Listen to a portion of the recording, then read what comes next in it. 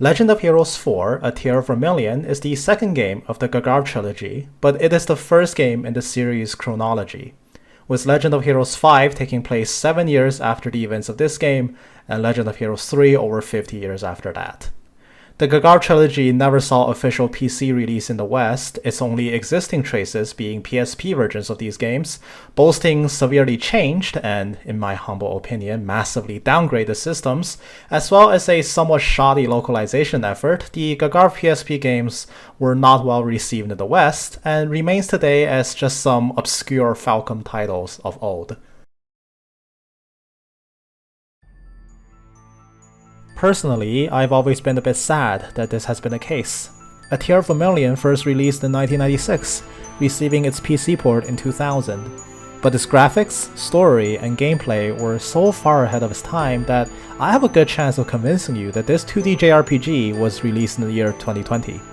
I will wager a large number of Eastern Kiseki boomers grew up with earlier Falcom titles like Ys 1 and 2, Zwei, and notably the Gagharv Trilogy in particular. The fact that the Gagharv Trilogy is the least known of the three in the West is a very unfortunate reality.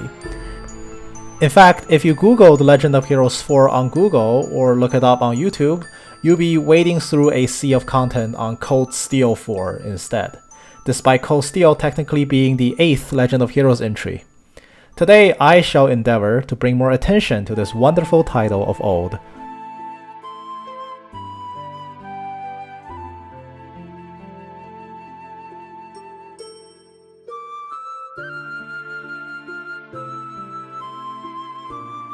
This video is a lore summary for Legend of Heroes 4, A Tear of Vermillion. Before I begin, I would like to lay out some disclaimers, so please bear with me. If you wish to simply skip to the main content of the video, please go to the time indicated on screen now. To start, this video format closely resembles Lady Virgilia's Trails lore summary series, and I would like to first and foremost give her the credit for inspiring me to produce this content myself, as well as extend my gratitude to her for her well wishes on my project. She is much better at content creation than I will ever be, and I hope the end product can match up to the caliber of content she produces. Secondly, just as Kiseki, or the Trail series, is a masterclass for its incredibly intricate and detailed world building, ambient interactions, and character writing.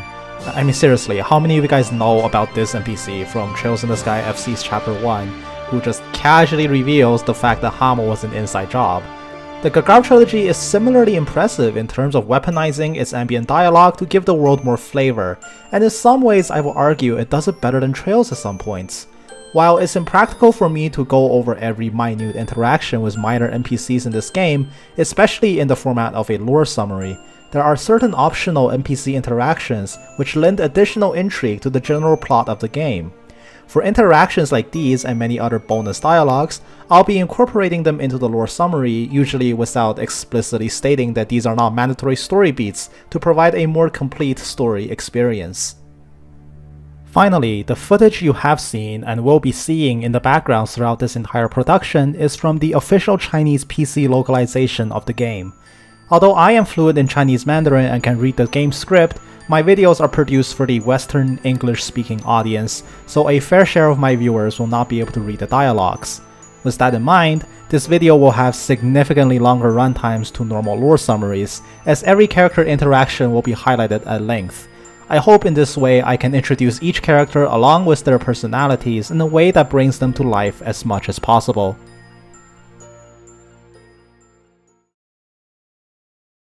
You are watching the Supercut version of this production. With the exception of this particular section and a Supercut specific outro, the rest of the summary is completely identical to the sectional versions that will be uploaded alongside this video. The Supercut aims to provide the viewer with the entire game experience delivered in a single video in one uninterrupted sitting.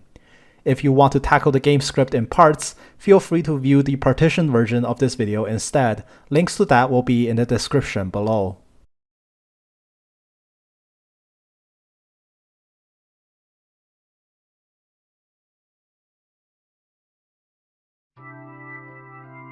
The game opens with a brief introduction of the setting. The story of Legend of Heroes 4 takes place on a continent called Elfelden, west of the Great Divide known as the Gagharv.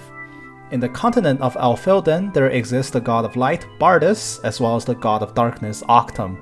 Following an ideological war between light and darkness, both fell into eternal slumber, leaving their human followers fractured, forming respective religions worshipping each of their sleeping gods.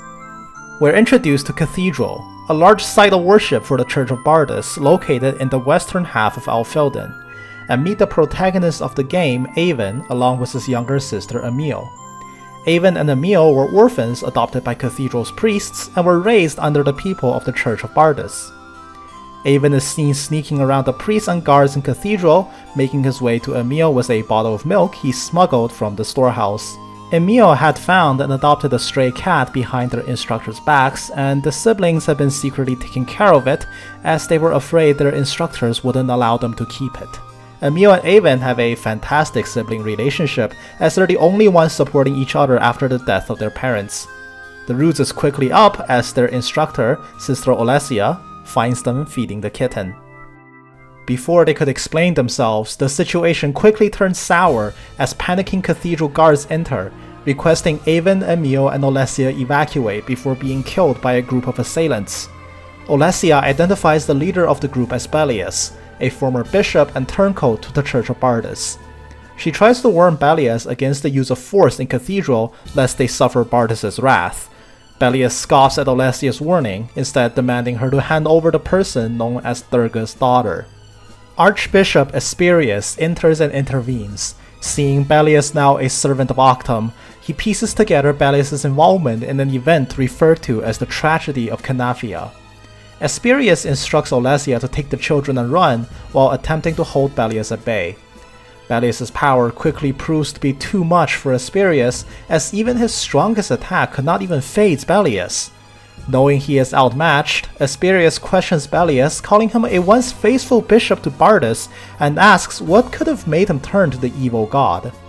In response, Belias laughs at the idea, declaring Bardus as the actual false god and that Octum is the god of truth and benevolence before unleashing a fatal attack on Asperius. Asperius perishes, lamenting Belias' fall from grace in his final moments. Standing in the now ruined cathedral, Belias declares himself the new archbishop and sends his underlings to kill everything in sight. Avon, Emil, and Olesia were not able to make it far before Belias caught up to them. Arrogantly informing them of Asperius' death, Belias advances upon them only to have the Sage of Strength, Gawain, intervene. Much like Asperius, Gawain tells Olesia to retreat, intending to hold off Belias for as long as possible. Belias taunts Gawain, wondering why the Sage would step in, as the three sages operate separately from the Church of Bardus. Gawain simply replies that he will not stand idly by as Belias threatens the lives of innocents as the two prepare to clash. Olesia and the children make it to a church soldier and are taken away for evacuation. However, before the escape carriage can take off, a stray attack from Belias hits the vehicle, disturbing the cart enough and frightening the stray kitten Emil adopted, causing it to jump off the carriage. Avon volunteers to retrieve the cat and jumps off, only to be cut off by another barrage of magic. As the incoming assault intensifies, Gawain makes his way to Avon to shield him, ordering the soldier to split up. He takes Avon with him to safety elsewhere, separating him from Emil.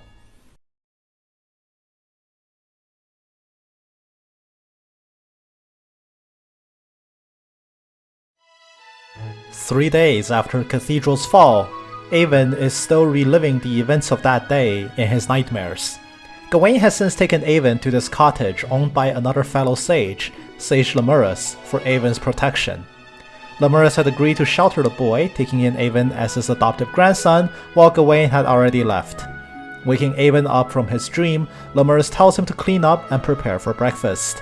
Avon eats up and thanks his new grandfather for the delicious meal. Lemurus tells Avon that the ingredients came from the neighboring Urt village, and that the villagers supply Lemurus with fresh groceries once a week. Lemurus asks Avon to do him a favor. He had written a letter of appreciation to Urt village's elder, but he is too busy to deliver the letter in person and asks Avon to do it for him. Lemurus also tells Avon to socialize with the villagers afterwards, as Urt village is filled with very kind-hearted and wonderful people. Avon accepts the request, taking the letter from Lemurus, and heads off to Urt. Arriving in Urt village, Avon meets Elder Rowan and hands him the letter from Sage Lemurus while introducing himself. Elder Rowan welcomes Avon warmly, noting that Avon used to live in Cathedral before being shipped here. Rowan offers his condolences to Avon for enduring such a traumatic event at a young age, and warmly offers him to come by Urt and play whenever. Their conversation is interrupted when Elder Rowan notices another boy from the village eavesdropping on their conversation and calls out to him, causing him to run off. Rowan introduces the peeping boy as Mile. Elder Rowan says he needs to write a reply letter to Lemurus and asks Avon to hang out in the village in the meantime. Avon runs into Mile in the village, who identifies him as the new boy who started living with Grandpa Lemurus.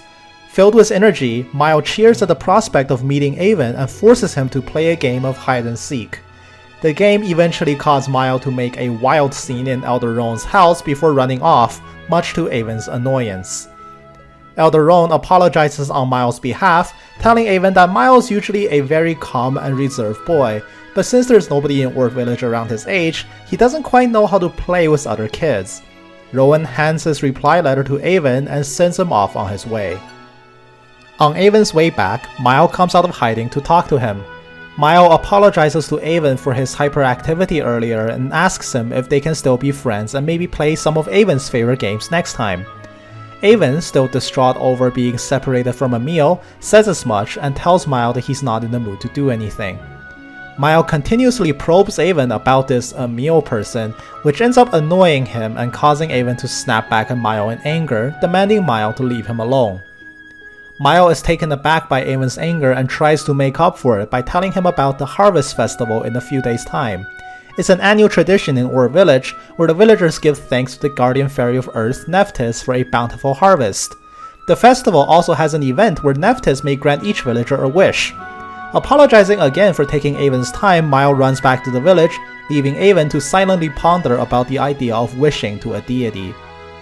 Meanwhile, Lemurus is lamenting to himself about the fall of Cathedral, as well as pondering what Belius's next moves must be after seizing control of the religious capital to Bardus.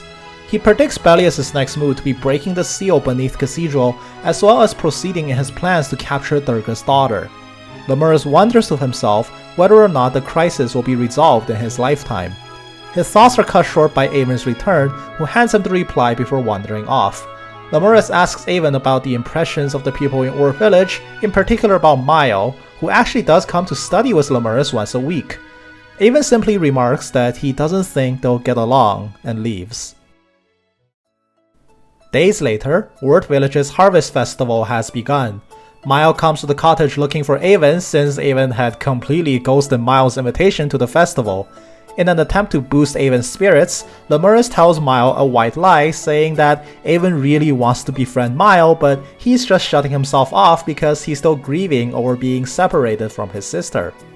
Mile eagerly volunteers to help his newfound friend out of the dumps. He tracks down Avon sulking at the back of the cottage and proceeds to more or less drag him off to Urt village. On the way to Urt, Mile tries to cheer Avon up as Avon slowly opens up to Mile, explaining that Emil is his only family and he blames himself for being too weak to protect her when it mattered. Avon resigns to the thought that he may not see Emil ever again. In response, Mile tells Avon to wish to be reunited with Emil during the festival, insisting that Nephthys will make his dream come true.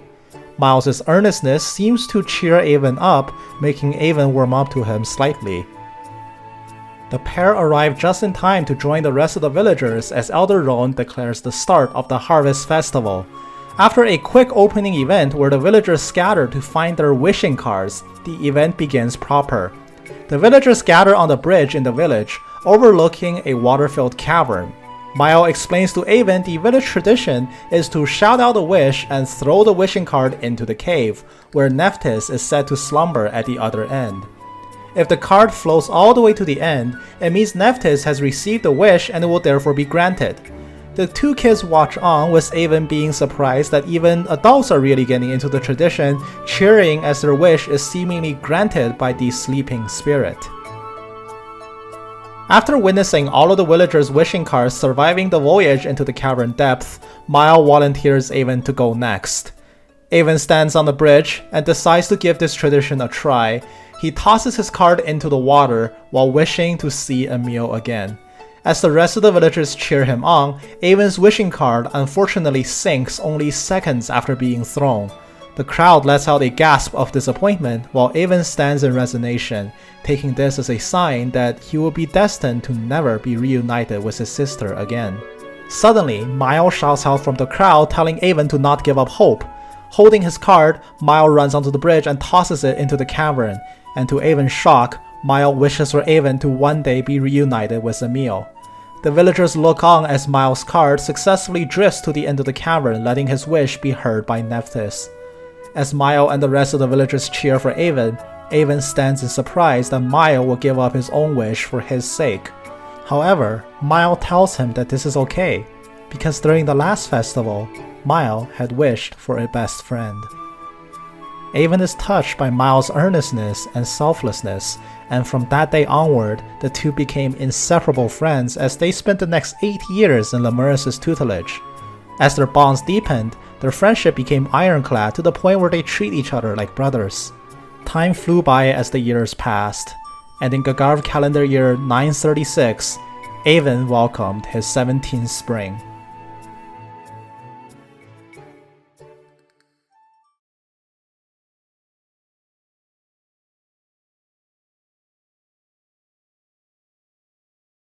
At the start of Act 1, Avon is shown standing beside an ailing sage Lemurus now on his deathbed.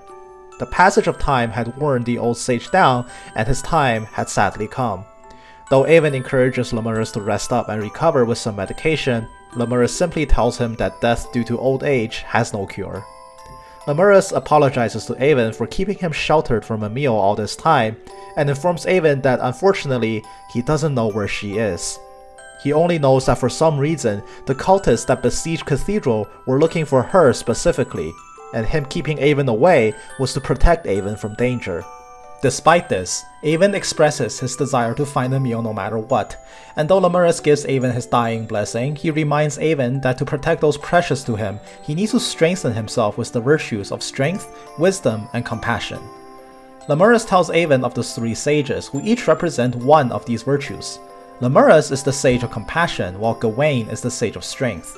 With both of them having raised Avon at some point in his life, Lemurus tells him to seek out the last sage, the sage of wisdom, Dinarken, living as a hermit sheltering within secluded woods to the northeast of the capital city. He then instructs Avon to open the chest beside his bed, revealing a single strangely shaped accessory. Avon asks what it is. Lemurus tells him that it is one of the sacred treasures named the Cabeza, also known as the head of Bardus. He asks Avon to bring it to Sage Dinarken. With his last breath, Lemurus tells Avon that he is proud of him before peacefully passing away.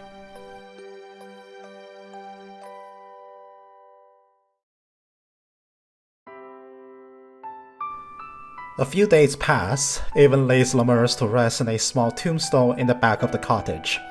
Swearing by Lemurus' grave that he will reunite with Emil no matter what, Avon promises that he will become the man worthy of Lemurus' pride. He sets off for Word Village, intending to bid everyone farewell before setting off on the journey of his lifetime, starting with his good friend Mile. He finds Mile guarding the Word Village exit. Monster outbreaks have become more violent lately, necessitating Word villagers to take turns as lookouts. The two friends chat briefly about the days following Lemurus' passing, until Avon brings up his intention to travel. Not just to fulfill Lemurus' final wish to deliver the Cabeza to Sage Dinarken, but also set out on his own journey in life. Mile takes all of 2 seconds to figure out Avon's intentions of trying to find Emil, presumably because Avon wouldn't stop talking about her for 8 years, and volunteers to accompany him. Avon is initially shocked that Mile is so eager to travel with him, and tries to talk him out of it, but Mile is able to quickly convince his friend otherwise, stating that he too wants to see the world with his own eyes, aside from helping Avon. The pair agree to split off after Miles' shift, with Avon talking to Elder Roan about their plans, and Mile heading back home to convince his own parents to let them leave the village. Avon heads to Elder Rowan, intending to tell him about his plans to depart, only to find out Rowan has been making plans for Avon to move into Ward Village permanently after Lemurus' passing. Avon hurriedly thanks Elder Rowan as well as the people of Ward Village for their hospitality, but quickly refuses the offer to move in, announcing his plans to leave the village instead. Roan is stunned by Avon's words. He tells Avon that the people of Ward Village sees him as one of their own, so he will always have friends and family that care about him. He cautions Avon against his plans, telling him about the worsening cases of monster outbreaks outside of the village. There has even been a large monster sighting between the capital and Ward Village, with an outstanding bounty for its head. Even if Avon's journey starts with fulfilling the last wish of Sage Lemurus, Rowan refuses to let Avon leave until at least the monster has been exterminated. Avon then heads to Miles' home, only to find Miles' parents echoing Elder Roan's sentiments. Seeing their reservations about having Miles leave the village, Avon once again brings up the point of traveling alone, only to have it shot down by Miles' parents immediately. Both of them claiming that they see Avon as their own son as well, now that he's been so close with them for the past 8 years. Miles' mother ends the conversation there, sending the two boys on a chore to fetch some fresh veggies from the village farm for dinner. The two head on out to the farm, lamenting about their current situation. They discuss each other's strength in combat, having learned different schools of magic under Sage Lemurus. Avon learned destructive black magic, while Miles learned restorative white magic. Avon is also proficient with close-quarter swordplay, while Miles supports at range with a boomerang. They decide that they can be a really formidable duo. In fact, way stronger than those adventurers in the kingdom, probably. Heck, they could probably take down that large monster by themselves. And in fact, what if they did? If they proved themselves like that, then surely they'd be allowed to leave the village. So Miles hatches up a plan to sneak out. They dutifully pick some fresh vegetables and delivers it as promised, and then immediately seek out the villager currently on lookout, Famu. Miles tells a hungry Famu that dinner is served at his house, and in fact he's invited. And there's no need to worry, he and Avon will gladly sit here and guard the entrance in his stead. Famu happily obliges and gleefully leaves his post. Avon expresses some concern about leaving the village unguarded like this, but Miles reassures him that it'll be fine. Smaller monsters wouldn't dare wander into the village, while the bigger threat is exactly what they're after. They slip out of the village undetected and onto the roads looking for their target. Soon into their travels along the road, they found a young man under attack by a ferocious monster. The young man, seemingly at the end of his wits, pulls out a spellbook to look for some type of magic to defeat the monster, only for Avon to approach him and tell him that he is, in fact, holding the spellbook upside down. This causes the man to snap out of his battle trance. Stunned by Avon and Miles' presence, he introduces himself as Marty, an adventurer working for the Kingdom's Adventurer Guild, dispatched here to defeat the wanted monster, a large carapace creature called the Hamakages. Marty then rallies himself and charges back into the fray, only to be swiftly overpowered again by the monster. Avon and Miles quickly run to his rescue. The three of them then work together to take down the Hamakages after a long and grueling battle. After the battle, Marty thanks Avon and Miles for their help. Marty properly introduces himself as a student, studying for the upcoming minister's exam while working as an adventurer part-time to make ends meet. Miles expresses a small degree of familiarity with the minister's exam, stating it is known to be a very difficult test. Marty explains that the exam was created to serve as a system of meritocracy. Anyone who passes this exam will earn an official position within the Kingdom of Alfilden, regardless of their social standing. The entire ordeal was exceptionally tough on the wallet, however, so Marty had to balance adventuring contracts with studying constantly. After hearing Avon and Miles' story though, despite being broke, Marty still shared half of the contracted payment with the duo, as well as giving them a claw from the Hamakages' body, allowing them to present it as proof of their victory to the villagers. They wish each other well and part ways for now. Avon and Miles conclude that Marty seems like a friendly person, if not a little bit hapless. Though upon returning to Ward Village, the jig is immediately up, as Avon and Miles are confronted by everybody waiting for them at the gate. Rowan is furious at the boys for disobeying orders and sneaking out of the village. Miles quickly steps forward to apologize, explaining their intentions and presenting the Hamakages' claw as proof of what they had done, and asks once again for their permission to allow them to travel. Though the villagers are impressed with their feat and commends them for their efforts, Rowan is still disappointed in their impulsive decision to sneak away, and once again denies them. Avon is infuriated by Rowan's words and angrily snaps back. Mile tries to defuse the situation to no avail. Thankfully, before things could escalate out of control, Mile's father steps in and quiets everybody down. He asks Avon and Mile if they truly wish to travel the world. Avon and Mile look at each other briefly and both gave their firm answer of yes. Seeing both of their sincerity, Mile's father reminisces about the time when he was around their age and went on a similar journey throughout the continent. Though it was filled with moments of hardship, it was a very valuable experience. And in fact, that was how he first met Miles' mother. Believing their resolve to be genuine, Miles' father also appeals to Rowan for his permission, and finally, the three of them combined earns the elder's approval.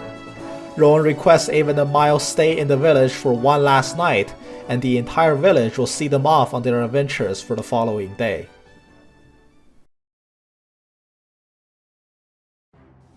As the next day rolls around, Miles' parents see Avon and Mile off. Miles' father gives Mile a keepsake, a bell chime with a ring so clear it seems to purify the soul. Miles' father calls it his guardian bell, and hopes it will keep them safe on their journey. They head for the village exit, where Elder Rowan offers a prayer to the guardian spirits on their behalf. Avon and Mile bid the villagers farewell, not knowing when they will return, and the duo was finally able to leave Word Village with everyone's blessings. Returning on the path back to their next destination, they quickly arrive in Philden, the kingdom capital of the continent. As grand as the capital city is, however, they don't plan to stay here for long, as they need to take the northeast exit out of the capital and head towards Sage Dinarken's abode. But when they arrived at the exit, they were surprised to find Marty there, greeting the guard as he was leaving the same way, stating he had a job to do in Tibri village. The guard sympathizes with Marty briefly over his massive workload before granting him passage. Avon and Mile try to follow him, but the guard quickly stops them, informing them that a dangerous bandit group known as the Shamshir Gang has been actively operating northeast of the capital. Passage is prohibited to unauthorized personnel as a result. When Avon and Mile asks about why Marty was allowed, the guard tells them that Marty is working for the Adventurers Guild, which gives him free passage into otherwise dangerous locations for work purposes. Recognizing the situation and realizing being stopped by guards into dangerous places could be a recurring issue going forward, Avon and Mile discuss their current predicament. They decide it would be best for them to apply to be adventurers as well. Putting the plan to meet Sage Dinarken on hold for now, the duo heads to the Adventurers Guild office and decides to apply. After getting past the initial surprise that two very young adults have applied, the Guildmaster accepts their applications and issues the entrance test, handing Avon and Mile a series of 3 requests submitted to the guild, and evaluating their overall performance. The first of the 3 requests is to gather donations for the Church of Bardis, so the two were sent off to fetch a donation box from the bishop in the city. Avon and Mile find the local bishop, Bishop Jiraiya, and requests a donation box from him. The bishop seems to be extremely dismissive of the two, giving them the cold shoulder and shooing them away as soon as possible with an empty box in their hands. Avon leaves and almost immediately expresses his dislike for the bishop. Having been raised by the devout people of Cathedral, Avon finds it despicable that a man of the cloth would address the common people in such a cold and dismissive manner. Regardless, they had a job to do, so they set off to collect donations from the residents in the capital. While most were happy to give money in the name of Bardis, they nonetheless encountered some interesting people around the capital, including a young girl playing with her teddy bear on the bridge, a couple far too busy arguing with each other to give money, and the general store clerk who is very aggressively hitting on Mile on account of him being a handsome man, but Avon clearly didn't quite make her cut. Eventually, their donation drive takes them to a curious old man. The old man introduces himself as Karamuro Karamis, a world-famous author renowned for his latest best-selling fiction series, Swordswoman Safi. Though after his latest success, He's been struggling to find inspiration for his next novel series, and is currently hiding from his editor in this warehouse. Avon and Mile introduce themselves as aspiring adventurers currently taking the guild exams, and this seems to trigger a surge of inspiration from Karamas. Examining the duel in more detail, Karamas suddenly comes to a great epiphany, and much to Avon and Mile's surprise, he declares his next novel series will have them as his protagonists. He tells Avon and Mile that he'll likely be constantly on the run to evade his editor hounding him for the next draft, so he encourages them to find him wherever they can to tell him about their adventures so he can put them to paper. With that, Karamas drops off his donation and runs off. Soon after, they run into the fabled editor, Jimenez, on the hunt for the great author. Stressing to himself about the upcoming deadline for Karamas' draft, after Avon and Mile introduce themselves and explain their encounter with the great author just moments ago, Jimenez thanks them and runs off, promising to meet again later down the road. Seeing him run off, Avon and Mile remark about this amusing author-editor duel and wonder if they'll really meet again. The rest of the donation drive proceeds without issue, and Avon and Mile find themselves circling back to the arguing couple, only to find Martin out there providing his best attempts at marriage counseling, though that falls flat and Marty finds himself thrown out of their house the moment he tries to say something. Avon, Mile, and Marty quickly catch up with each other. Marty, having just returned from making a delivery to Tibri village, has quickly accepted his next job, which is to quell the arguing couple as the neighbors have sent noise complaints. Marty promises to treat the duo to dinner sometime and part ways for now, throwing himself back into yet another battlefield. Avon and Mile return the donation box to the bishop, overhearing his plans to distribute the donation money to the various barons and viscounts in the capital. Trying to engage him in conversation, the bishop is once again extremely dismissive of them and simply tells them to stash the box away and get out. Finally taking exception to the bishop's behavior, Avon stands his ground and firmly calls him out, declaring that a man of the cloth shouldn't be so dismissive and rude to the people. This immediately starts an argument between Avon and the immoral bishop, which Miles steps in to defuse, pulling a flailing and screaming Avon out of the bishop's office while apologizing profusely. Once outside, Miles quickly calms Avon down, reminding him that their goal is to become certified adventurers so they can travel about freely and find a meal, and the best way to do so will sometimes involve gritting their teeth and tolerating bad people. Though Miles does remark that he also found the bishop's conduct distasteful and found Avon yelling at him a very cathartic experience. Regardless, the two report back to the Adventurers Guild with a job well done, passing their first test with flying colors. As the guildmaster prepares their second test, they're swiftly interrupted as the girl they found playing on the bridge earlier came running into the guild, crying her eyes out. The girl's mother explains that the child's name is Fururu, and her favorite teddy bear, Ban Ban, was blown off the bridge by the wind and got carried off in the waterways into the sewers. Mile appeals to the guildmaster, requesting their second test be changed to recovering this girl's teddy bear. The guildmaster agrees to the change and sends the two off into the city sewers. They make short work of the monsters infesting the place, but stop halfway after hearing distant voices, seemingly from above. Avon and Miles start looking around, trying to pin down the source of the voice, while a blue-haired girl scurried into the sewers from the left, running her own way before crashing into Avon. Flustered, the girl immediately accuses Avon of being a low-born pervert. Avon's own fiery temper fires right back, quickly escalating the situation into an argument. Mile eventually gets the both of them to settle down, giving their names to the girl and asking for hers in return.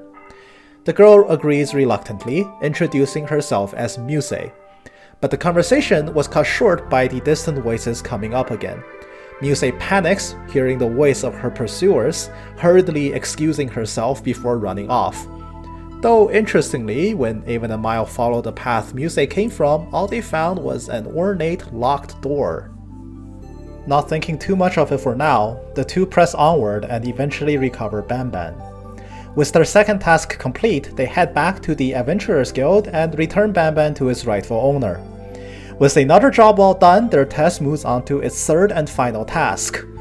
The Guildmaster, however, explains that their final test is the most complex and difficult, and will require a certified adventurer to accompany them, both as protection as well as an on-field evaluator. Avon and Mile instantly think of Marty, who is perfect for the role. With the Guildmaster's permission, they go and find him, still in the midst of an extremely unsuccessful mediation session.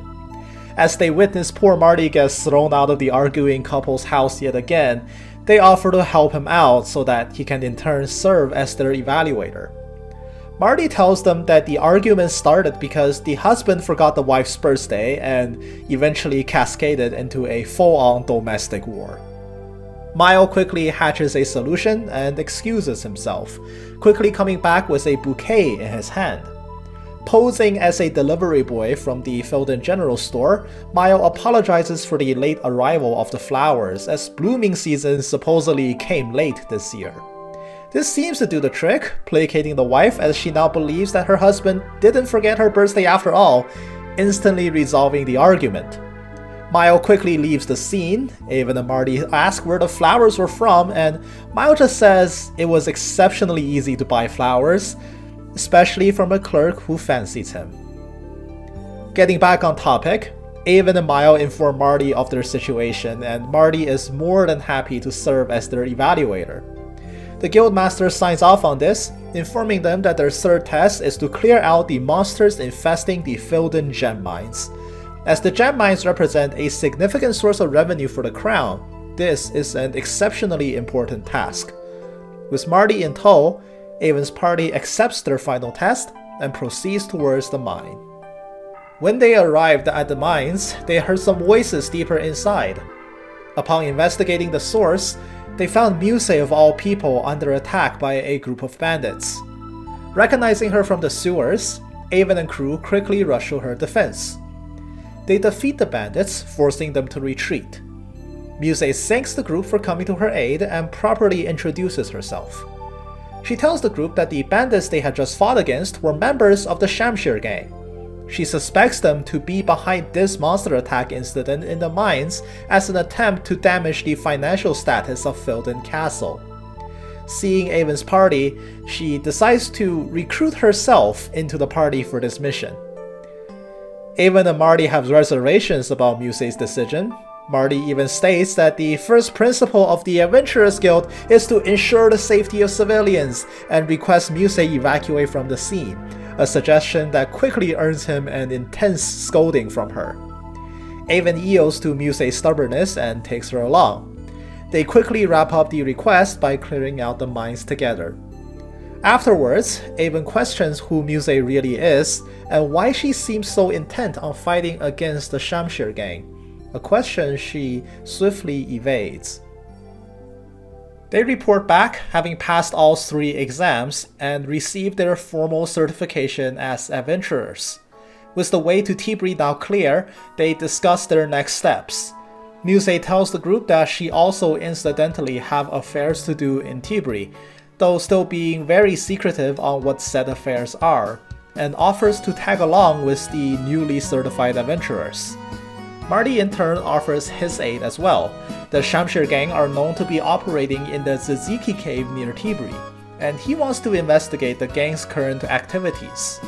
With the party still together for a bit more, they once again make for the northeastern exit out of Felden. Avon and Mile attempt to pass through the guard again, this time with Marty as a witness to testify that yes, these guys did indeed go from civilians to adventurers in the span of maybe an hour or two. The guard is surprised by this, but nonetheless offers them clearance. Muse too was able to get past the guard on account of now having 3 adventurers as her bodyguards, though the guard ominously remarks that he thinks he has seen Muse from somewhere before. Now on the road to Tibri village, situated between the capital and Avon's destination, Sage Linerkin's abode in the Prayer Woods. The party soon comes to a crossroad. Musei checks the road signs, indicating that Tibri village is to the north and the Shamshir gang-infested Tzatziki cave is to the east. Marty explains that the canyons leading to Tzatziki cave are currently being searched by the royal army for signs of the Shamshir gang, though Musei is entirely unconvinced and tells the party to stay alert as they enter Tibri. Musei offers her hypothesis. The royal army's lead on the Shamshir gang operating around Tzatziki cave is most likely a false lead. She tells the party that the leader of the Shamshir gang, a woman known as Fatima, is an exceptionally sly individual, and given Musei's understanding of Fatima's character, she is not the type of person to just let her current whereabouts be known this easily. Hearing this, Marty believes that Musei is most likely correct, as it would explain how the Shamshir gang was somehow able to get into the gem mines while the royal army is scouring their supposed hideout. Their fears are validated almost immediately. Panicked royal army soldiers, which Musei immediately tries to avoid, runs in from the north, informing the adventurers that Tibri village had been occupied by the Shamshir gang and its residents taken hostage.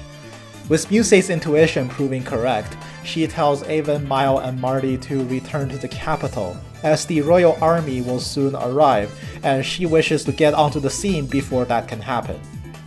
Avon and crew protest, as there's no way they can just stand by and do nothing. Musei relents and brings them along. They find a small detachment of royal army soldiers at the entrance of the village. Introducing themselves as certified adventurers, Avon and the party receive a situation update from the captain. All the residents in the village are being locked up in the village pub. A frontal assault is ill-advised, as the villagers could be jeopardized if rash actions were taken. Marty asks if the Shamshir gang has made any demands, and they have. Much to the party's surprise, the gang is not after any money, but instead wants a single book titled The Book of Life. Expressing unfamiliarity with this book, Marty suggests that they should return to the Royal Library in Filden. It is the largest repository of written works on the continent, and they must surely have the Book of Life somewhere. Avon asks the royal army to continue stalling the Shamshir gang while the team rushes back to the capital. Entering the royal library, Avon and Mile are stunned by its sheer size. Marty takes them to Professor Logos, the head librarian and a renowned scholar, asking him to help locate the Book of Life. Logos tells them that the Book of Life is actually an ancient magical tome written in old sacred text, said to hold the powers of the goddess Durga herself. Logos is shocked that a bandit group like the Shamshir gang would even know of this book's existence, but unfortunately, the book's current whereabouts are lost to time, and a spell tome of this caliber certainly cannot be found on the shelves of the Royal Library.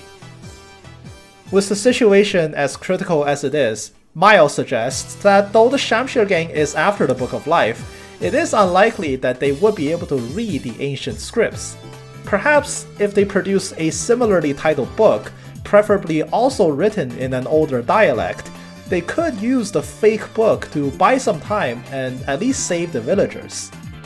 Logos agrees with the plan and looks around, quickly producing a fake, a comedy play written centuries ago by an ancient playwright, held together by old bindings which could pass as an ancient spellbook.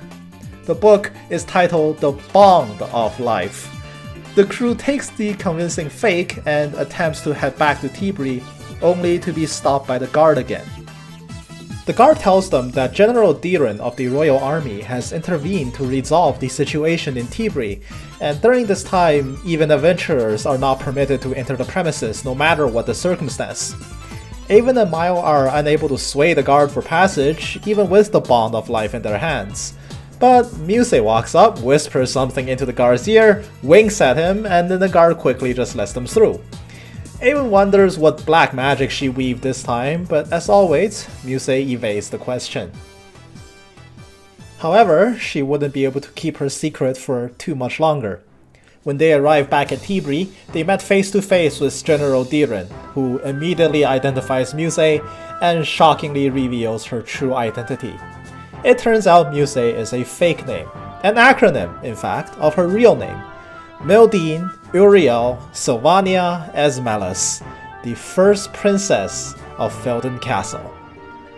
The crew is shocked to learn this, though Princess Mildine tells them that her identity really isn't a big deal and insists that Avon and crew still call her Muse. General Diren, however, doesn't find the situation humorous in the slightest. Turns out Muse had slipped out of Felden Castle without informing anyone, and the princess going missing has since turned the palace upside down, even though this clearly doesn't sound like her first offense. Avon and General Diren, both men of rather fiery tempers, get into a brief spat over the circumstances of how Muse came to be with his group. Muse breaks up the argument, reminding them that time is of the essence and asks General Diren to focus on the situation, in exchange for promising to cease her adventures outside the palace walls and return home once the situation is resolved. General Diren, a respected and honorable man in his own right, works with Avon's group and quickly formulate a joint operation between the Royal Army and the Adventurers Guild. Diren would take the bond of life and personally parley with Fatima, hopefully occupying the bulk of the Shamshir gang. Avon would take his group and infiltrate, rescuing the villagers being held captive in the village pub. Once all the hostages have been rescued, the heavily armored and therefore extremely noisy Royal Army will charge in to finish the job once the villagers are safe.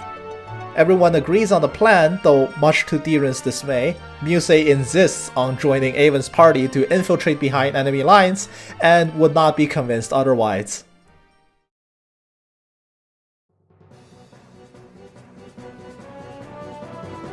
The operation begins. Diren walks into Tibri, demanding to speak with Fatima, and is taken to see her by some gang members. To his shock, he finds out that Fatima had taken a single Tibri villager with her for insurance, instead of locking them all up in the same place. However, unluckily for Fatima, she happened to choose quite the eccentric victim. The girl, named Shannon, seems to be living in her own fantasy world. Pontificating on her circumstance, Shannon fantasizes at length that her prince, her knight in shining armor, will surely ride in any moment now to rescue her from the clutches of this injustice. Amusingly, seeing Shannon's theatrics in the corner there put both Diren and Fatima at a loss for words. While on the other side, Avon's crew have moved in to do their part, discovering only a minimal guard around where the villagers are kept. Attempting to stall for time, Diren postpones handing the bond of life over, trying to fish some answers out of Fatima. He demands to know what the Shamshir gang plans to do with the book, to which Fatima gives a vague answer, stating that they don't plan to be bandits forever and they have grander designs in mind, but also calls out Diren for stalling and once again demands the book. Meanwhile, Avon's party had successfully freed the hostages only for Shannon's parents to come out, panicking over their daughter being personally abducted by Fatima and pleading for her rescue, cluing the rescue team into the fact that there are still additional hostages out there. On the other side, Fatima, tired of Diren's stalling, commands a goon to knock him out and take the book. The fake book gambit falls apart instantly as Fatima is actually fluent in ancient script, taking no time at all to discover the bond of life as a fake imitation. With now both the rescue team and Diren surrounded by the Shamshir gang, the situation quickly takes a turn for the worse. Though fortunately, before any grave harm could come to General Diren, the rest of the Royal Army began their assault, forcing the Shamshir gang to retreat with Shannon in tow, and the army giving chase. Avon's crew makes a rendezvous with General Diren to inspect his injuries, while the Shamshir gang were able to quickly lose the Royal Army pursuers in the forests, escaping into the canyons of Tzatziki Cave. Realizing that Shannon is still their hostage, the group rules out the possibility of a full-scale assault, and Avon once again volunteers to take his smaller group and conduct a stealthier takedown of the gang. And much to Diren's protests, Muse once again opts to join Avon in the hunt, using her authority as the first princess to command Diren's men protect the village, while she takes the vanguard. The team of adventurers break into Tzatziki Caves through the canyon path. finding Fatima and her gang holding out at the end of it, still with Shannon as their prisoner.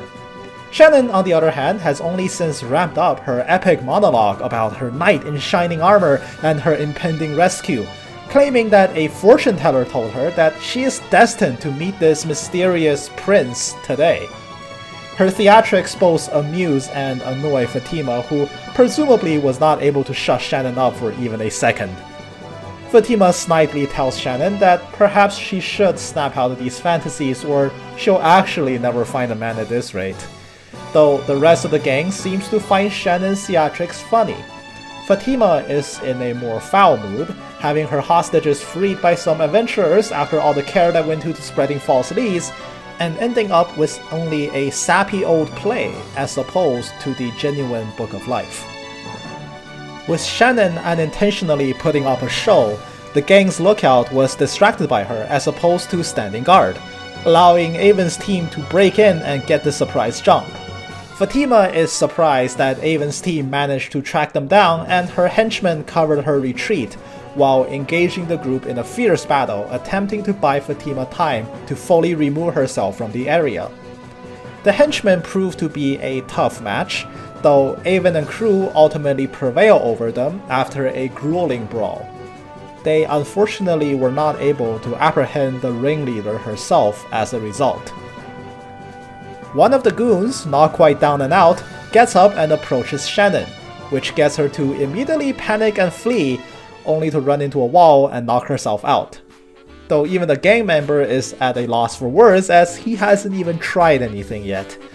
Miles swiftly takes him down and checks on Shannon, who wakes up and immediately identifies Miles as her promised prince and white knight, instantly falling heads over heels in love with him, declaring that Miles would be her prince, husband, and the whole 9 yards, something that Miles was woefully unprepared to hear, and instantly giving Avon an infinite supply of material to tease him with. The rest of the group spontaneously decide that they were clearly the third wheel, and opts to leave Miles alone with his new admirer. With Shannon now returned to Tibri village, the crisis is resolved. Though Fatima remains at large, a significant number of the Shamshir gang are now under custody of the crown, and her plan in this region was at least thwarted. The Tibri villagers offer profuse thanks to both Avon's crew and Princess Mildine, with Shannon offering an extra serving of gratitude specifically for Miles before leaving, much to Avon's amusement. The road to Sage Dinarken is now clear. Though Muse casually attempts again to leave with Avon, General Diren sternly calls her out, followed by practically begging on his knees for Muse to please get back to the palace, and no, he can't just pretend like he didn't see her. Muse relents, giving her thanks to Avon and crew. Though their adventure together wasn't exactly the smoothest ride, she nonetheless considers Avon, Miles, and Marty as her close friends. General Diren likewise commends the adventurers on their exemplary work, as Muse and the royal army part with Avon on an amicable note. Meeting Muse seems to have been a spark of inspiration for Marty, who remarks that up until now he had been so preoccupied with passing the minister's exam that he never really stopped to consider what he was going to do after he does succeed. And meeting someone like Muse, who, despite being of royal birth, is not content with living a life of comfort, but instead actively tries to chase after her own goals and motivations, has taught him a valuable lesson. Reminding both Avon and Miles, as well as himself, that though their travels will likely be long, it is important to not see this journey as just destinations on a checklist, but rather appreciate the colors and vibrancy of the world around them as they go. Wishing Avon and Miles well on their journey to Dinarken and beyond, Marty returns to the Adventurers Guild and back to his duties, promising the two that they will always have a friend in him. Now, finally on their way to their destination, Avon and Miles cross through the serene prayer woods, coming to a large cottage at the end, the abode of the Sage of Wisdom. They enter with his permission, and Avon finally comes face to face with the last of the three sages, Sage Dinarken. He introduces himself as Lemurus' pupil, and Dinarken recognizes him as Avon, since Lemurus had mentioned him in their past correspondence. Dinarkin deduces that Avon's presence here must mean that Sage Lemurus had passed, which Avon confirms. They briefly mourn together over his passing. Avon explains that it is Lemurus' final will for Avon to receive his teachings, and presents the Cabeza as promised. Dinarkin accepts the Cabeza into his care, and asks Avon what he would like to learn. Avon brings up Emil, asking Dinarkin if he knows her whereabouts, and what exactly Lemurus meant when he said that the cultists who attacked Cathedral were specifically looking for her. Dinarkin replies that while he does not know Emil's whereabouts, he does know why the cultists are looking for her. It is because Emil had been chosen as Durga's daughter. He tells Avon and Mile of Durga, the goddess who brought forth life, who holds dominion over the 4 guardian deities, and watcher over the realm of the dead. Though the world of gods and humans are beyond mortal ken, as humanity are incapable of comprehending such a concept. Avon is immediately lost by Dinarkin's words, but Mile, being the more astute of the duo, produces an analogy. He likens human existence to a pond of fish, and the gods as the ones observing said pond. Though they share an existence, they are unable to directly interact with each other. Dinarkin praises Mile for his precise metaphor and runs with this analogy. Though the gods created the pond of fish, they are unable to directly enter the pond without catastrophic ramifications. They therefore toss pebbles, creating ripples in the pond in the form of miracles, and the daughter of Durga would be akin to this pebble. As the physical representation of Durga, they are capable of evoking miracles in the world. The cultists who attacked Cathedral believe Emil to hold this power and will therefore stop at nothing to reach her. Realizing the fate that his sister is destined for, Avon demands to know the identity of this cult and what exactly they plan to do with Emil if they find her. But surprisingly, Dinarkin declines to answer. He tells Avon that the fate given to Emil is ultimately a cruel one, and ordinary people who get too close will surely find themselves caught in this vortex and possibly lose their lives. He reminds Avon that the forces of darkness who are after Emil hold unimaginable power, enough to reduce Cathedral to rubble with ease.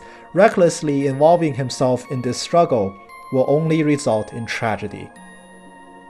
Avon is at a loss for words, unable to produce a counterpoint. Though Mile appeals to Dinarkin on Avon's behalf, begging him to give Avon a chance to find Emil again, Avon waves his friend off. Realizing Dinarkin's words ring true and he had been naively underestimating the gravity of the situation, Dinarkin apologizes to Avon as this is surely not the outcome he had hoped for, but nonetheless expresses his gratitude for them delivering the Cabeza to him and wishes them well. Leaving the abode, Mile asks if Avon is really okay with giving up the search for Emil. Though Avon has no intention of giving up, he can't refute the points Dinarkin had made, and he easily saws through Avon's naivety. The duo agrees to return to Felden for now to collect their thoughts, and return to Dinarkin again with cooler heads. On the way back through the Prayer Woods, Avon and Mile are accosted by 2 strangers, a young black-haired girl and a man with spiky red hair. The girl identifies Avon by name, somehow knowing that he possesses the Cabeza, and asks that he gives it to them. Avon and Mile obviously refuse, since they both no longer have it and would never just hand it to suspicious individuals even if they still did. The girl is unfazed by this and instead quickly chants high-level black magic, instantly paralyzing and rendering the 2 unconscious. The red-haired man begins to search Avon and Mile, but discovers that the Cabeza is indeed no longer with them. Acting off the intel provided to them, the girl deduces that since Avon is the pupil of the late Sage Lemurus, who was originally entrusted with the Cabeza, he must have dropped it off at the only place near here was the Sage of Wisdom. The pair proceed forward to pay Dinarkin a visit, leaving Avon and Mile to eventually be discovered by a Tibri villager and taken in for treatment. Avon and Mile wake up in Shannon's house, who at this point is beyond convinced fate has ordained that she and Mile are meant to be together. Avon and Mile recollect the events prior to them being attacked, realizing that if they're after the Cabeza, Sage Dinnerkin may be in danger. They leave Shannon's house, and to keep Shannon from involving herself, Avon promises her that Mile will definitely return for dinner with her family after running just a quick errand. Mile identifies the girl's magic as paralysis magic and stops by the general store to stock up on provisions to defend against it for their upcoming encounter. Hastily making their way through the prayer woods again, they arrive at Sage Dinnerkin's abode, but this time, nobody answered the door. Deciding that the situation is urgent, Avon attempts to break down the door to charge in. Inside, Sage Dinnerkin is being accosted by the two strangers. The man, who the girl calls Bernard, demands Dinnerkin hand over the Cabeza before he resorts to violence. The girl, however, forbids him from force, insisting that though the sages are their enemy, the Sage of Wisdom should still be worthy of their respect. She does, however, leverages the power of the Cult of Octum against Dinnerkin, informing him that they can reach very far places, including toward Avon if they so desired, should Dinnerkin not cooperate. Speaking of the devil, Avon and Mile charge in to rescue Dinnerkin at that moment. Recognizing their assailants from moments ago, Avon immediately draws his weapon and engages in battle against Bernard. Though Bernard is of a larger build, Avon's swordsmanship proved superior in this encounter and he was able to beat Bernard back. The girl tries her paralysis magic again, only to be countered by the medicine they had prepared. Realizing the situation had turned south, the assailants retreat from the scene. Avon tries to pursue, but was called back by Dinnerkin, fearing an ambush. Once the situation had resolved, Dinnerkin thanks them and takes Avon and Mile to his study for a chat. Avon and Mile ask about the Cult of Octum that the girl claims to be a member of, what exactly this cult is, and why they're after the Cabeza. Dinnerkin is at a loss, admitting that he is still hesitant to answer, as this knowledge truly can be a key to disaster. Knowing the full story will mean that Avon and Mile will be irrevocably exposed to immense danger. But this time, Avon gave his response. He tells Dinnerkin that his desire to find a meal had been the drive that kept him going forward, and he carries not only the siblings' mutual wish to reunite, but also the pride of the late Sage Lemurus, as well as his close friend that has supported his journey. Admitting his own naivety toward the situation, Avon nonetheless wants to believe in his own strength to embark on this journey. Hearing Avon's resolve, Dinnerkin praises Avon for his determination, agreeing to tell Avon and Mile the full backstory. A long time ago, only light and darkness existed in the world. The god of light, Bardus, and the god of darkness, Octum. Though beings of opposite natures, one could not exist without the other. Their constant opposition resulted in the creation of the earth and the birth of the goddess Durga. With Durga's appearance, life began to form in the world and eventually led to the birth of mankind. Though the birth of mankind had given the world vitality, this was a disturbance to the balance created by Bardus and Octum. Bardus hoped to maintain the world, while Octum saw it as tainted, and therefore must be destroyed and remade. With even Durga powerless to stop this feud, the war between Bardus and Octum raged for a long time, ultimately resulting in Bardus sealing Octum away. But it would be incorrect to call this a victory for Bardus. After sealing Octum, Bardus had exhausted all of its power and cannot maintain its existence. An unsurprising outcome, light and darkness are inseparable concepts after all, like two sides of the same coin. It is said that Bardus then divided its form into 6 pieces, entrusting them to Durga before falling into slumber alongside the sealed Octum. Though this would appear to herald the end of the Age of Gods and bring forth the Age of Humanity, reality was not that simple. Humanity still in its infancy is incapable of independent existence. To seek unity and survival, they created 2 separate religions, each worshipping one of the two slumbering deities, thus creating the light-worshipping Church of Bardus, as well as the darkness-worshipping cult of Octum. Though Avon is shocked that there are people who will venerate an evil god, Dinarken reminds Avon that Octum simply wishes to destroy what it perceived as a chaotic and tainted world and recreate a new utopia. And in their contemporary world, it cannot be concluded that this course of action can be called incorrect or evil. Though for reasons perhaps only known to the cult, their grand plans require the power of Durga's daughter, hence their incessant search for Emil. Dinarken instructs Avon and Mile to continue their journey, believing that they will eventually find Emil somewhere along the way, and provides their next destination, the holy city of Valked, located in the western half of Alfelden. Since Cathedral's fall, Valked had become the new center of operations for the Church of Bardus. The successor of the late Archbishop Asperius, Archbishop Kroar, oversees affairs of the church there.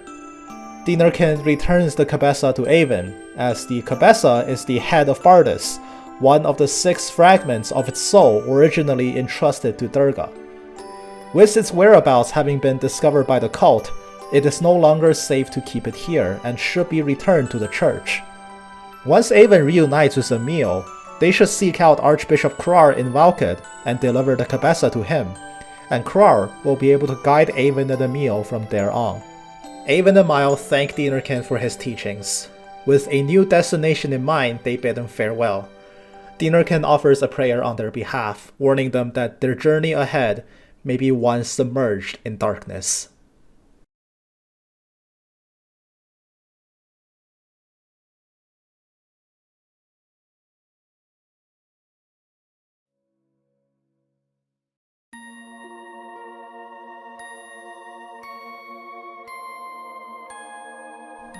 Having learned the cruel fate that had been assigned to Emil, Avon and Mile began to gain a glimpse into the overwhelming power of Octum behind the scenes. Determined to locate Emil and save her from the followers of the Dark God, they resolve once again to embark on their journey throughout all of Alfelden. With their final destination set, Avon and Mile decide to start back at Felden and comb through the major cities along the way. The seaside city of Barun, the forested regions of New Barun, the city of Steel Gia, and the port town of Beloa, before crossing the sea to arrive in the holy city of Valked. Though, of course, before any of this can happen, Avon gleefully reminds Mile that he still owes his newest admirer a dinner at her place in Tibri village, much to Mile's dismay. Though Avon finds it fun to tease Mile about Shannon's infatuation toward him for now, he's about to quickly learn that the situation is no longer funny, or depending on your point of view, become much funnier. At the doorstep to Shannon's house, Avon and Mile are horrified to find that Shannon has been packing her luggage, declaring to her parents that she intends to accompany her destined prince to the ends of the earth after they come back for dinner.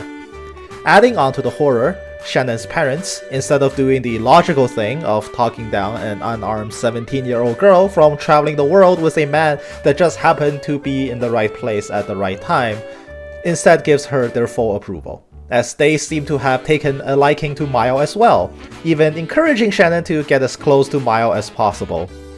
Seeing the situation unfold, Avon and Mile back away from Shannon's house in terror, realizing that this one dinner had become the most dangerous situation they faced so far. The two flee from Tibri village as far as their legs can carry them, speeding back to Felden before they are spotted by anyone that are even remotely acquainted with Shannon ever again. Receiving their rewards from the Adventurers Guild for resolving the situation in Tibri, Avon and Mile set out on their journey toward their next destination. Crossing through a beachside road, they soon find themselves in the beautiful seaside city of Barun. As soon as they arrive, Avon and Mile are greeted by a group of singing children, rehearsing a song and dance routine. The children explain that they are practicing a musical number for the upcoming Idun festival. Much like how Urt village has an annual festival worshipping the guardian deity of Earth, Nephthys, It seems that Barun has a similar festival venerating the guardian deity of wind, Idun. Though the city is embroiled in a festive atmosphere, Avon and Mile do not intend to stay long, since this city seemed to offer no leads on Emil's whereabouts. The pair decide to move on, even if it means unfortunately missing out on the upcoming festival. In the Barun Inn, Avon and Mile run into Jimenez again. Having successfully captured his wayward author on the run, Jimenez tells Avon and Mile that Karamas' next best-selling novel series is already in the works, tentatively titled Laban the Swift, with Laban being their decided pseudonym for Avon's character. Though Karamas made some solid initial progress, the well of inspiration seems to be drying up again. Sure enough, when they check on Karamas in the next room, whose writing pace has slowed down considerably after his initial burst of inspiration, Avon and Mile happily provide him with a summary of their adventures thus far, seemingly reigniting his spark of creativity. With seemingly nothing more to gain by staying in Barun, Avon and Mile head out toward their next destination, New Barun. Though just shortly after setting out, Mile stops, feeling a sudden sting in his neck, and then collapses, much to Avon's shock, though he follows suit right after as they both fall unconscious on the road. A Shamshir gang bandit reveals himself from behind a tree holding a blowpipe. As both the sleeping darts hit home, the bandits now had two new victims to plunder to their heart's desire, and they do just that before fleeing the scene. Avon and Mile wake up a bit later in the Barun Inn, confused about what had just happened to them. A blue-haired man enters as the person who found them unconscious on the road and took them in.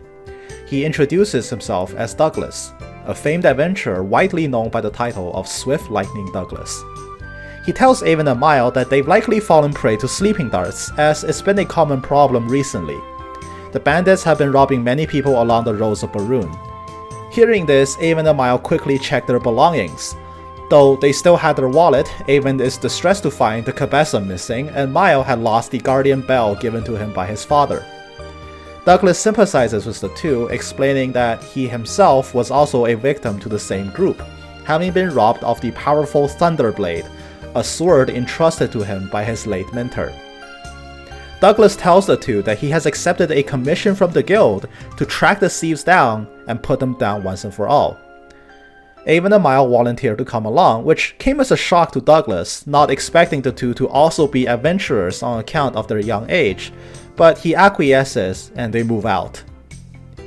Before they set off, Douglas tells Avon and Mile to greet the person next door, the world-renowned traveling doctor, Dr. Bando, who was also responsible for treating the two. When they head over, however, they were surprised to find that Dr. Bando, a rather masculine name, is in fact a woman.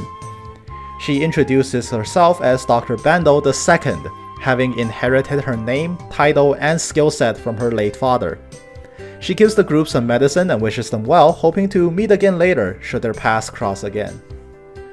Douglas takes Avon and Mile to the local Adventurers Guild branch office.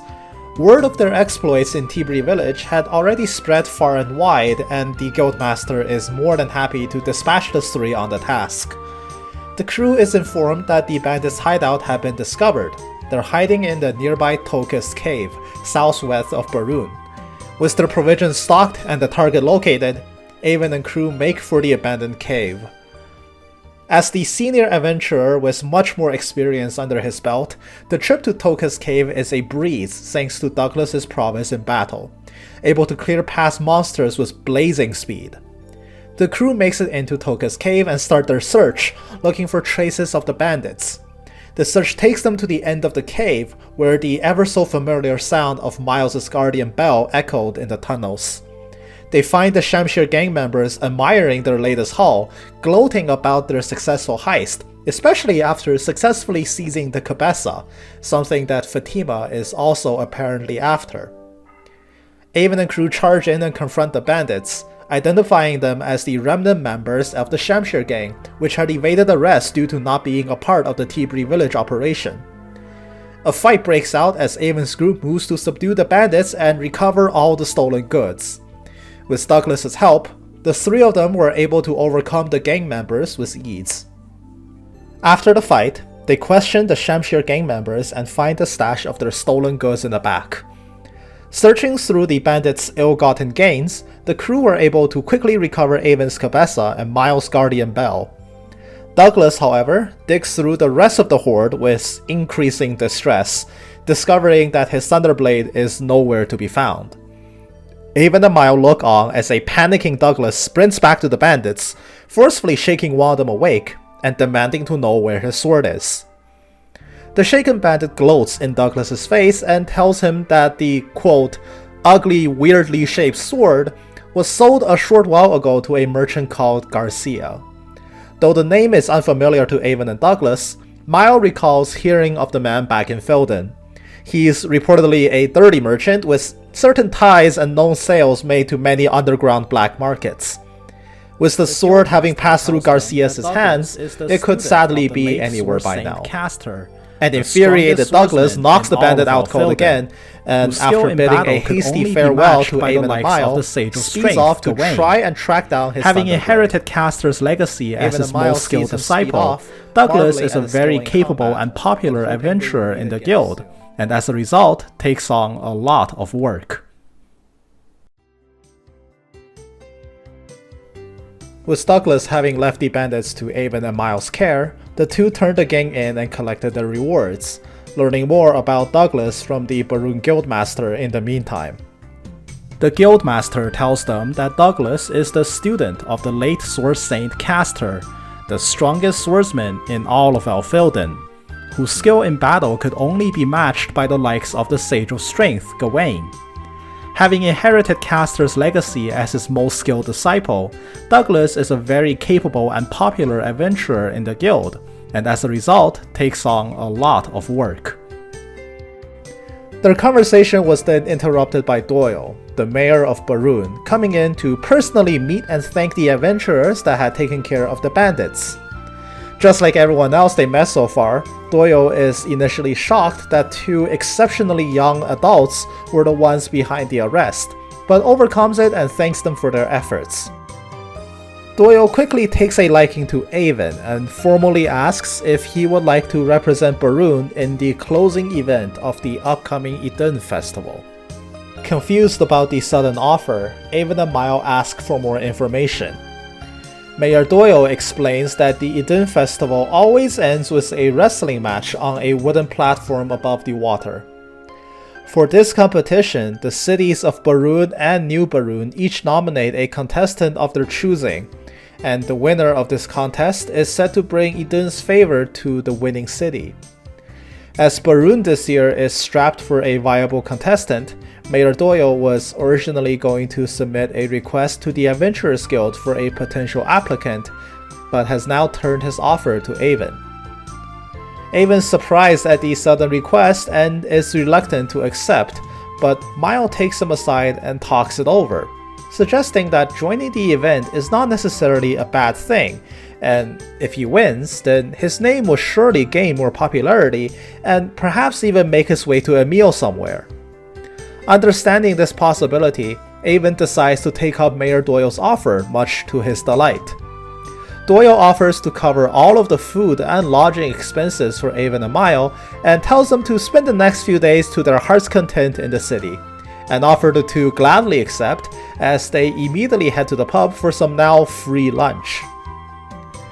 At the inn, the two came face to face with some familiar faces. The arguing couple back in Felden City seems to have more than made amends and have traveled all the way to Barun to enjoy the upcoming Idun festival. The husband takes Miles aside, quietly thanking him for the flower delivery that bailed him out, and slips Miles some money as thanks. The two head into the pub and order some food, finally unwinding at the table. Avon expresses his disbelief that he somehow found himself signed up for a wrestling match, with Miles' encouragement no less. Miles initially teases Avon with some reassurance that he'll be fine, and the representative from New Barun certainly won't snap him in half and toss him in the water, but also tells Avon that he did really want him to join the contest for personal reasons as well, noting that since speaking to Dinarkin, Avon's mind had been preoccupied with searching for a meal, But it's important for Avon to remember that a journey is not about the destination, and being a part of events like these are just as important as the goal. Their conversation is interrupted by a blue-haired boy approaching them and introduces himself as Ruka, an intern working at the City of Steel Gia. He asks Avon and Mile if either of them had seen his older sister, a question that really struck a chord with Avon. They invite Ruka to lunch and hear his story. Ruka once lived with his older sister, a girl named Rutis, in a remote village with their parents. Their once happy lives were shattered in a large monster attack incident 5 years ago, where both of their parents lost their lives, leaving both Rutis and Ruka to wander the continent as orphans, struggling to survive on the streets. They eventually made their way to Gia and were fortunate enough to find kind-hearted people that gave them shelter. Though just as Ruka thought their life would once again be peaceful, Rutis suddenly left one night, leaving behind only a note for Ruka with a single line written on it: "Please live happily." Unable to accept that his sister would leave behind such a note and just leave, Ruka became determined to find her. As he is now an apprentice engineer working in Gia, he spends all of his vacation time traveling to nearby cities, asking anyone he can find if they have seen any traces of Rutis. Ruka describes his sister as having black hair and eyes, but no one he's talked to has ever seen a girl matching that description. Finding a kindred spirit in Ruka, Avon resolves to help him find Rutis no matter what. After the three enjoy a nice group lunch, they split off and ask around town, looking for any clues on Rutis' whereabouts. Predictably, however, just about everyone in Barun don't recall seeing a girl with black eyes and hair. The bartender muses about a black-haired girl who was in the company of a man with spiky red hair who stayed in the inn briefly and only asked about directions towards Filden. Though Avon dismisses this as a possible lead, as Rutis should be traveling alone given Ruka's story about her. However, the bartender's description of the two people did feel eerily familiar. With all leads exhausted, Avon decides to try his luck with Mayor Doyle. Though on his way there, he overhears a heated argument about the ownership of a prize, and catches a glimpse of a furious Douglas storming away from the city. Though he's confused by that interaction, his thoughts are interrupted by Mile, who turned up similarly empty-handed, and they decide to consult the mayor together, who unfortunately also knows nothing, not just about Rutis but also about Emil. Doyle offers his sincere apology for being unable to help, while Avon and Mile decide to regroup as Ruka back at the pub. The three of them can only conclude that Rutis is definitely not in Barun, but their search quickly runs dry on actionable leads. Ruka tells Avon that today is actually the last day of his vacation and he's due to return to Gia tomorrow. Even though his foray in Barun was ultimately fruitless, Ruka isn't dejected and remains determined to one day reunite with his sister. Avon and Mile cheer on Ruka's can-do attitude as the three say goodbye for now.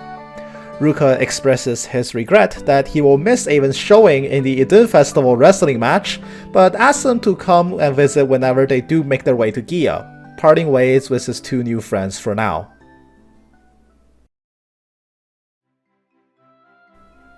For the next 3 days, Avon, with Miles' support, trained relentlessly for the upcoming wrestling match. Though still feeling some trepidation at the circumstance he found himself in, the day of the match has swiftly arrived, and with it, the butterflies in Avon's stomach stir anew.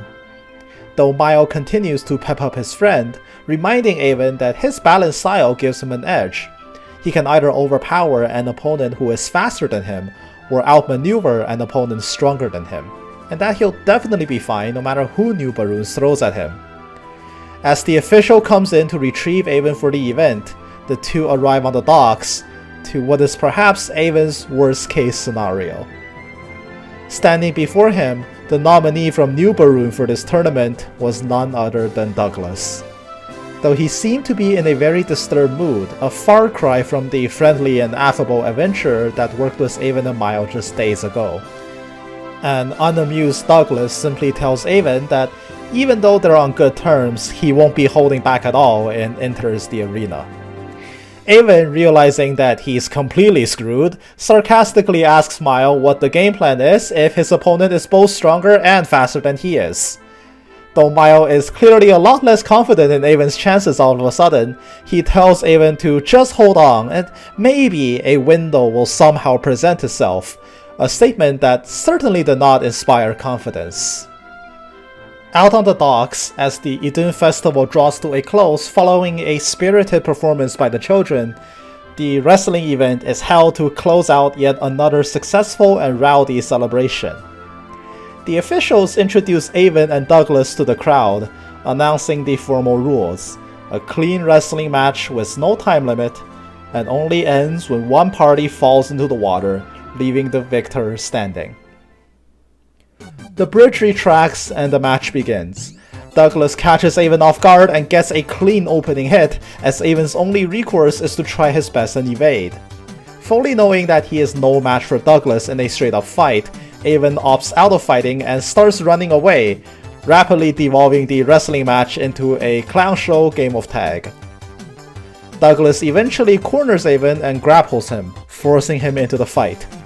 With his superior strength, Avon finds himself swiftly overpowered, inching ever closer to the edge of the water. But just as Douglas mustered himself for one final push to secure the victory, the platform below him cracks open, sending him tumbling into the water, leaving a stunned Avon looking on, as the realization that he had won the match through sheer dumb luck slowly came over him. As the match draws to a close, Douglas crawls out of the water, shivering and sputtering, but also uncharacteristically distraught over his loss. As the two mayors discuss this unlikely victory from Avon, they announce that he is officially recognized as the winner, chalking the incident of the broken floor up to the will of Idun itself. As Mile drags Avon onto the stage to accept his reward, a large, unwieldy sword of extraordinary caliber, Douglas watches on, silently asking Avon to take good care of the treasured blade housing the departed soul of the Sword Saint, wordlessly leaving Barun. Mayor Doyle treats Avon and Mile to a celebration meal, congratulating Avon on his win. As they dine together, Avon and Mile take time to admire the blade that they had just won, a magnificent sword gleaming with an azure light. Doyle remarks offhandedly that he was able to purchase this sword from a salesman just in time for the event, as he was otherwise strapped for a good reward, and Douglas tried to take the sword away from Doyle, as he insisted it belonged to him. Avon and Mile instantly puts two and two together, realizing the blade in their hands is Douglas's treasured Thunderblade, inherited from his late master. They hurriedly excuse themselves from the meal and run out into the streets, looking for any signs of Douglas. Avon curses him for being so willing to relinquish his master's legacy over a silly competition, but despite their efforts, it's clear that Douglas had long since left Barun. Avon and Mile deduce that he must have headed to New Barun. With their business in Barun done anyway, the two embark on their journey anew and make their way toward their next destination in pursuit of Douglas. New Barun, the northwestern city to its sister city Barun, resides near a mythical forest teeming with mysterious wildlife and magical-like sprites. In ages past, the forest was once a popular hunting ground. As hunters would return from their daily hunt, they would choose to build small camps and settlements in nearby locations, eventually founding what would eventually become the city of New Barun. Though large portions of the hunt have since been outlawed by the Church of Bardus, the newly founded city remained, and in the current day and age, enjoy their own version of prosperity through trade. The two make quick time into the city and find Douglas drinking in the pub. Avon walks up and confronts him, offering to return the Thunderblade to its rightful owner. To Avon's shock, however, Douglas refuses to accept the Thunder Blade, stating that the blade is no longer his, as it was rightfully lost due to his poor performance in the wrestling match, even if the outcome was just a fluke. Avon's continued petition falls on deaf ears, as Douglas continues to be obstinate. Frustrated, Avon defaults to his standard strategy of fiery insults, which quickly escalates the situation into a loud argument. Mile, as always, steps in to mediate. First scolding Avon for always resorting to such hot-headed measures, he then confronts Douglas, asking him what is truly more important to him: his own pride, or the importance of carrying on the legacy of his late master, and advises Douglas to accept the Thunderblade, even if it means he has to swallow his own pride to do so. Having been lectured by a boy an entire decade younger than him, Douglas calms down and comes to his senses. Thanking Mile for bringing him to his senses, he and Avon exchange apologies, as Douglas offers to buy the Thunderblade back from Avon and Mile no matter what price they name. Avon, of course, relinquishes the Thunderblade free of charge, though to their surprise, Douglas opts to put the Thunderblade away, explaining that he refuses to wield the blade until he feels that he is worthy of both the blade itself and the legacy of the Sword Saint that he had inherited from Castor. The three of them get to chatting, happy to now be friends with each other. Avon and Mile explain to Douglas the reason why they're traveling to begin with, their search for a meal and their ultimate destination of Valkid. Intrigued by Avon's journey, Douglas decides to accompany Avon for the rest of his adventures free of charge, both as a new friend as well as paying back the favor on Thunderblade. Douglas also offers them a lead. He mentions that in the reclusive forests north of New Barum, there have been sightings of a mysterious young girl who had been protecting the local wildlife from hunters. Realizing that this person could be Emil, Avon and crew decide to head off to investigate. A quick walk north out of New Barum soon leads them into a mysterious forest. Teeming with spiritual energy, they soon come across a young girl protecting a small creature from a group of hunters, trying her best to convince the three men to turn back home. The three hunters seem uninterested, however, declaring that the hunt is conducted on the authority of a Bishop Avarice, and is therefore sanctioned by the Church of Bardus itself, and the blessings of Bardus will therefore be with those who hunt. Avon and crew happen upon the scene, and although they quickly realize the girl in question isn't Emil, they couldn't stand by and watch the situation unfold. They step in to intervene the annoyed hunters, and thanks to Avon's recent fame for winning in the wrestling competition, along with Douglas's already strong reputation, the two were able to throw their weight around to get the hunters to back off. As the three hunters leave in a huff, one of them remarks that he doesn't particularly like the hunt either, but since it is conducted under the will of the bishop, it's an opportunity that they can't turn down. The young girl walks up and thanks them. She says that her name is Arshem, having lived in these woods all her life. The small creature behind her also approaches and gives its thanks, its fur leaving behind an extremely pleasing aroma. Arshem introduces the small creatures as the Mifas. Considered to be sacred creatures in ages past, these adorable animals love humans, but are currently once again being hunted, despite an age-old accord from the Church of Bardus outlawing this exact activity. Having grown up in these woods, Arshem has great attachments to the Mifas residing in this forest, and is currently doing all she can to deter the hunters from slaughtering these innocent animals. Even though Douglas's lead didn't bring Avon to Emil, he nonetheless decides that they can't just stand by and watch this senseless hunt continue. Avon and crew resolve to help Arshem and investigate the cause of why the Mifa hunt had resumed, and accepts Arshem's invitation to stop by at her home in the deeper parts of the forest to discuss their next steps. On their way to Arshem's abode, the group happened across Dr. Bandel once again, hiking alone into the forests to gather exotic herbs. Dr. Bandel is glad to see Avon and Mile healthy again after their last encounter, and greets Arshem as well. Apparently, this isn't her first time in these woods, and Arshem had been long acquainted with the doctor. Dr. Bandel remarks that these woods are an excellent source of medicine, in part due to the Mifa's holy presence, though her hunt for a mystical flower remains at large. Leaving the doctor to ponder to herself, the group say their goodbyes and continue on their way. After a long walk, the group finds a secluded cabin in the deep forests, and Archam introduces everyone to her grandfather. Explaining the circumstances of their meeting, Archam's grandfather extends his gratitude to the group for protecting his grandchild, and goes into more detail on the history of their family and these surrounding woods. Archam's family had accepted a charge from the late Archbishop Asperius decades ago to safeguard these woods, and since then have lived in this forest for generations. Avon asks about the significance of these woods, to which Archam's grandfather responds with the story behind the Mifas. These mystical creatures carry an intensely pleasant aroma on their furs. Not only is the pleasant scent capable of calming people, it can also purify the air, ridding their surroundings of any and all pollutants. Due to this, Mifa furs used to fetch a high price among the nobility of the past, and the practice of hunting Mifas had driven these creatures to near extinction.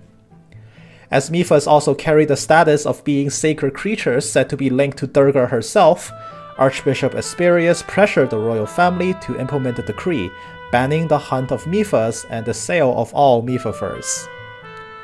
Without that being said, Archam's grandfather is equally shocked that the Mifa hunt had resumed. When the group mentions one of the hunters remarking something about their hunt being encouraged by a Bishop Avarice speaking for the Church of Bardus, this came as disturbing news.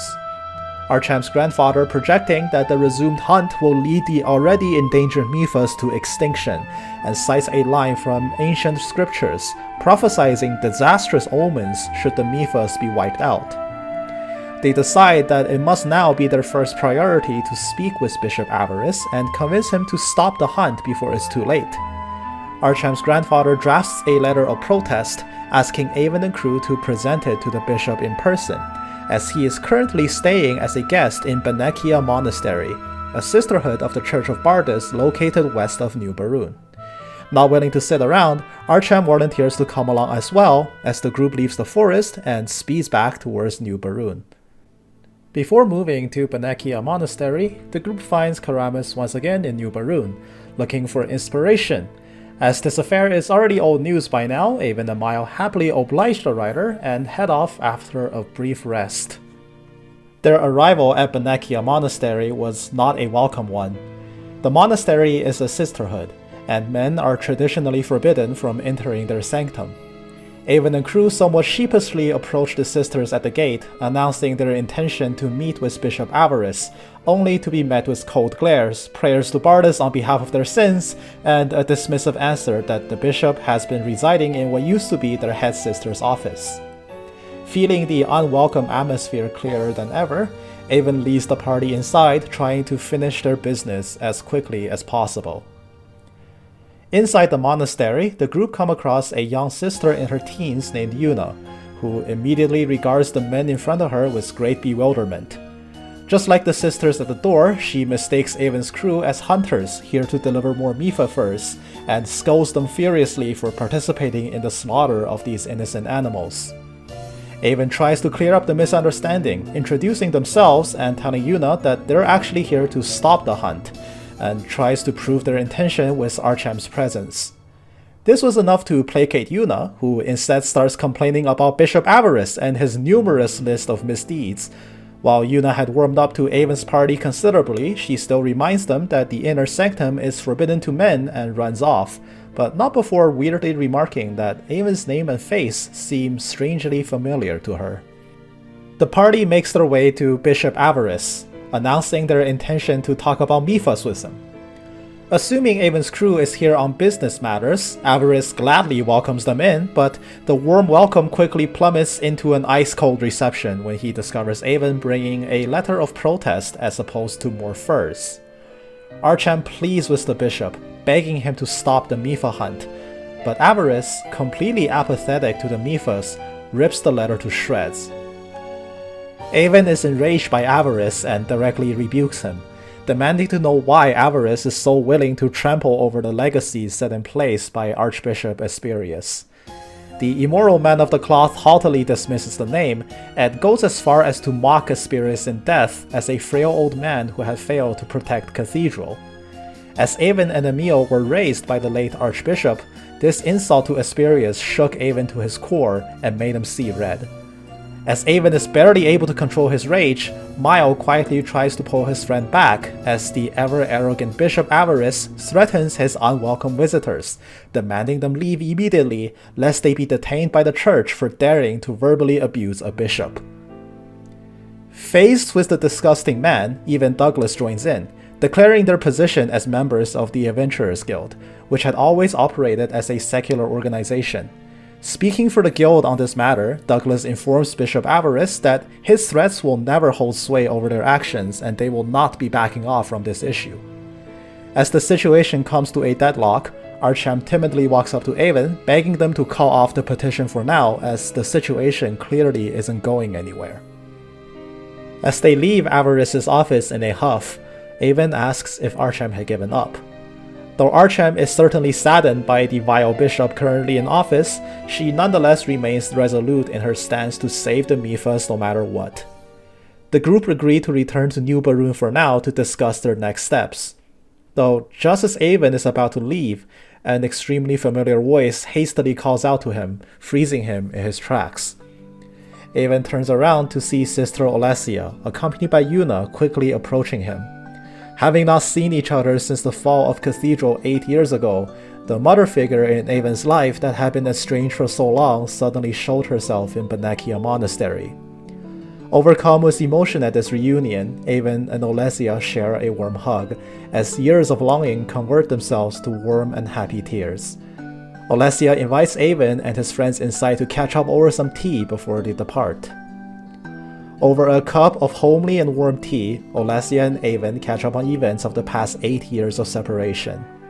As she marveled with pride at how Avon had grown into a respectable young man under the tutelage of Sage Lemurus, she told Avon that since the attack on Cathedral, Olesia had taken Emil for shelter in Benekia Monastery, where they had lived for the past 8 years, hoping the influence of the Cult of Octum had not reached the eastern half of Elfilden. In fact, it was Yuna who told Olesia that a man named Avon had arrived at Benekia Monastery. As Yuna had become best friends with Emil over 8 years, the name of Emil's dear brother had constantly left her lips. Realizing that Olesia and Emil are not only safe from the aftermath of Cathedral's fall, but are living here, an overjoyed Avon quickly asks to see Emil, only to be met with solemn faces by both Olesia and Yuna. A devastated Olesia broke the news to Avon that Emil had disappeared from Benekia Monastery just a few weeks ago. Yuna told the group that ever since Emil had turned 15 years old, she began hearing the voice of Durga and realized both her identity as Durga's daughter and the cruel destiny that this role would ultimately place on her. Following the voice of the Mother of Creation, Emil left a goodbye letter to Olesia and Yuna and left the monastery without a trace. All efforts made by Olesia since then to locate her has sadly been in vain. As a tearful Olesia recounts the story of Emil's departure, Avon's sadness quickly evaporates.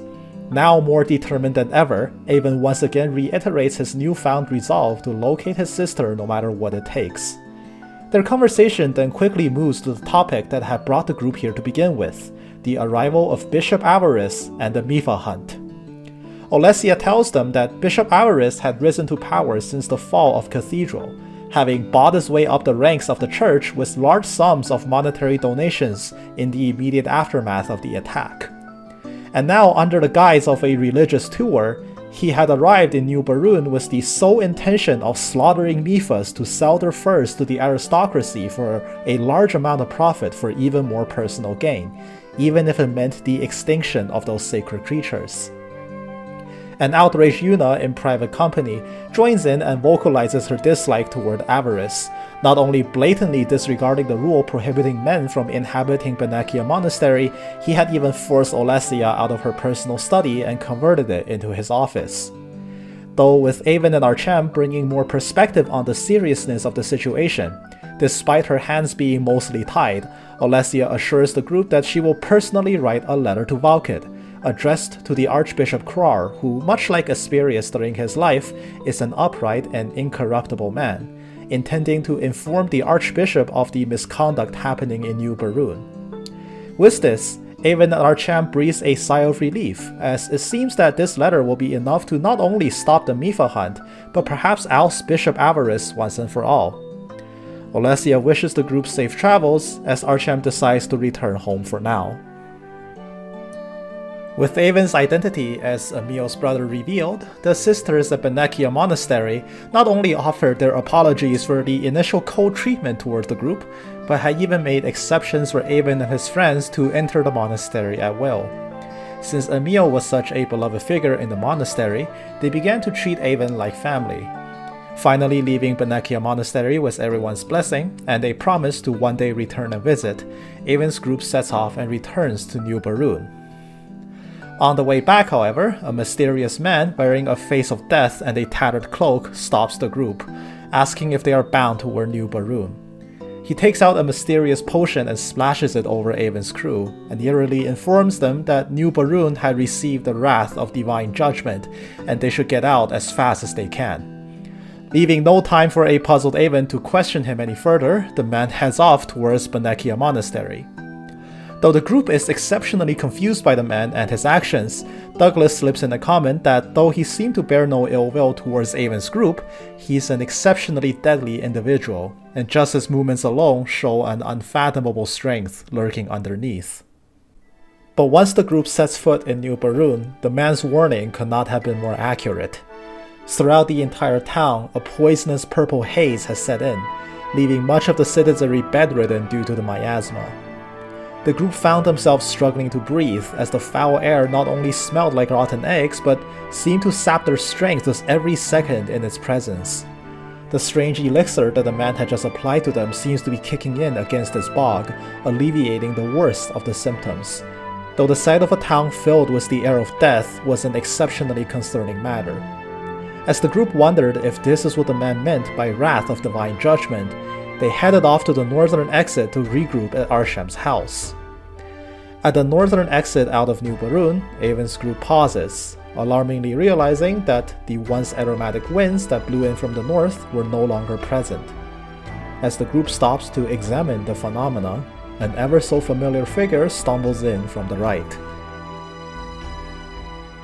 A delirious and exhausted Shannon, also slowly succumbing to the effects of the poisonous fog, saunters into the scene, mumbling to herself about her shining prince. Upon spotting Mile, Shannon gleefully runs up to him, much to Mile's horror. But while Shannon rambles on about her having left her home alone in search of her prince, and that her fortuitous meeting with Mile in this now desolate wasteland of a town is fate, Shannon quickly succumbs to the miasma and collapses as suddenly as she appeared. The group takes Shannon to the local inn for treatment, while Avon regales Douglas and Archam with likely a hyper-exaggerated tale about Shannon's one-sided infatuation. Mile quietly flees from her room, terrified at the thought that an unarmed 17-year-old girl has decided to subject herself to mortal danger just for the sake of finding him. As the team regroups, they decide to leave Shannon in the second-floor inn, still temporarily insulated from the effects of the ground-level miasma, and proceed with their investigation. As the group made their way back to Archam's lodgings to once again meet with her grandfather, they went over the events of what had happened with Bishop Avarice and about the plagued air now permeating through the streets of New Barun. Archam's grandfather recalls the ancient prophecy of ruin should the Mifas disappear, and surmises that this is indeed what had transpired. As it turns out, to the south of New Barun there is a highly toxic swamp whose miasmic air is dangerous to human life. Though thanks to the spitter woods in the north, the furs of the Mifas native to the woods exude an aromatic cleansing air, which had always counteracted the poison from the south. They conclude that is what the root of the prophecy had been all this time. The Mifas' presence were vital to the survival of New Barun. Concerningly, the reappearance of the miasma confirmed their fears. The Mifas are no longer present in the spirit woods. While the group is apprehensive that perhaps the overzealous hunters had returned and truly hunted the creatures to extinction, Archem insists that there may still be hope. It is still possible that the previously human-loving Miphas had simply started to fear them as a consequence of the hunt. Her grandfather recalls the Garuda Cave, an intricate cave system hidden to the east in the deeper parts of the Spiritwood, which would make a natural shelter for the now frightened Miphas. With the safety of everyone in New Barun on the line, Avon's crew decides to head into Garuda Cave to try and locate the holy animals, with Archem also insisting that she tag along to see the matter through. The team hastily departs for Garuda Cave. To their relief, soon after entering the caverns, they heard the familiar mewlings of the Mipha much deeper inside, along with the familiar aromatic scent of their furs. Though concerningly, the mews of the Miphas seem to be desperate and fearful. Garuda Cave is exceptionally hostile. Being in such an isolated location made room for some truly terrifying animals to exist in these caves as the apex predator. While the crew is aloof to the fact that the hunt had driven these Miphas to choose such a dangerous hideout over continuing to reside in the forest, they quickly pressed onwards to try to locate the animals. Sure enough, at the end of the cave system, the Miphas were discovered to be cowering from local overgrown wildlife, having discovered their next meal. A fierce battle against the untamed wildlife began in the caves as Avon's crew desperately fights through the overgrown alpha predators. The dominant species of the deep woods are no joke, carrying enough firepower that even the senior adventurer that is Douglas found it a rather difficult battle. But the group persevered and were ultimately able to stave off the aggressive wildlife. As the Miphas swarm Avon's crew with hugs and nuzzles in gratitude, Archem, their most devoted protector and friend, appeals to the sacred animals, pleading for them to return to New Barun to save the citizens there, and assuring them that they will never be hunted again. The ever-adorable Miphas, rallied by Archem, speeds off to New Barun and began to cleanse the miasma.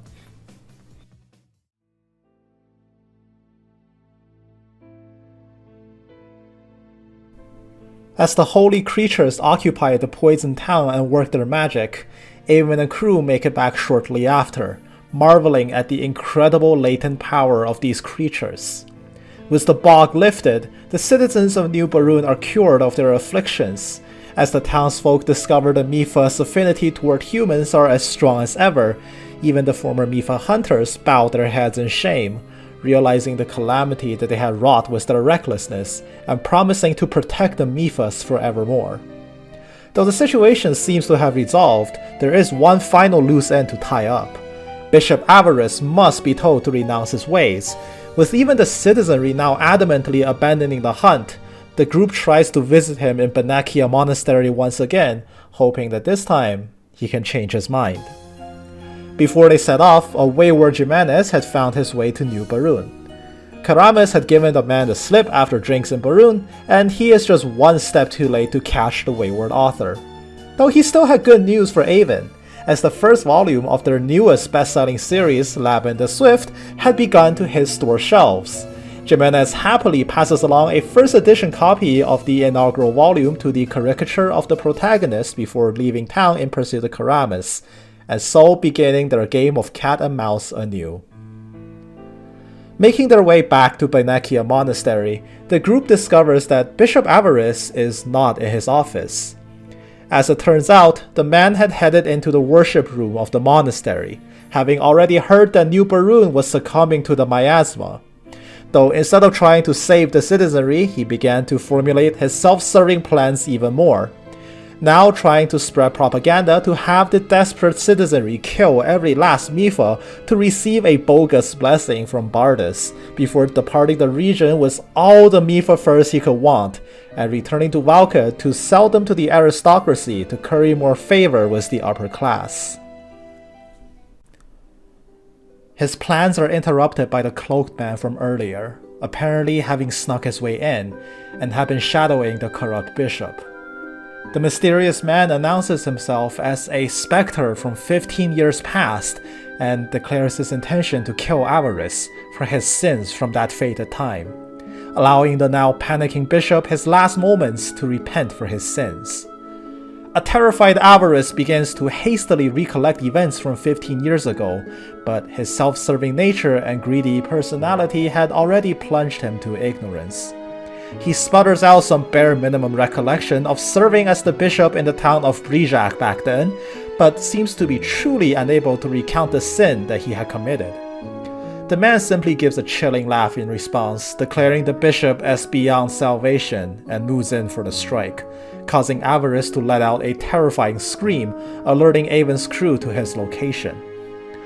The group quickly runs into the worship chamber as Avarice, now having lost all of the arrogance and pride from hours ago, cowers behind Avon's party and pleading with them for protection. As Avon demands to know what the man intends to do, he simply replies that he is here to give Avarice his deserved retribution, and he won't hesitate to cut down anyone that stands in his way.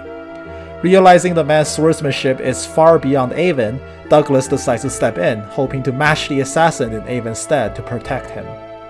The man watches Douglas take his stance and identifies him as the student of the late Sword Saint Castor. Musing to himself that he had always admired Castor's swordsmanship and longed to spar with that now passed on legend, he finds that Douglas, as a student, is still lacking the same draw that his illustrious master had. As the two prepare to clash, Olesia enters the scene and intervenes, calling the man Magnum, demanding him stand down as violence within the monastery is strictly forbidden.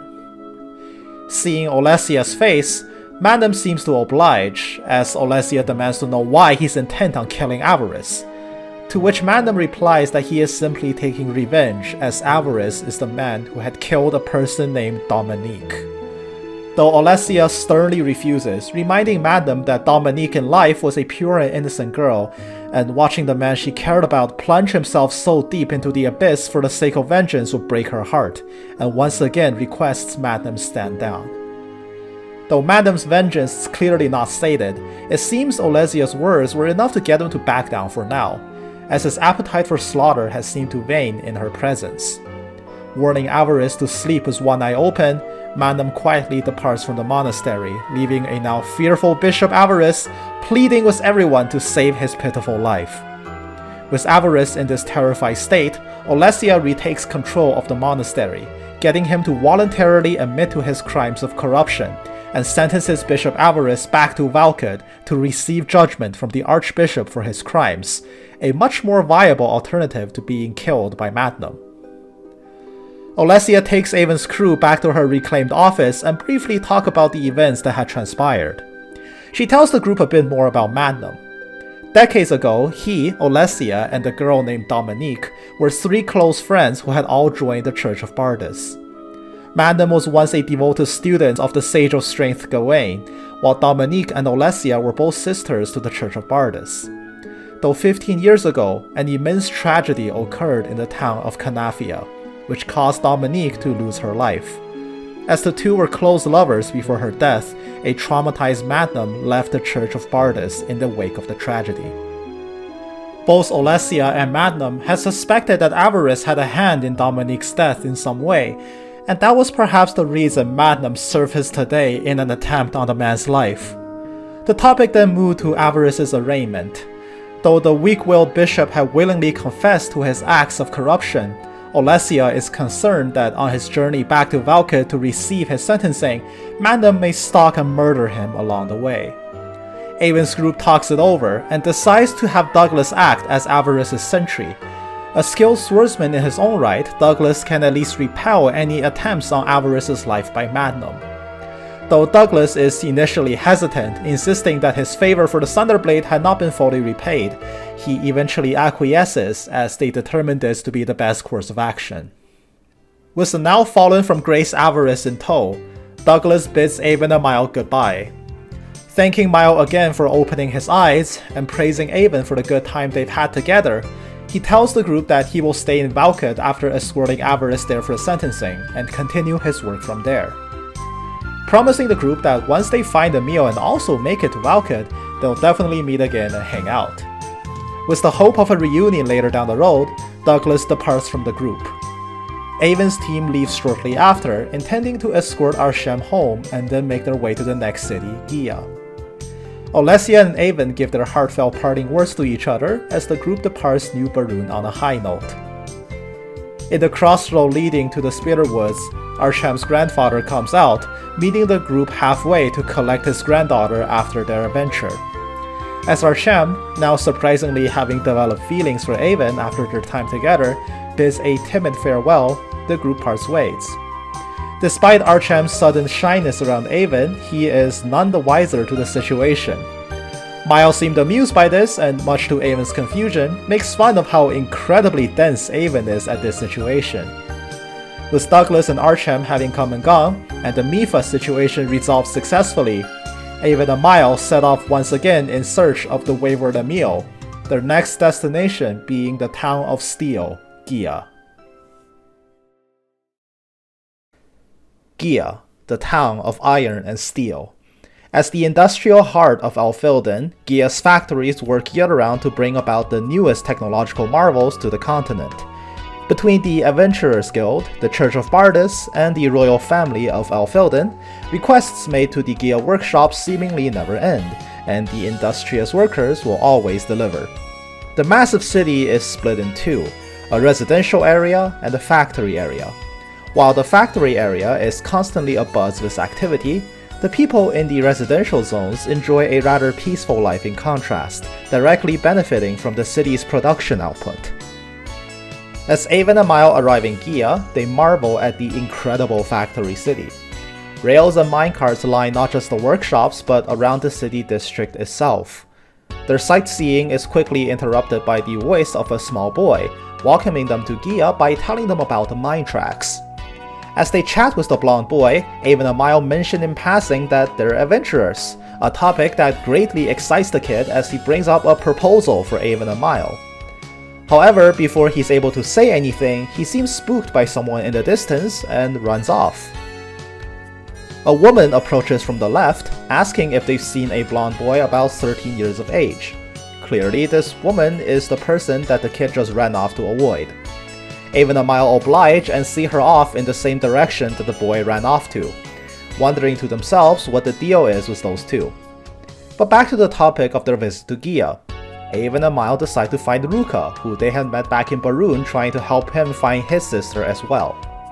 As they wonder if Ruka has since managed to locate his lost sibling, the two head into the Gia factory to look for their friend. On their way there, who else should they run into but the runaway author Karamas? While Avon questions why the author is so intent on constantly being on the run from his editor, Karamas gives him the shiftiest response imaginable, as that's just how he operates. As a free-spirited writer who only writes when inspiration strikes, this comes with the unfortunate side effect of not being conducive to the deadlines and schedules set by an editorial staff. Though Avon briefly wonders how Karamas became the world-renowned author that he reportedly is with such flaky discipline to his craft, they nonetheless provide him the brief summary of their adventures thus far to further ignite his inspiration. Resuming their journey to the factory, the two find themselves confronted again with the blonde boy from earlier as they pick up from their previous conversation. The boy, named Rael, brings up the proposal he has for Avon and Mile from last time. Though surprisingly, instead of asking the two to help him with some sort of request, Rael instead asks to join them in their adventure, claiming himself to be an exceptionally powerful magician. Though once again, before Rael could elaborate anymore, he is spooked and runs off as the woman from before approaches a second time.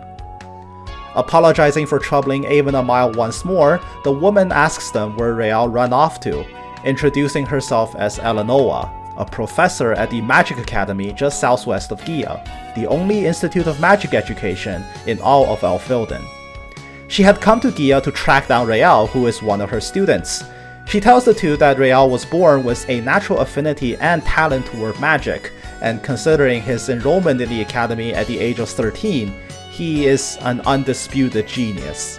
But precisely because of that, Rael is a particularly troublesome student due to his tendency to skip class, and is always more keen to play instead of study. Though Rael is Eleanor's prized student, this facet of his behavior has caused her no end of headaches.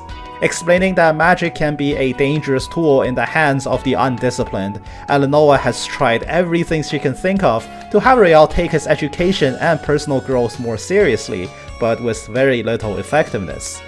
As time is tight and she must return to the academy to teach her next class, she asks Avon and Mile to keep an eye out for Real, and if they see him again, convince him to return to class. Avon and Mile agree to locate her truant pupil if they ever meet again, as Eleanor hurriedly leaves Gia. With Eleanor's new request in mind, Avon and Mile resume their business and approach the factory entrance to speak with the guards, explaining that they're here to visit Ruka. The guard is surprisingly nonchalant and welcomes them in without additional fanfare, as the Gia factory has a surprisingly open policy to visitors, pointing them to the direction of the foreman's office. At the door to the head office, the duo overhears a fiery argument inside, something about refusing to manufacture weaponry.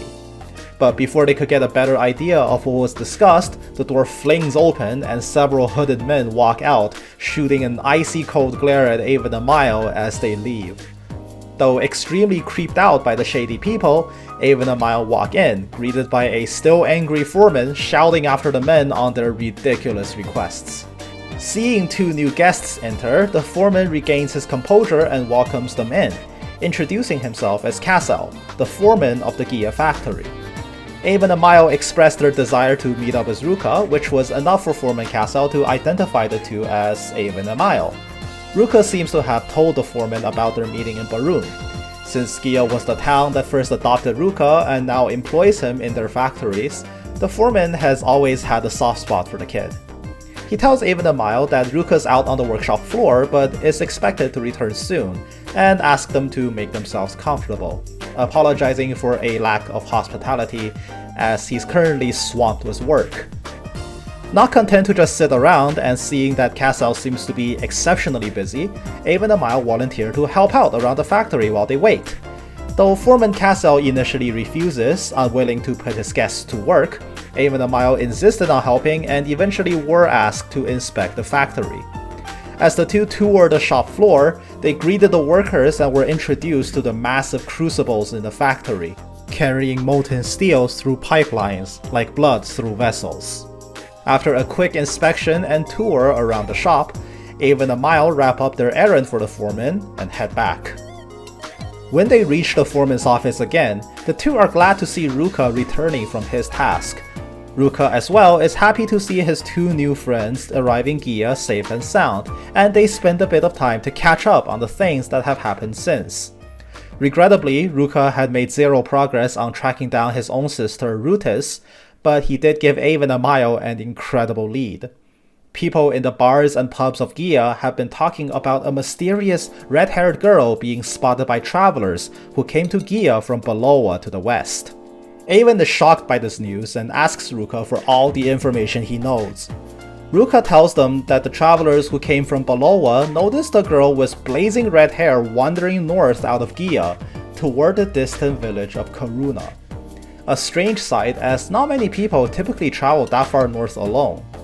Cassel explains while most of the continent obeys the word of the Church of Bardus and worships the god of light, Karuna village has always been an exception. They venerate the goddess Durga. As Emil is Durga's daughter, her being drawn to Karuna made too much sense. Avon and Mile decide that this cannot be a coincidence and plan to set off for Karuna immediately.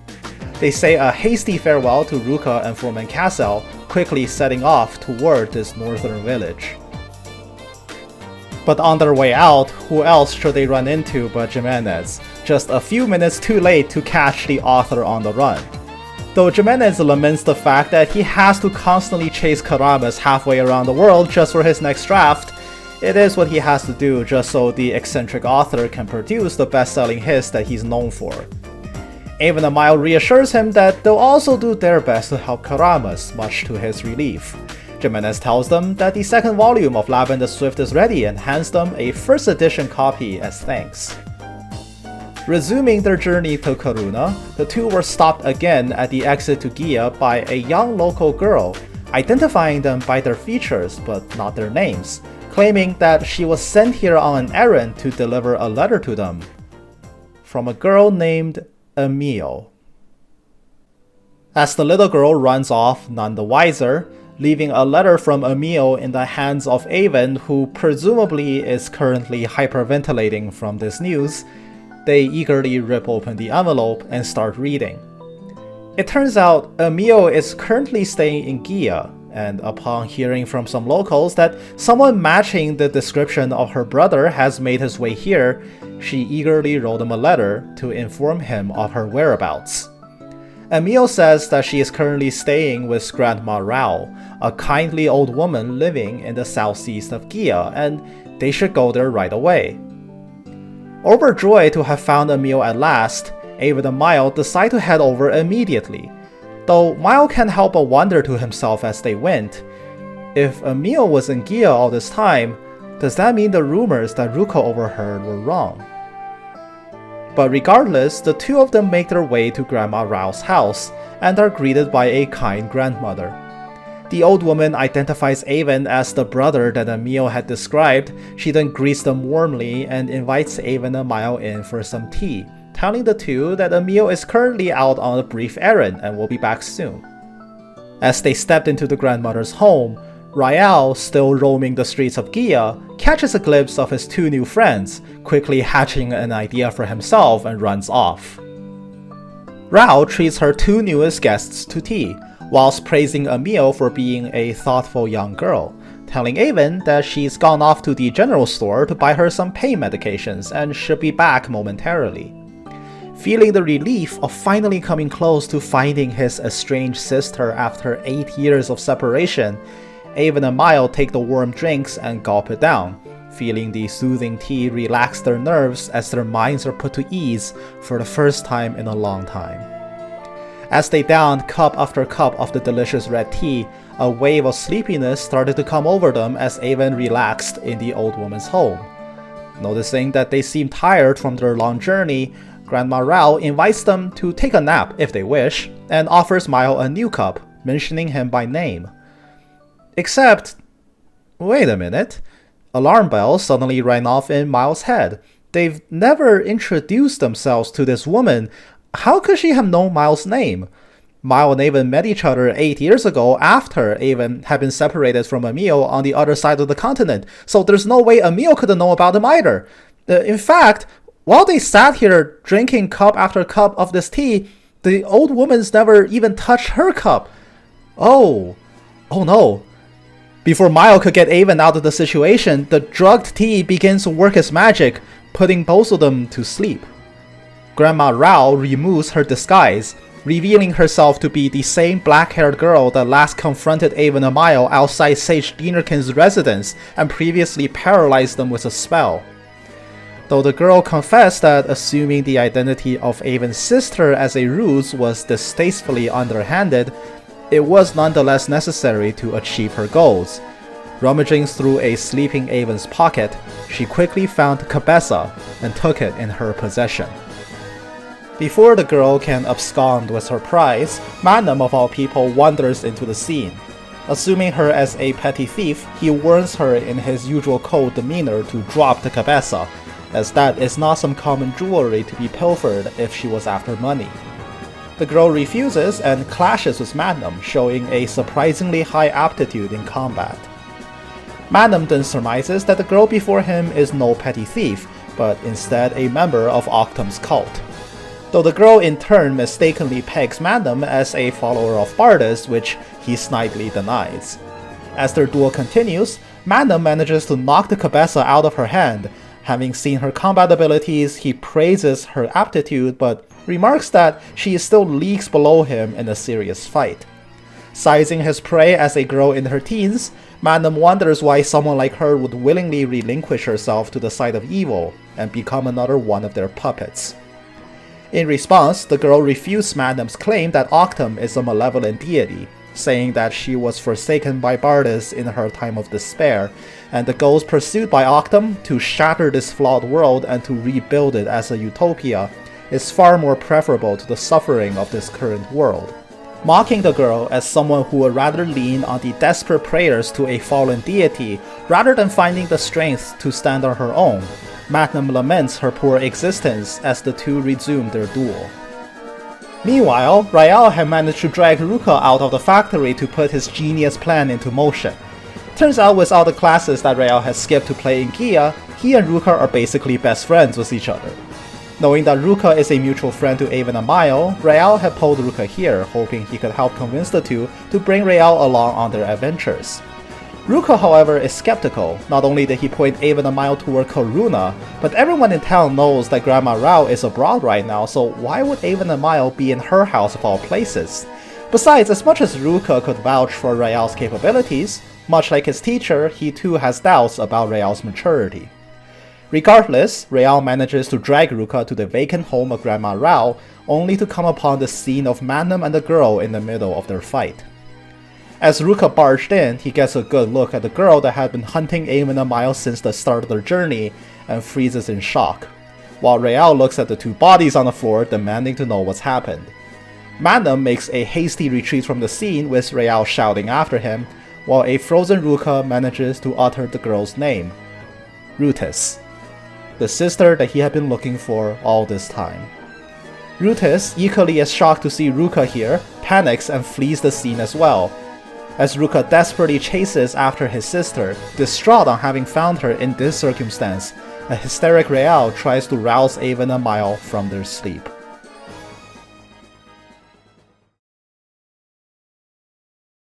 Hours later, Avon and Mile wake up in the Gia Inn, with Rael, Ruka, and Foreman Cassel watching over them. As the three make sure Avon and Mile are now fine after having been drugged, they start to piece together the events that had transpired. Foreman Cassel tells them that the real Grandma Rao is currently on a religious tour in Valkut, and the letter they had received from Emil was most certainly a forgery. The real Emil, in all likelihood, was the person that Ruka overheard the gossip about and is indeed in Karuna. Rael had also found the cabeza left behind at the scene and returned it to Avon, along with a quick report of what they witnessed. Avon and Mile managed to get a grasp on the situation, realizing Magnum had, even if inadvertently, saved them along with Rael and Ruka. As Avon curses the black-haired girl for once again making an underhanded attempt to claim the cabeza, Ruka's face became significantly more dour, but he chose to swallow the fact that the person that had brought them to harm was his own sister for now. Seeing Avon and Mile recovered and determined to resume their trip, Foreman Cassel bids them farewell, returning to the factory with a suddenly very depressed Ruka in tow. Even Rael comments that Ruka suddenly no longer seemed like himself since having discovered them in that house. Regardless, with this little incident in Gia behind them, Avon and Mile decide to head off to Karuna immediately. But Rael, still at the scene, insists on coming along, using the fact that he has saved the two as leverage. Though Avon and Mile remind him that Professor Eleanor still wants him to attend class instead, Rael dismisses that idea entirely and would not take no for an answer. Hoping that he wouldn't get into too much trouble under their supervision, Avon and Mile reluctantly agree to take Rael with them for now as they set off for Karuna. The village of Karuna is known for three things: their worship of Durga over Bardis, ice fishing, and their local breed of hunting dogs. As the three finished their arduous trip to the northernmost settlement in Alfilden, the air had turned considerably frigid, but they found a village that resembles a warm, homely hovel standing before the eternally wintry polar peaks. In this quaint town was a large building holding a statue depicting Durga, while the local townspeople were all too happy to greet some visitors. The three of them ask around town and eventually secure one lead. A local tells them that he did in fact see a red-haired girl pass through the town recently. She had headed to Lassi Sakra, a frozen shrine north of Karuna, housing what is commonly referred to as an avatar-like construct, said to be a manifestation of Durga in the mortal world. However, the man quickly dashes Avon's hopes as quickly as it was roused, since he tells them that this red-haired girl had left Karuna just a week ago after visiting the ice shrine, and that shortly after she had left, Lassi Sakra suffered an earthquake, and the locals are still unsure of what's happened inside the shrine since. Dismayed that they had missed a meal by just a week, Avon and crew nonetheless decide to visit this Lassi Sakra and see the place for themselves, hoping that it would perhaps yield some sort of clue on where Emil could have gone. Borrowing the key from the village, the group makes quick time towards Lassi Sakra, the ground beneath them turning from plateau to deep snow as they went even further north. Despite it being the middle of the year, the shrine encased in these mountains seems to be locked in an eternal winter. Lassi Sakra itself lay frozen and abandoned. Sitting at the depths of the shrine was the avatar of Durga, recently shattered to pieces following the earthquake that the locals told them about. As Avon and crew scout around the shrine, they find it predictably yet still disappointingly unremarkable. Emil is long gone from here, and the avatar of Durga appears to be a dormant ruin. Real, however, thinks otherwise. Given his exceptional aptitude in magic, he manages to sense some dormant power remaining in the debris. Chanting a brief invocation, Real manages to extract the remaining traces of magic inside the statue, manifesting a mysterious red book from Durga's form. The crew picks up the book and flips through it, discovering its contents to be written in an ancient script. They decide to take it back to Karuna and examine it further, but just as they begin to settle down in the worship room back in the village, Real discovers something incredible in the book. Though his knowledge on the ancient tongue is only rudimentary, he is convinced that they stumbled onto something big. Real suddenly asks Avon and Mile to go to the Magic Academy and contact Eleanor, and ask her to come here to examine the find with him. Though the two seem puzzled by Real's sudden change of heart to contact a person that's been looking to lecture him all this time, as well as his personality noticeably shifting to a much more impulsive and hasty one. Real, however, assures the two that they'll be fine, telling them that once Eleanor realizes what he has found, she will be showering him with praise rather than lecturing him on his truancy. Though Avon and Miles still have doubts, they decide to oblige regardless and head off on a long trek back down south toward the Magic Academy. The Magic Academy, or Magic University, is the only major institute of magical study and research in Alfelden. As is the case with its neighboring city Gia, much of the funding to the Magic Academy comes from the Felden royal family, granting the Academy itself the necessary funds for both its operations and its cost to serve the continent, and by extension the Church of Bardus in the continual research and development of magic. A well-known branch of research conducted by the Academy is the study of deism in Alfelden, and Professor Eleanor, whose expertise revolves around ancient magic once used by Durga, is at the forefront of this field. Hoping she would have more answers for their find in Lassi Sakra, Avon and Miles step foot into the prestigious academy, only to find her under attack.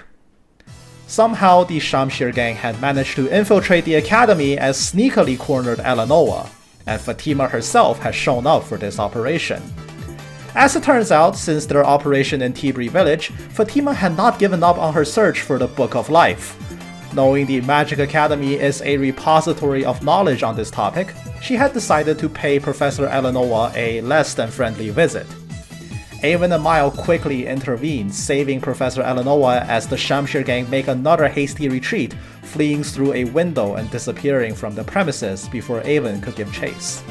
Fearing an ambush, the group reluctantly allows Fatima to flee for a second time.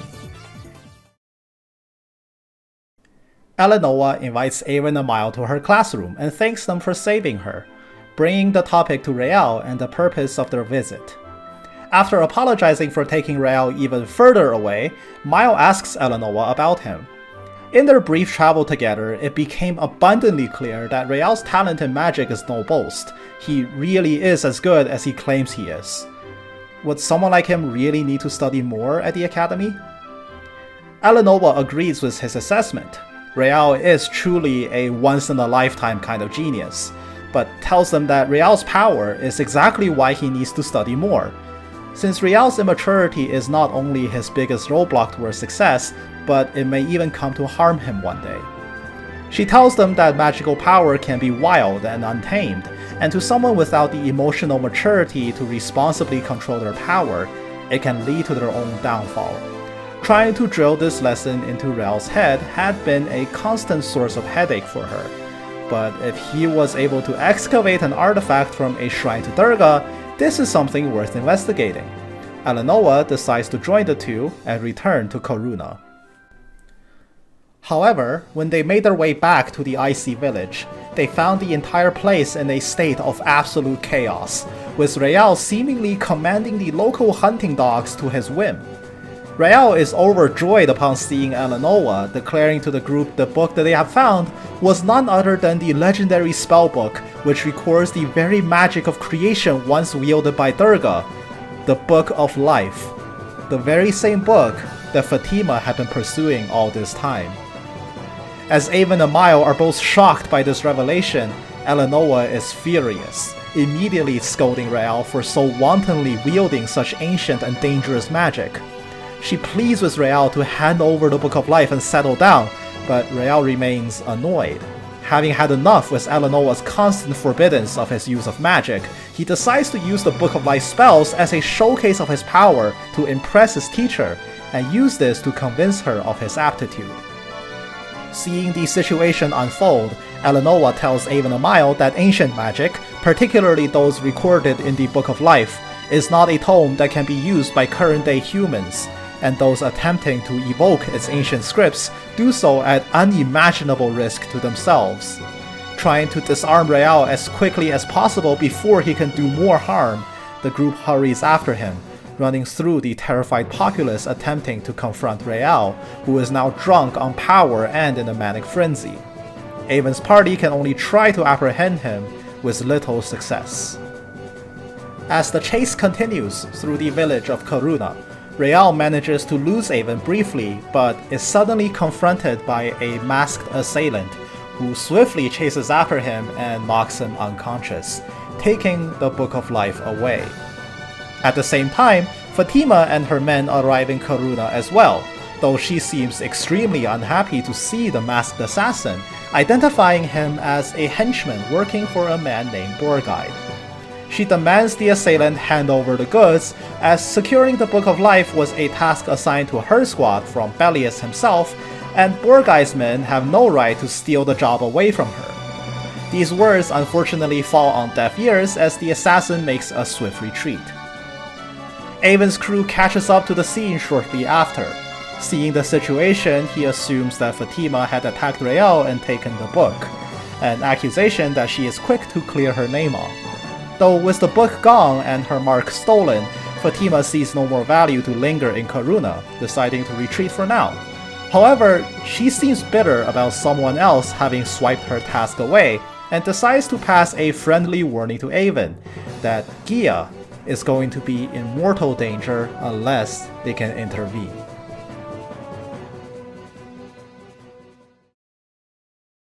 With the situation in Karuna settled for now, the group takes Real in for treatment and explains the situation to the locals. As Real comes to, Eleanor is finally able to have the heart-to-heart that she's always wanted. As Real tells Eleanor that the reason for his rebellious streak is because he disliked how strict Eleanor had always been toward him.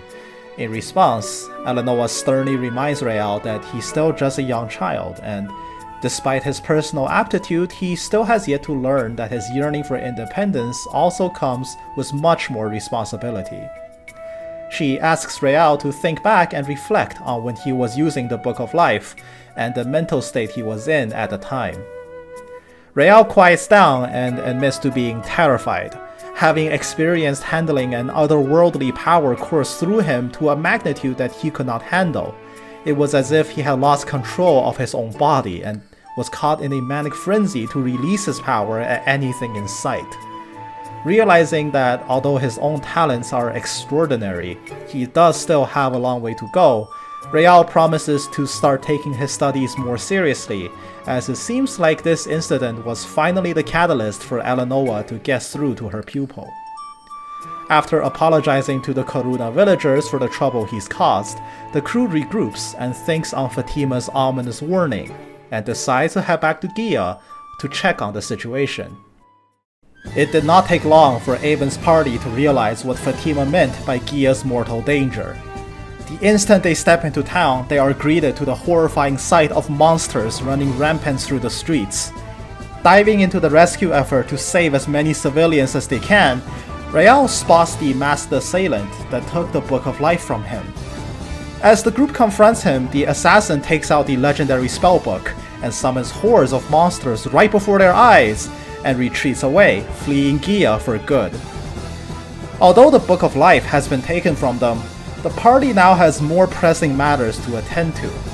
As fierce fighting against an army of summoned monsters continues on the streets, Avon's group travel from building to building, trying their best to exterminate every last creature assaulting Gia, protecting as many people as possible. When it seems like the streets of Gia had finally quieted down, Avon and crew decide to head into the Gia factory to check on Foreman Cassel and Ruka. But at the door, they discover the guards posted by the factory entrance had all been taken down. One of the wounded guards begs them to hurry. A sorcerer and his entourage have entered the factories with ill intentions. Cassel and Ruka are in grave danger. Charging into the factories, the team is shocked to find the place already set ablaze. While deeper inside, the aforementioned sorcerer with a few elite cultists have already confronted Cassel and Ruka, repeating their previous demand for Gia Factory to produce a weapon made from a special metal. Cassel refuses, telling the sorcerer that Gia Factory currently does not have the expertise to work with such a metal, and even if they did, the factory will never produce weaponry for nefarious individuals. The sorcerer, in turn, amused by Cassel's defiance, declares himself as Borgheid, the right-hand man of Belius and the second-in-command of the Cult of Octum, threatening to blow up the entire factory should this demand not be met. Ruka does not take kindly to this threat. Thinking back to his deceased parents and now his absent sister, the thought of losing the factory as well was too much for him to bear. Impulsively charging to tackle Borgheid, he is quickly intercepted by his bodyguard, who deals a severe blow to him, gravely injuring Ruka. Borgheid then decides to kill both of them for their defiance and winds up for a powerful spell, with Avon thankfully charging in at the last second to parry the blow. Determined to stop the Cult of Octum from further damage, Avon stands firm, shielding a severely injured Ruka with his own body while Borgheid rears up for his next attack. But surprisingly, Rutis of all people jumps in to intervene. She rebukes Borgheid for having deceived her, as she had made him swear to never bring harm to the citizens of Gia, and especially not her own brother during this operation, as that is not what she believes the Cult of Octum stood for. In response, Borgheid cackles maniacally, pointing out with sadistically that Rutis is still far too naive, and in fact, tells her that Lord Belius himself was planning to order Rutis to kill her own brother as a test of her resolve, a statement that Rutis refuses to believe. As she demands Borgheid stop spouting lies, the Dark Sorcerer shouts her down, and reminds her to know her place. He is more than happy to eliminate both her and her brother for their insolence. At this critical juncture, another person enters the fray. Magnum, having found a flank to engage during their conversation, jumps into the fight, and with his expert skills, swiftly takes down all of Borgheid's bodyguards without breaking a sweat. Tired of all the pests that are interrupting his grand plans, Borgheid goes all out, unleashing a barrage of magic toward both Madam and Avon's group. The incoming assault by Borgheid proves to be exceptionally fierce as Madam is forced on the defensive and Avon's group is being shielded by Rutis, unable to press forward. The Molten Crucible, no longer able to sustain from the heat generated by the incoming attacks, overloads and detonates, drowning the factory in a lake of lava. Delighted by this destruction and having wrought upon the Gia factory a baptism in flame, Borgheid leaves the scene, with Magnum retreating quickly after, but not before Avon stops him and asks him why he would help. An apathetic Magnum simply replies that both Octum and Bardus are his mortal enemies, reminding Avon that he won't hesitate to turn his blade against them as well if they declare their affiliations to be with Bardus. With Magnum having retreated, Rutis hurries over, cradling a barely conscious Ruka in her arms, desperately calling his name. As Ruka struggles to open his eyes, he finally sees Rutis once again. As the siblings share a very bittersweet reunion amidst the burning factory, Ruka succumbs to his wounds and falls unconscious. In the aftermath, as the factory is undergoing emergency repairs, Ruka is taken in for urgent treatment while Cassel thanks the group for saving their lives. He tells them that the Cult of Octum has made the demand for a weapon to be forged with a rare metal multiple times. Alanova expresses some familiarity with the metal in question. Lightweight, sturdy, and can easily be imbued with magic. Cassel tells them that this magical alloy is exceptionally difficult to refine. It would be beyond their capabilities to forge the alloy into a dagger, let alone a much bigger weapon. On top of that, the Gia factory will never willingly cooperate with the Cult of Octum. But he never thought the cult would take such drastic measures in the wake of the factory's refusal. Meanwhile, having seen that Ruka's injuries have been stabilized, Rutis plans to leave Gia, with Avon questioning her motives. He asks why she wouldn't stay with Ruka and live peacefully, and why she would serve the Cult of Octum, a story that Rutis is unwilling to divulge, claiming Avon could not possibly understand the life that she had been through, simply telling him that she believes in Octum's desire to reshape this corrupt world. Avon counters, asking if her ideals are worth Ruka's life, a question that seems to have given her pause. Though they remain enemies, Rutis nonetheless expresses her gratitude to Avon for having protected Ruka in his journey, and promises that in return she will no longer hunt him for the Cabeza and withdraw from the mission. She also divulges internal intel from the cult to Avon. Approximately a week ago, a young red-haired girl had been seen in the port town of Baloa, and suggests that he hurry there as well before the cult can beat him to it. As Rutis leaves Gia, Avon makes his way back to a now awake Ruka, who had heard the entire exchange between Avon and Rutis. Though Avon is sullen that he is unable to reunite the two siblings, Ruka seems to have cheered up significantly, as just knowing that Rutis is still alive and well is more than good enough for him.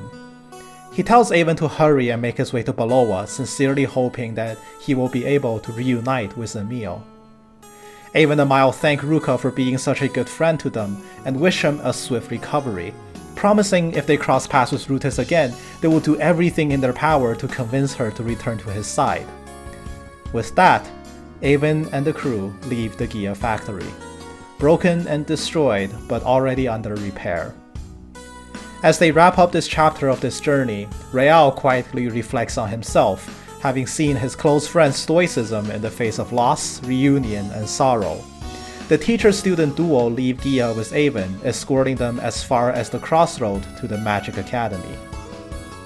As they say their parting words to Real and Elanova, Avon asks the professor a question about Durga, whether or not she's heard of Durga's daughter, and why such an individual may be a person of interest to the Cult of Octum. Though Elanova only knows a surface amount about the young women that are branded as the daughters of Durga, she tells Avon more about Durga herself. Aside from being the creator of the four guardian deities, she is also the watcher of the underworld, the place where Bardas had sealed Octum at the end of their war long ago. As Durga's daughter is an agent of Durga herself, that connection may serve as a key piece to this puzzle. Realizing Avon's sister is the daughter in question, the gravity of the situation had become much more apparent to all of them. Real pipes up, volunteering to accompany Avon to look for his sister, an offer that Avon and Miles smile and take a rain check on, reminding Real to start taking his studies a lot more seriously so that the next time their paths cross, he can finally show them what he's really made of. On that note, Real and Elanova say their goodbyes as they return to the academy. With tip-offs coming from the most unlikely sources and the looming shadow of the Cult of Octum rapidly spreading, the urgency of Avon's mission suddenly seems grander than ever as the cruel burden of destiny on Emil starts to rear its head. Preparing themselves to act on Rutis' intel, Avon and Mile quickly make their way further west to the westernmost city on this half of the continent, the prosperous port town of Baloa. The continent of Elfelden is divided into two major landmasses. the western land of Deuces, and the eastern land of Boreas. The only connector between these two regions goes through the port city of Baloa. As the city itself oversees almost all maritime trade across the continent, Baloa is extraordinarily large, busy, and wealthy. Despite its exterior of grandeur, the people in the city itself enjoy very peaceful lives thanks to the benevolent and righteous leadership of its barony. As Avon and Miles set about their long trek from Gia to Baloa, they cross a bridge over a river and are met by two figures, a well-built man and a sailor. The two had heard about the attack on Gia and asked if Avon and Miles knew anything about it. The young adventurers are happy to oblige, reporting that the attack on Gia had been repelled, though the factory itself suffered major damage and would not be operational again for some time. Though the two men are glad to hear the personnel are safe, the factory being down puts a wrench in their plans, since the sailor was planning to pick up some new parts for his ship. Nonetheless, the two of them decide to head for Gia anyway, stating that they're friends with Foreman Cassel and want to check up on their condition. Thanking Avon and Miles for the information, the two men continue toward Gia. As our heroes watch the two men leave, they remark that the man exuded an aura of authority and dignity, while the sailor also seemed exceptionally capable, and wondered who they were before continuing onwards to Baloa. The road to the next city is long and fraught with danger. Monster outbreaks seem to have increased in intensity since the events that had transpired in Gia, making the pair's journey quite difficult along the way. When they finally reached Baloa, the two were greeted to a city much bigger than their original expectations. The port town is exceptionally prosperous due to its mercantile nature, and Emil is reportedly somewhere in this city. The two decide to start by asking around town, trying to pick up any leads on her whereabouts. The two start in the inn and find a merchant gleefully mumbling to himself. They learn that his name is Garcia, a strangely familiar one. Miles recalls that this was the merchant who had purchased the Thunderblade from the Shamshir gang and therefore caused Douglas an endless amount of grief before the two were able to recover it on his behalf.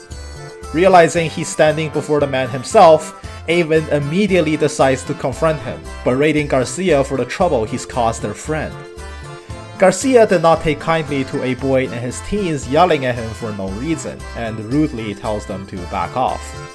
A hot-headed Avon remains upset at him, accusing him of illegal dealings with a criminal group.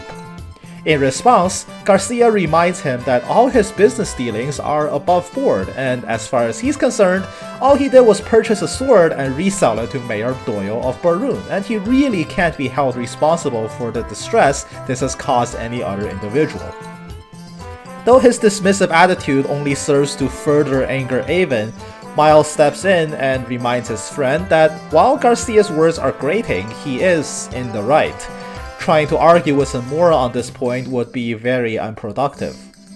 Avon can't help but agree, despite still holding some intense grudges. He decides to leave Garcia alone for now, though still huffing at each other in anger. Deeper into the city, the two run into Karamas, an affair that is at this point an old song and dance. The author is, as usual, evasive when it comes to the topic of his editor's constant pursuit, but welcomed the additional inspiration provided by his two newest friends. The two continue their tours throughout Baloa and get a general idea of the city from the townsfolk.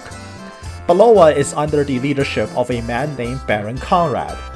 Despite his young age, Conrad is a widely respected figure, and his wife, Teresia, is described as a beautiful, kind, and refined noblewoman. Together, Conrad and Teresia are the talk of the town. Young men flock to Baron Conrad as their role model, and young women look to Teresia as their subject of envy.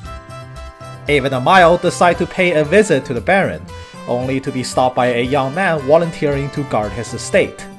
Explaining to the two that Baron Conrad is currently out on business, he asks the two to come back later.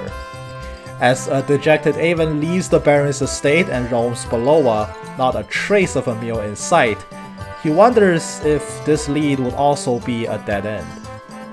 Mile tries his best to cheer his friend up, but is interrupted by a panicked young man running along the streets, shouting for Baron Conrad. Running into Avon and Mile, the young man told them that monsters are swarming outside the city gates and are planning to venture inside. With Baron Conrad absent, the pair decide to help defend Beloa and hurried to the northern exit.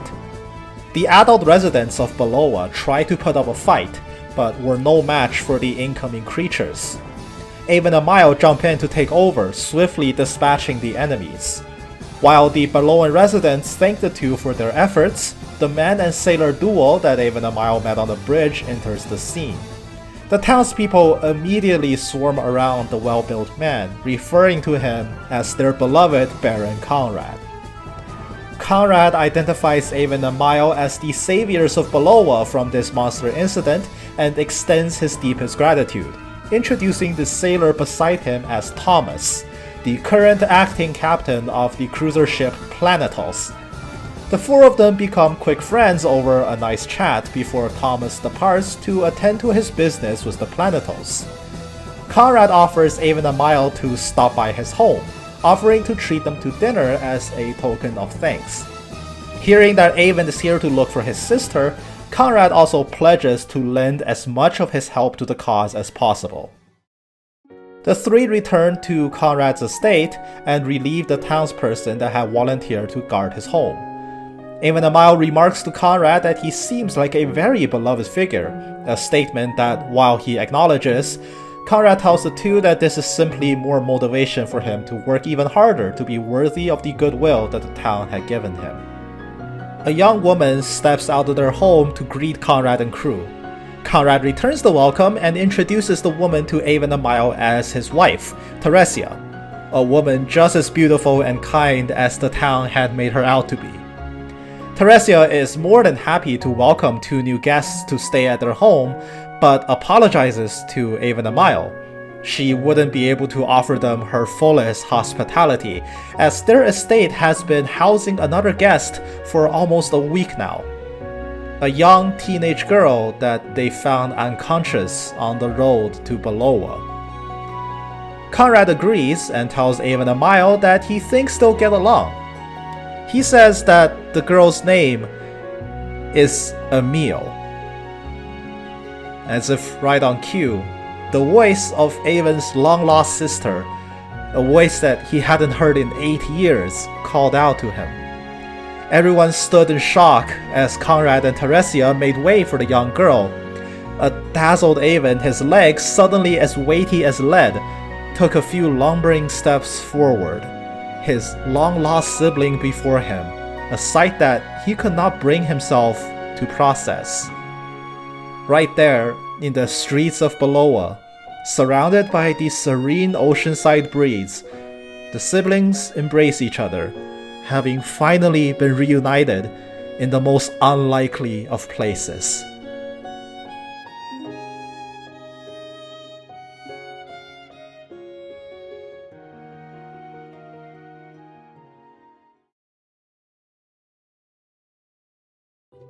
Avon and Emil spend the next several hours in Conrad's house catching up with each other.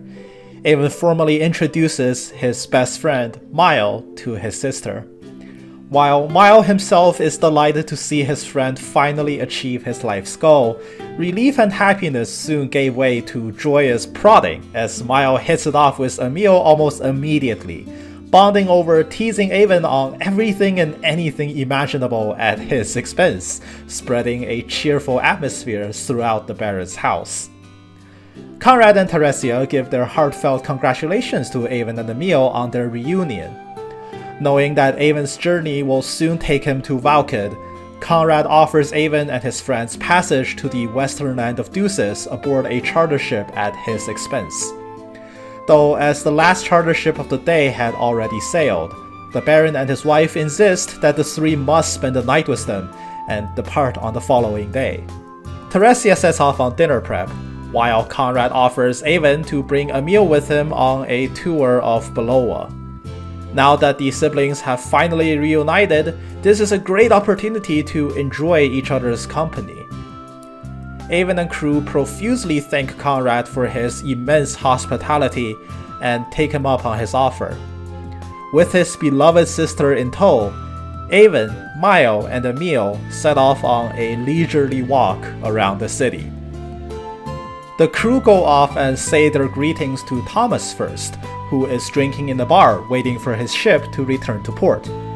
Before touring the city proper, they traveled out to the Beloa docks, beholding the wide and majestic sea before them. Remarking that Valkid and the end of their quest is just beyond these waters, the sense that their long journey is nearing its end is a very surreal feeling. The crew relaxes while a white bird flies overhead, which Emil identifies as a messenger pigeon, seeing that it has something attached to its leg. As the friends play around with each other, they wonder what the pigeon was for, since in this day and age, it's rare to see people using mail carrier birds for correspondence. Turning back toward the streets, Avon and Emil find a strange merchant in a corner of the town pub peddling his wares. The group approaches to check out the man's curios, seeing a truly exotic and strange list of items before them. A shimmering feather, an all-natural cane, a time-traveling crystal that works by making you sleepy if you stare at it too long, an overcoat for a sage, and of course, sexy undergarments. Though most of the salesman's items range between uninteresting to plain weird, one item in particular catches Emil's eye: a pair of earrings to be given to two people, and its wearers will never be separated as long as they both have it. She timidly asks Avon to buy it for her, telling him now that they're reunited, she doesn't want to part with him again. Seeing Emil's plight, Avon acquiesces and asks to buy the earrings. Sensing that there's more than what's on the surface level, the surprisingly kind merchant parts with the earrings for free, handing a set to Avon and Emil along with his best wishes. The next stop of their tour took them to a resting stop in Beloa. Deciding to take a break, the three relax and admire the view of the Beloan River. Emil couldn't help but reminisce about their time as children, when Avon would ditch class to go swimming in the river behind Cathedral. He would even drag Emil there with him, getting both of them in trouble. This amuses Mile, who recalls Avon also having skipped class while being taught by Sage Lemurus, and would similarly also peer pressure Mile into ditching school with him. The two of them started to happily share the common experience of getting yelled at by Olesia and Lemurus respectively in their youth on account of Avon's terrible influence, very much so at Avon's expense. Pretending to be upset, Avon jokingly storms off from this conversation and heads to the pub to get the three of them some refreshments. With Avon gone, Emil and Mile continue to chat with each other and manage to quickly bond over their time around Avon. While Emil is glad for her brother that he has found such a reliable and stoic friend, Mile in turn is just as happy as Avon to see Emil safe and sound after so long. But while they're chatting up a storm, who else should find their way to Beloa but Shannon, in a miserable daze since being left behind in Nuba room, but still filled with fiery passion in her search for her beloved Mile. Shannon overhears Mile's voice and turns in shock. Eavesdropping on the conversation, she mistakes Emil as Mile's lover. Devastated by the idea that her destined prince had found love without her, an inconsolable Shannon runs away from Beloa, crying her eyes out, with a confused Avon managing to catch a glimpse of her as she runs off. Avon meets back up with the group, wielding refreshing drinks in his hand and fresh gossip on his lips. The mere mention that he thinks he saw Shannon just now was enough to send deathly shivers down Miles' spine. Finally able to tease Mile for a change, Avon starts whispering to Emil, privately regaling her with the tales of Mile and Shannon's fateful encounters, no doubt with a lot of colorful edits splattered in, much to Miles' dismay. The joyful day of touring soon comes to an end. As Avon and crew return to Baron Conrad's estate, Emil stops at the door, asking to speak with Avon privately. Sensing that Emil is troubled by something, Mile graciously excuses himself. giving his rather dense friend a heads up about Emil's sudden shift in demeanor, and runs off to help Teresa with dinner preparations. Emil and Avon are now alone with each other. She decides to confide in Avon on her whereabouts over the past 8 years, and the realization of what she had become since. Though their initial days of separation are a whirlwind of events, Emil remembers a rather difficult transition to Benekia Monastery. Despite meeting a new best friend in Yuna, and with Olesia still watching over her, she spent a lot of sleepless nights crying herself to sleep in the initial days of their separation. As time passed and Emil reached her teenage years, that's when it began. A faint voice calling to her from deep inside, a voice that was reminiscent, though not exactly, the voice of their late mother. Calming, soothing, yet firm. A voice which told her the time for her destiny had arrived. Guided by it, Emil silently left the monastery behind, left Olesia and Yuna behind, and began to travel in the direction of her promised fate, believing that she'll be destined to reunite with Avon somewhere along this road. The voice had guided her to Karuna, and when she had arrived, it was clearer and stronger than ever before, until her footsteps took her into the sanctum of Lassie Sakra. There she saw an image that seemed almost mirage-like, and that's when the voice finally introduced itself as Durga, and then, more importantly, called Emil her daughter.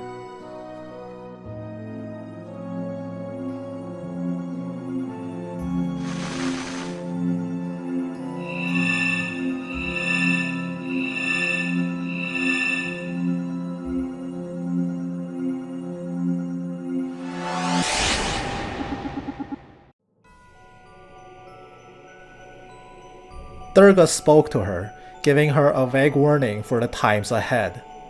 Should the world fall on the brink of ruin, Emil will find herself at the center of fate. When that happens, she is to cling onto her passion and faith so that she may guide her own destiny. After these words, Durga leaves behind a red-colored accessory to Emil, and afterwards collapses into rubble, in the same state that Avon's party found it roughly a week later. Emil's journey did not continue long from there, as she soon collapsed from exhaustion and was found and taken in by Baron Conrad, leading to the events of today. Recounting her brief travel, Emil can't help but feel like the entire thing had been a dream, though she knows for a fact it's not, presenting the red jewel given to her by Durga as proof. Avon identifies it as being very similar to the Cabeza. Emil says that the artifact is called the Kerupo. Much like how the Cabeza is known as the head of Bardis, Kerupo is the body, and another one of the 6 fragments of the God of Light. Understanding that they should now take both Cabeza and Kerupo to meet with Archbishop Kroar in Valkid, Emil decides to entrust the body of Bardis to Avon's care. Tearfully, Emil confesses that a part of her wished that she did not reunite with Avon. Knowing the fate she is destined toward is one of great turmoil, a part of her desperately wants to spare her brother, her last remaining family member, from the impending tides of strife. But Avon comforts her, reassuring her that this was the journey he chose, with the singular goal of reuniting with Emil. Now that they're finally together again, he remains determined to face the incoming darkness and protect Emil no matter what. The siblings share a tender moment before heading in for dinner with Baron Conrad. As the day wraps up on the peaceful town, the group is treated to warm beds as they fall asleep thanks to Teresia's care. The present moment of happiness and serenity seemed almost fleeting, but it was nonetheless real, as unbelievable as it would seem. The crew woke up to a beautiful morning. The day of their departure had arrived. Baron Conrad informs the group that the next cruise ship bound for Deuces will be in the afternoon, and invites the 3 to rest in Beloa for half a day more to pass the time. The cost for the tickets would naturally be paid for them by the Baron. Avon's group gives their countless words of gratitude for everything Conrad and Teresia had done for them. But the lovely conversation is brought to a swift end as a Belovan local runs into Conrad's estate delivering panicked news. It seems that out of nowhere, a large swarm of never-before-seen monsters were released inside the Belovan silver mines and attacked the miners. Since this is a breaking development and contact with the miners were lost, some of the details about this incident remains unknown. Disturbed by this sudden news, Baron Conrad explains to the group that the Belovan silver mines are actually owned by the royal family of Alfilden. Conrad's barony carries two responsibilities: the protection of Beloa City as well as the silver mines. As the Baron is duty-bound to investigate and resolve the issue, Avon and Mile decide to come along, unwilling to let the good Baron shoulder the burden alone.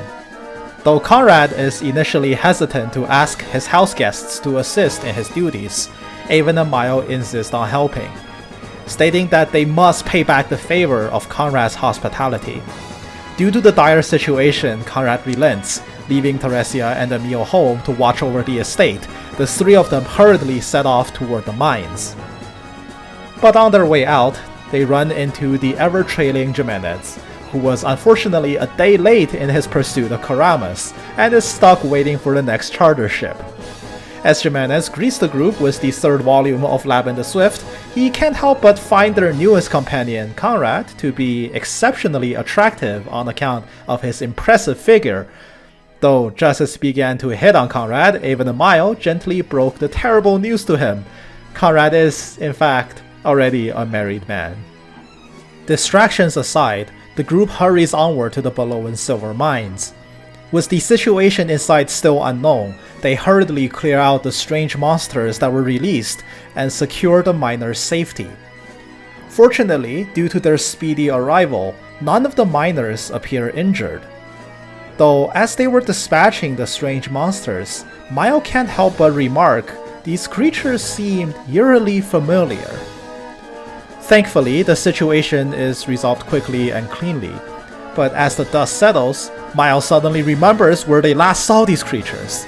Back in Filden, with Marty and Muse, the exact same monsters were released in the Filden gem mines by the Shamshir gang as a diversion for their attack on Tibri village.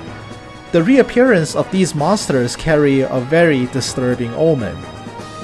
An omen very quickly realized. Upon their return to Beloa, they were greeted by Shamshir gang members on the streets, confirming their worst fears. The incident in the silver mine was indeed just another distraction. Baron Conrad, angered that the Shamshir gang would dare to attack his city, swiftly dispatched the opening guards, learning from the dying bandit that the Shamshir gang had launched a full-scale attack on Beloa. The group push on and find Dr. Bando amidst the chaos, who happened to be passing by and has since thrown herself into the fray, treating the local citizens of Beloa. The young men who looked up to Baron Conrad took it upon themselves to defend the city in his absence, and many were hurt by the Shamshir gang. Dr. Bando, thankfully, was able to stabilize the injured townspeople and prevented many casualties. Leaving his citizens to the doctor, Conrad and the group push onward toward his estate, fearing the worst. They discover the Shamshir gang parked right outside Baron Conrad's estate. Enraged, Conrad attacks the group immediately, while the bandits let it slip that Fatima herself is in Beloa. After dispatching this group, a distraught Teresia comes out to meet the team. Fortunately, she is unharmed and is currently treating the injured townspeople as well, but she hurriedly tells them that Fatima had come and taken a meal with her, and they're heading to the port. A panicked and seething Avon takes the group and sprints to the harbor, just in time to see Fatima dock the now commandeered afternoon charter ship with Emil in tow. Trying desperately to catch the fleeing ship, Avon's group forcefully breaks through, only to be met with heavy resistance from the Shamshir gang, who are fighting back with suicidal zeal, determined to protect Fatima. At the same time, Thomas, who is watching the situation unfold, ascends the watchtower in Beloa and dispatches his faithful messenger pigeon to call for help. Though the Shamshir gang that remained behind were ultimately defeated, they were successful in their goal. Avon and the group make it to the dock, only to find the charter ship already sailed away, swiftly disappearing over the horizon. Avon falls to his knees, screaming in agony at this turn of events, as Baron Conrad fervently apologizes to the two, blaming himself for the decision of taking Avon and Mile with them to the mines. As the group despairs, Thomas appears, lawfully telling the three to keep their chin up, and help is on the way. With his message delivered, Thomas had rallied and diverted his ship from its course to come and help. The legendary ship, the White Gull, Planetos, the fastest ship in Alfilden, is now at their command to chase down the charter ship and continue the fight. Meanwhile, on the charter ship, Fatima now had Emil in her clutches. Believing her victory is all but secured, her mood became good enough to start a somewhat casual chat. She tells Emil that abducting her was nothing personal, and in fact, she finds kidnapping a little girl in such an underhanded way to be distasteful. Operations like these always leave a bad taste in her mouth. But she confesses that her employer is a frankly terrifying person, and not someone to be crossed lightly. Emil remains stoic and tells Fatima that she will not be going with her, holding fast to her belief that Avon will come to her rescue, just like he promised. Fatima scoffs at the idea, but before she can even say anything, a panicked grunt walks up and informs her that a ship with pure white sails is rapidly gaining on them. Off in the distance, the Planetos pursues the charter ship with blazing speed. While Avon's team marveled at seeing the legendary ship in action firsthand, Thomas commands the Planetos to grapple and board the enemy vessel. With the pass now cleared, Avon leads the charge and dispatches the Shamshir gang, coming face to face with Fatima at last. The sly ringleader of the Shamshir gang, famed for her elusiveness, had ironically trapped herself on the wide open seas. With Emil's safety on the line, Avon, Mile, and Conrad engage Fatima, intent on bringing her down once and for all. Despite her appearance and style, Fatima proves to be an exceptionally capable fighter. Though having committed the entirety of her gang to this operation, and with her standing force now dismantled, she was ultimately taken down by the group after a long battle. Conrad exercises his authority as the Baron of Beloa to formally arraign and incarcerate Fatima and the surviving members of the Shamshir gang. As the ever-gentle Emil offers to treat Fatima's wounds after the battle, the sly leader of Boreas's most infamous bandit group can only laugh in resignation, defeated at last. While the guards come to escort Fatima and the rest of the gang to the kingdom capital, no doubt for a series of questioning on their activities and involvement with the cult of Octum, the crisis in Beloa is resolved at last. With their charter ship out of commission, Thomas detours the Planetos for one trip to Deuces with the original group of passengers. Avon, Emil, and Mile bid a hearty farewell to the kind-hearted Baron and Baroness of Beloa, finding it difficult to express the extent of their gratitude in words. Conrad and Teresia congratulate Avon and Emil for achieving their goals. He gives Avon a letter for the port authority at Theta. Using his position at Baron, the letter will secure them a carriage to take them on the last leg of their journey to Valkid, welcoming them back to visit anytime. The Planetos finally leaves port and sails away. But this chapter of the story would not close without Shannon charging in on the last frame, distraught for having missed Mile by mere minutes. Having recovered from her previous encounter, Shannon prattles on about her belief that true love will prevail and Mile will definitely come back to her one day. A very confused Conrad and Teresia interrupt her, asking if she knows Mile, and inadvertently tells her about Emil, clearing up Shannon's misunderstanding, as Teresia humorously remarks that though Mile and Emil clearly get along as good friends, she personally didn't feel any romantic attraction between the two. A sentence that may as well be music to Shannon's ears, who eagerly shouts Mile's name into the horizon, determined to continue her search for her destined prince. While on board the distant Planetos, a disturbed Mile suddenly felt his ears burning up. Hours later, the Planetos docks at the harbor of Theta, the first port town in Deuces, the western side of Alfilden that Avon had not seen for 8 years. The group thanks Thomas for diverting the Planetos in their time of need and for coming to their rescue, while Thomas is simply happy to make some new friends. Promising to meet again one day if they require the services of the Planetos once again, Thomas and his ship depart to their original destination of Brijak. Avon, Mile, and Emil settle down in Theta Port's pub for a quick bite. With Valkid just a stone's throw away, Avon decides to leave by himself to visit the Port Authority with Conrad's letter to secure a carriage. Leaving Mile and Emil in the pub, he sets off toward the harbor with the letter in his hand. On his way to deliver the letter, Avon runs into a pair of kids playing hide-and-seek with each other in the harbor. Making sure to not ruin their game, he quietly slips past and finds his way to the port and meets the soldiers from Boreas training in Theta. Avon approaches and delivers the request letter to the captain.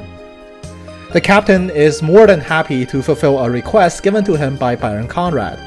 Discovering that their carriage still has a broken wheel since its last transport trip, he decides to rally his men to repair the cart post haste, and asks Avon to wait until the repairs are complete. Avon then decides to head back to the pub and rest until he hears back from the captain. On his way back, however, he finds himself confronted by an old, and at this point familiar voice. Rutis had been watching him. Showing herself in Theta while she congratulates Avon on his reunion, she is nonetheless here again for the Cabeza. Somehow, Avon's not surprised that Rutis had broken her earlier promise to no longer hunt him, but something seemed off about her. Her voice carried a hint of desperation, as if this mission was a life-or-death matter for her. Her partner in crime, Bernard, also appears. The last time they met was inside Sage Dinerkin's residence, where even back then, Avon's swordsmanship was able to beat him back. With the experience Avon had gained in his long journey since, he is now more than a match for Bernard. As they fight, Avon easily gains the upper hand and takes this chance to slip away, clearing away the children on the harbor that were playing hide-and-seek. Bernard is unrelenting and chases Avon down, only to be soundly beaten and cornered into the warehouse. But that's when he finds the other child, still hiding, unaware of the events outside.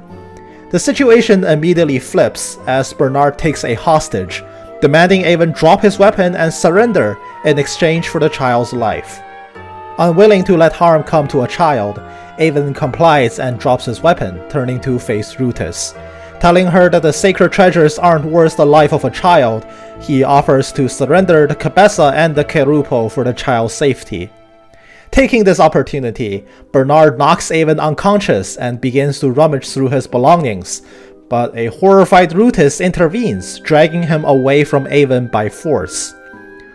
Rutis rebukes Bernard for his conduct, which she found dishonorable. But Bernard simply snaps at Rutis for pulling him away while he was mere inches away from claiming the Cabeza. They overhear people coming to check out the scene, and their one chance had been blown. Enraged, Bernard calls Rutis a traitor to the cult and declares her an enemy, storming away from the scene as Emil and Mile arrive. Dazed and confused, Rutis tells the two that Avon's been injured and wanders off like a lost lamb. Emil panics and has to take care of her brother, while Mile confronts Rutis. He asks why Rutis is still with the cult, and if she would ever return to Ruka. A question that Rutis could not answer. Forlorn and broken, Rutis sullenly tells Mile that there's nowhere left for her to go, before wistfully disappearing from his sight. Avon wakes up a few hours later, though still injured from Bernard's blow. The captain furiously apologizes to him for the lax security which led to an ambush in broad daylight, and informs the crew that cart repairs are complete. Though given recent events, he suggests they stay in Seda for a few days to recuperate before continuing on. However, Avon declines the offer, insisting that they should depart for Valkid immediately, Having just been attacked by Rutis and Bernard in the harbor, he is unwilling to risk staying in this place any longer. Though Emil is still apprehensive about setting off, especially with Avon's injury still unhealed, they decide to press on anyway.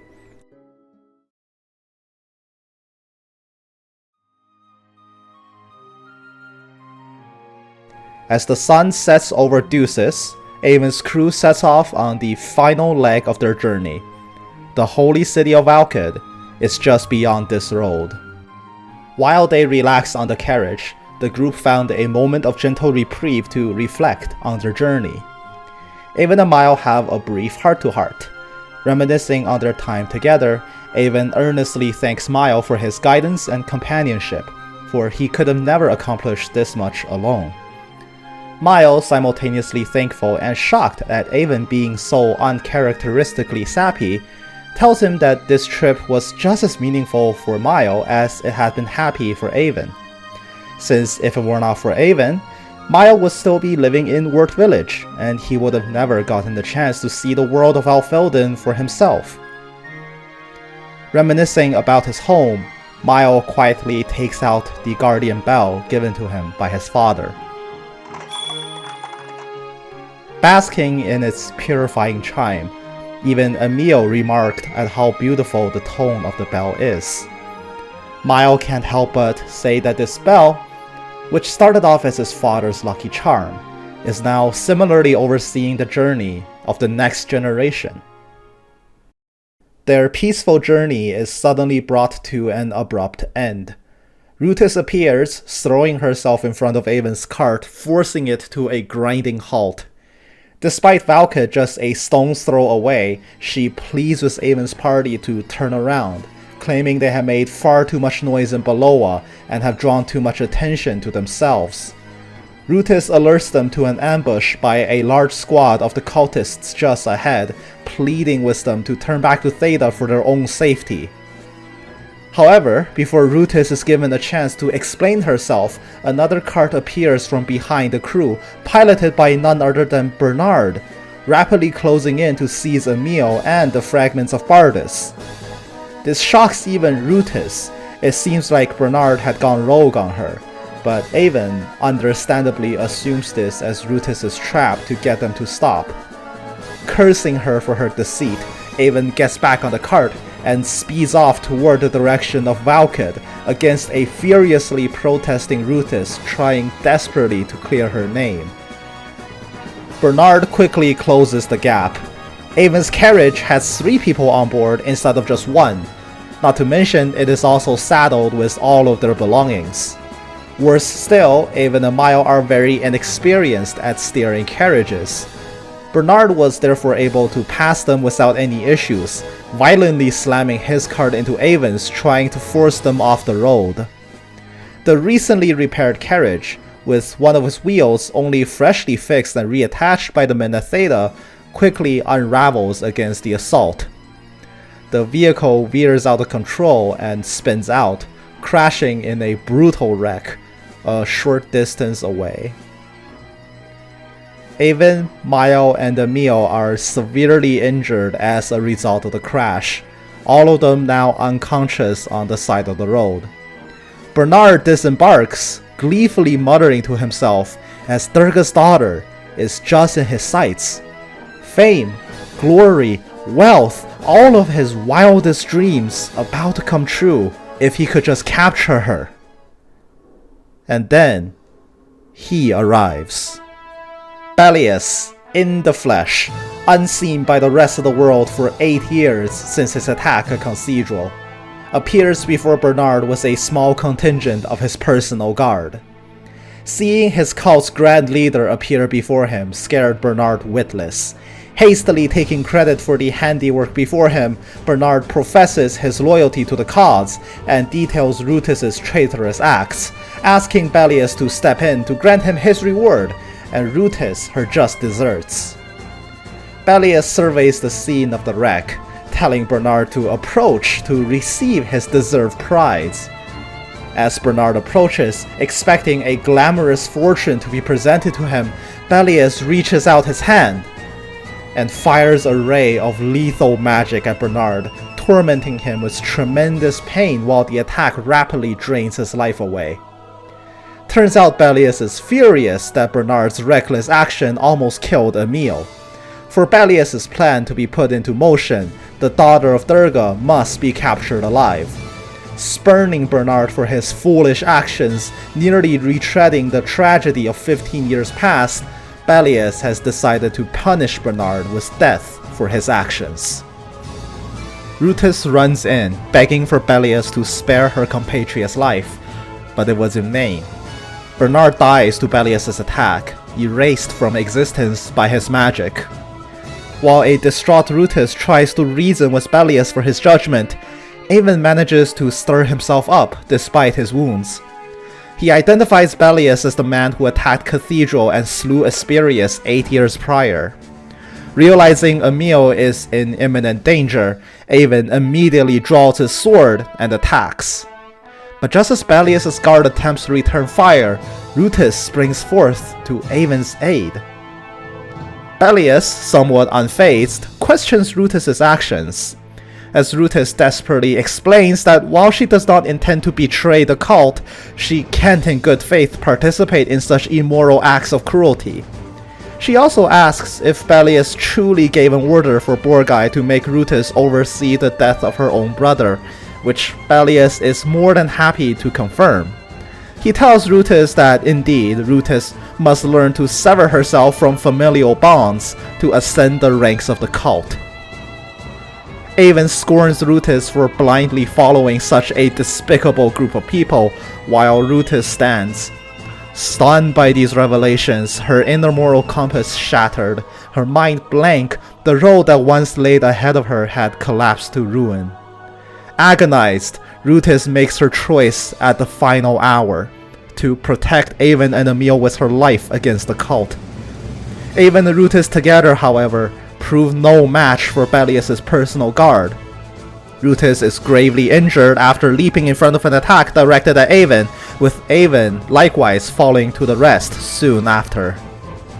Bellius approaches an unconscious Emil, his plans finally coming to fruition. But he will not claim his prize without one final obstacle. Mile, though gravely injured from the crash and barely able to stand, struggles to put himself between Emil and Bellius. Standing fast to his oath to protect Avon and Emil with his life, he will not let Bellius lay a finger on Emil as long as he still draws breath. Against this defiance, Bellius praises Mile's fortitude and virtue, but nonetheless,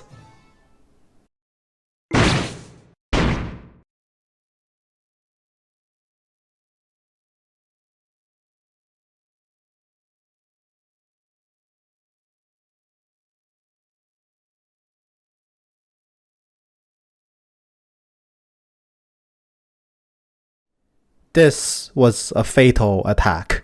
Compounded with his injuries, Mile perishes on the road of their final journey. Upon hearing incoming reinforcements from Valkid, Bellius decides to make a hasty retreat, taking Emil's unconscious body and Mile's corpse away with him, leaving only the Guardian Bell behind, soaked in a pool of blood. From Valkid, Gawain, the Sage of Strength, arrives with a detachment of the Holy Guard. Seeing the scene before him, Gawain can only surmise that he was once again too late to prevent another great tragedy.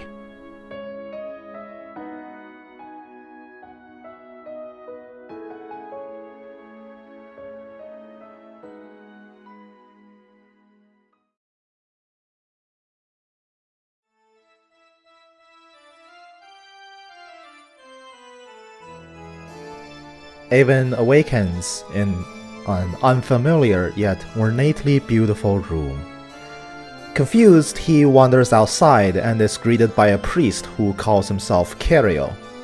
Father Cario informs Avon that he is currently in the Grand Cathedral, the largest church in Alfelden, as well as the religious site located in the holy city of Valkid, and he had been unconscious for 3 days. His mind still hazy, Avon thanks Cario for his services, trying to piece together what had happened. Cariel tells him that Gawain had taken him here after finding him unconscious along the road from Theta. Hearing that the Sage of Strength had come to his rescue, Avon breathes a sigh of relief, assuming that they have been saved from Belias's clutches, and quickly asks Cariel if Mile and Emil are also here.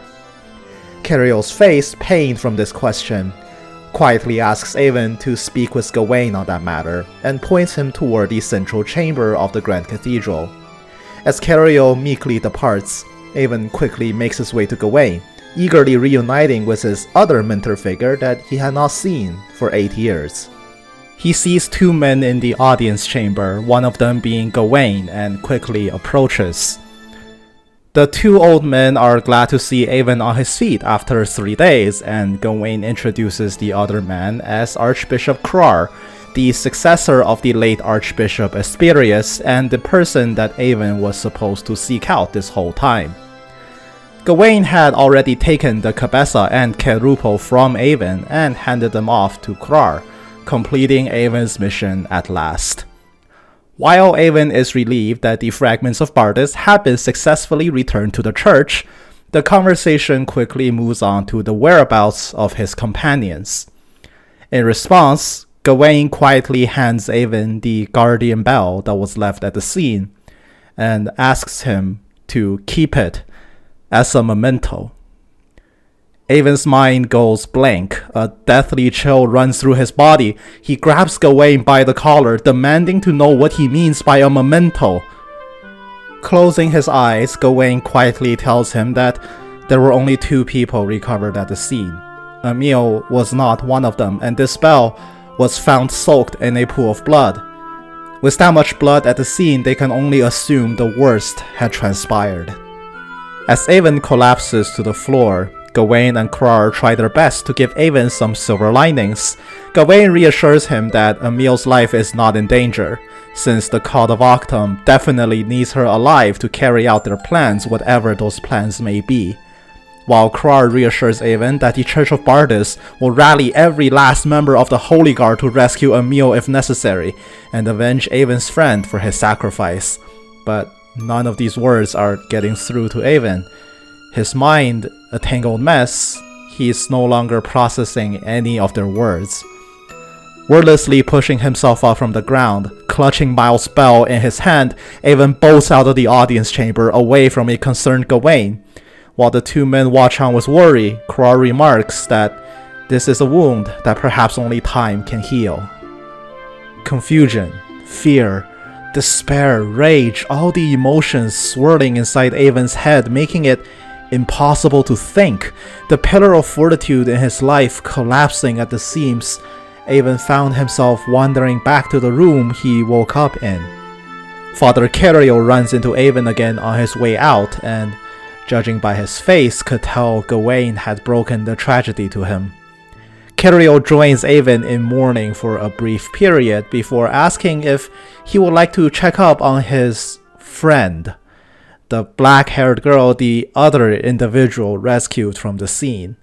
He tells Avon that though her wounds have been treated, she is still recovering from exhaustion, as it seems like she had not rested properly in days. Avon walks into Rutus's room, but he can't help but feel a sense of anger wash over him. They managed to rescue Rutus.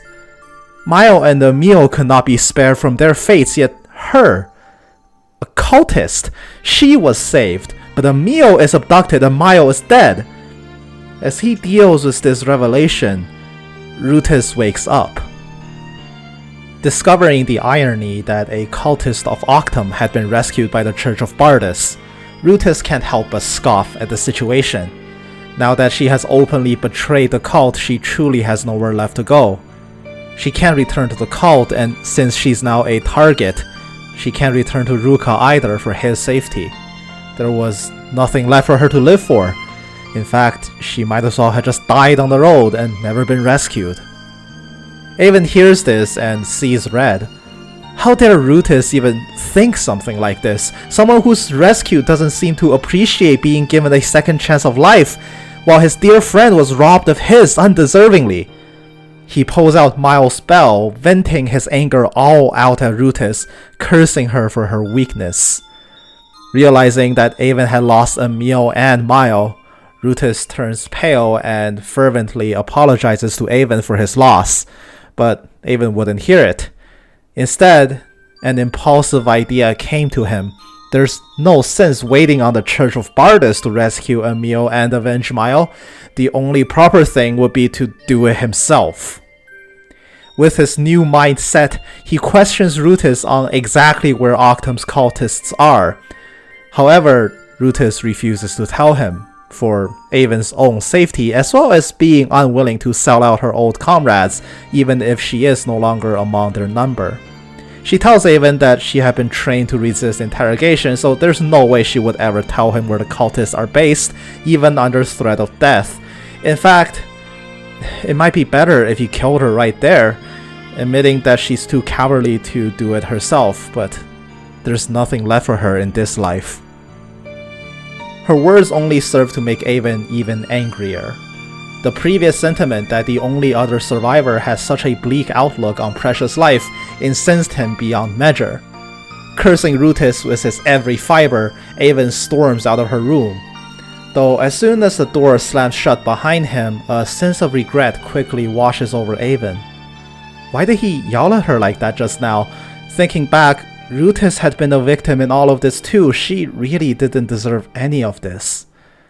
Without Mile, without a rational voice by his side, it seems like there's no one left to restrain Avon's fiery temper. Lost and confused, Avon decides that it would be good to be somewhere else, anywhere else but in Valkid. Though as soon as he tried to leave the Grand Cathedral, the guards had already received direct orders from Gawain and refused to let Avon leave no matter what. Avon's attempt to ask Gawain for permission is similarly denied.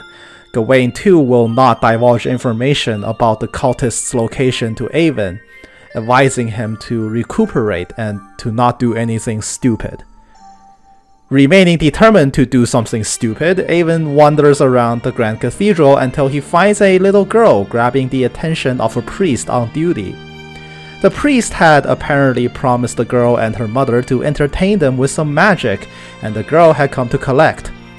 Though the priest tries to explain to the girl that he is currently on a very important duty, there is a very bad man locked just beneath them in the cellar, and he has to keep watch.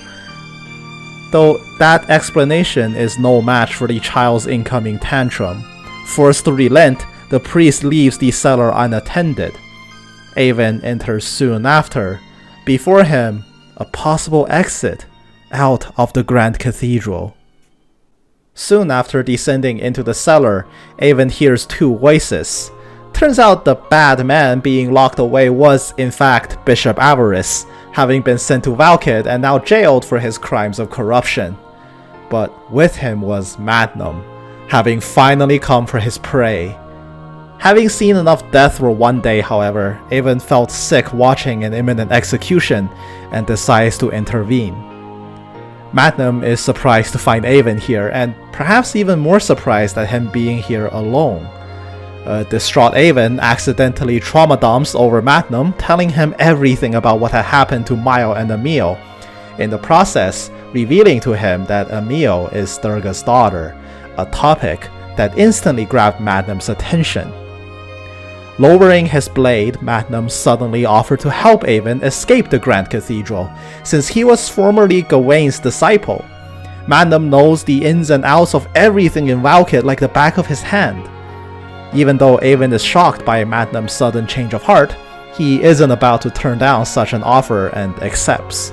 But before they could leave, Gawain had come in, realizing something fishy was going on. Not willing to be bogged down, Magnum ambushes Gawain and knocks him out. He tells a concerned Avon that Gawain will be fine. As a student, Magnum is no match for Gawain in a head-on fight. He was exceptionally lucky to catch the old man off guard like this, but the sage won't be down for long. Sure enough, as the two flee, Gawain quickly wakes up as the concerned priest runs back to his post. Surmising that Magnum would be callous enough to tell Avon exactly what he wants to know, Gawain quickly rallies a standing force to pursue them. Magnum leads Avon into the main city of Valkid through the sewers and tells him what he wants to hear. The cult's hideout is the site that they had destroyed 8 years ago, the now ruined holy city of Cathedral, where Avon had grown up before it was attacked by Belius. After giving him some simple instructions on how to get back to Cathedral from here, Mandam departs, but not before a puzzled Avon asks why he suddenly decided to help him like this. Mandam's reply shocked Avon. Looking away, he tells Avon that it's because he too is closely related to Durga's daughter, and runs off before Avon can ask him anything else. Wondering what his connection to Emil could possibly be, Avon takes this opportunity and slips out of Valkid, heading out onto the road toward his ruined first home, Cathedral. The road along the way proved to be intensely treacherous. While the monsters around aren't necessarily any stronger than what Avon was used to, the fact that his longtime companion, who was always there to heal and support him, is no longer here, made each battle a life-threatening affair. Feeling the crushing weight of loneliness while he embarked on this journey anew, his footsteps eventually took him on the Diel's path, formerly a sacred road of pilgrimage toward Cathedral, now ruined and desecrated in the wake of Octum's influence. With his singular goal in mind, Avon presses forward through these defiled roads, but on the doorstep to Cathedral, a disturbing sight awaits him. A barrier of pure darkness reaching up to the skies impedes his path forward. Avon's never seen this barrier before, but knowing Emil is just beyond this veil, he had no choice but to forcefully break through. However, no matter what he threw at it, be it magic or brute force, the darkness before him refuses to budge. While Avon remains powerless to break through, a sinister voice appears beyond the wall, taunting him for his inability. Borgheid emerges before Avon, having last met each other back in Gia when he attacked the factory. Mocking the young man for his foolishness of daring to attack Cathedral by himself, Borgheid sardonically advises Avon to turn back if he values his life, a suggestion that only serves to provoke Avon further. Deciding to battle Borgheid one-on-one, Avon charges at him, and, after a significant amount of effort, miraculously manages to sneak in a hit.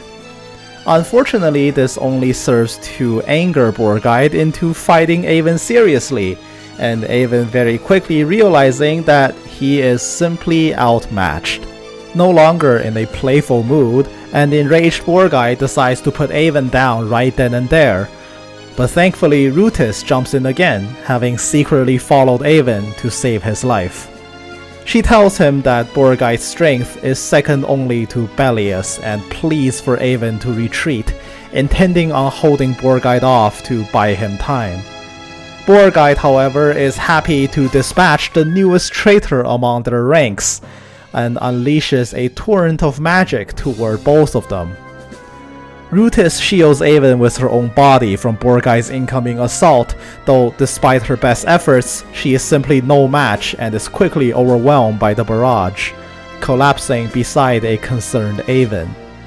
Thankfully, Gawain arrives on the scene before the situation can escalate any further. Seeing the Sage of Strength arrive, Borgheid decides to retreat for now, leaving Avon and Gawain scurrying back to Valkid, with a severely injured Rutis in tow. While poor Father Keriel scrambles to heal the person that he had just nursed back to health, Avon is taken to see Archbishop Krar with Gawain. With this encounter having humbled Avon and brought him to his senses, Avon apologizes to Gawain and Krar for his impulsiveness and for the troubles he's caused. Krar reassures Avon and tells him that they are responsible as well. After the grief Avon had been put through, the church withholding information from him must have been frustrating as well. It will only be natural for Avon to harbor some degree of mistrust towards them. With Avon now being an intimately involved individual, Krar and Gawain decide to tell him everything they know, starting with that massive barrier. The barrier was erected by Belius, borrowing the power of Octum itself, just 6 months after the cultists first occupied Cathedral 8 years ago. Being a barrier raised with the power of the Dark God, it is completely impenetrable with the power of mortals. The only way to break it would be to also leverage the power of another god, in this case the god of light, Bardus. Fortunately, there is a way to accomplish this. Bardus had divided its body into 6 fragments, of which 2 of them were carried to Valkid by none other than Avon's own hands. The Cabeza was initially given to Sage Lemurus from the church for safekeeping purposes, and by sheer chance, Emil had met Durga herself and received the Kerupo. As if by fate, both pieces now have been returned to the Church of Bardus. Therefore, their goal now is to discover the whereabouts of the last 4 pieces hidden around the continent of Elfelden. Hearing this, Avon immediately tries to run off to start finding them, only to have Gawain call him back and scold him on his impatience, reminding him of the late Sage Lemurus' teachings that a truly strong person embodies the virtues of strength, wisdom, and compassion, and just running off to search the whole wide world for 4 pieces of jewelry is the very same fiery temper that got Rutis hurt a second time. Krar recommends for Avon to head to Vera Isla, otherwise known as the Isle of Truth, an island housing ancient ruins left behind by a now lost civilization. Its shrines hold a magical property that will provide any curious visitor a revelation. With Avon's desire to find the fragments of Bardus stronger than ever, Krar believes that visiting Vera Isla may be a good shot to learn of their whereabouts.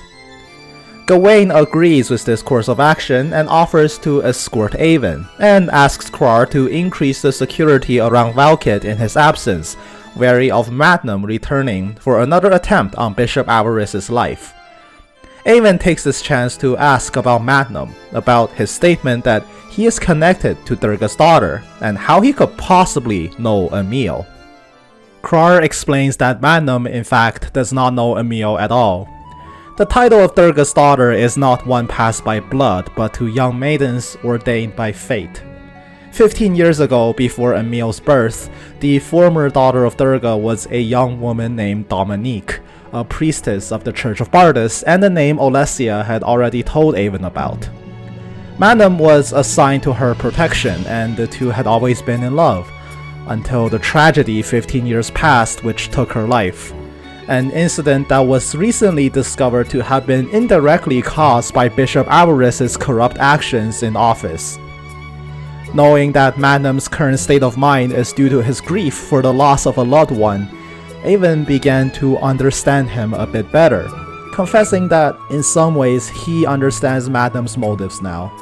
He too can feel himself engulfed by rage, swallowed by an insatiable desire to find Miles' killer and rip him to shreds to exact vengeance. Gawain then reminds Avon that Magnum's path is one of great tragedy. Suppose he really did kill Avaris, and suppose he did bring ruin to both the cult of Octum for killing Dominique and the Church of Bardus out of hatred, would any of this bring Dominique back or make her happy? Asking Avon to ponder this a bit more, Gawain takes him and bids Krar farewell, setting off to the Isle of Truth in search for a revelation.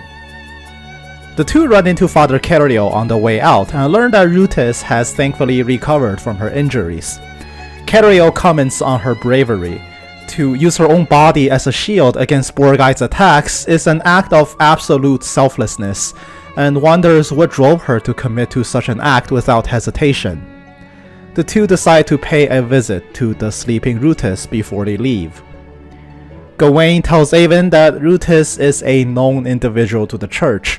A skilled magician, expert assassin, and brilliant strategist, she's behind many of the cult's operations against the Church of Bardus. Avon pleads with Gawain for a clemency for Rutis and begs for the church to not punish her, that she really isn't a bad person. Gawain assures Avon that the church will pardon her as she is a victim in the entire fiasco as well.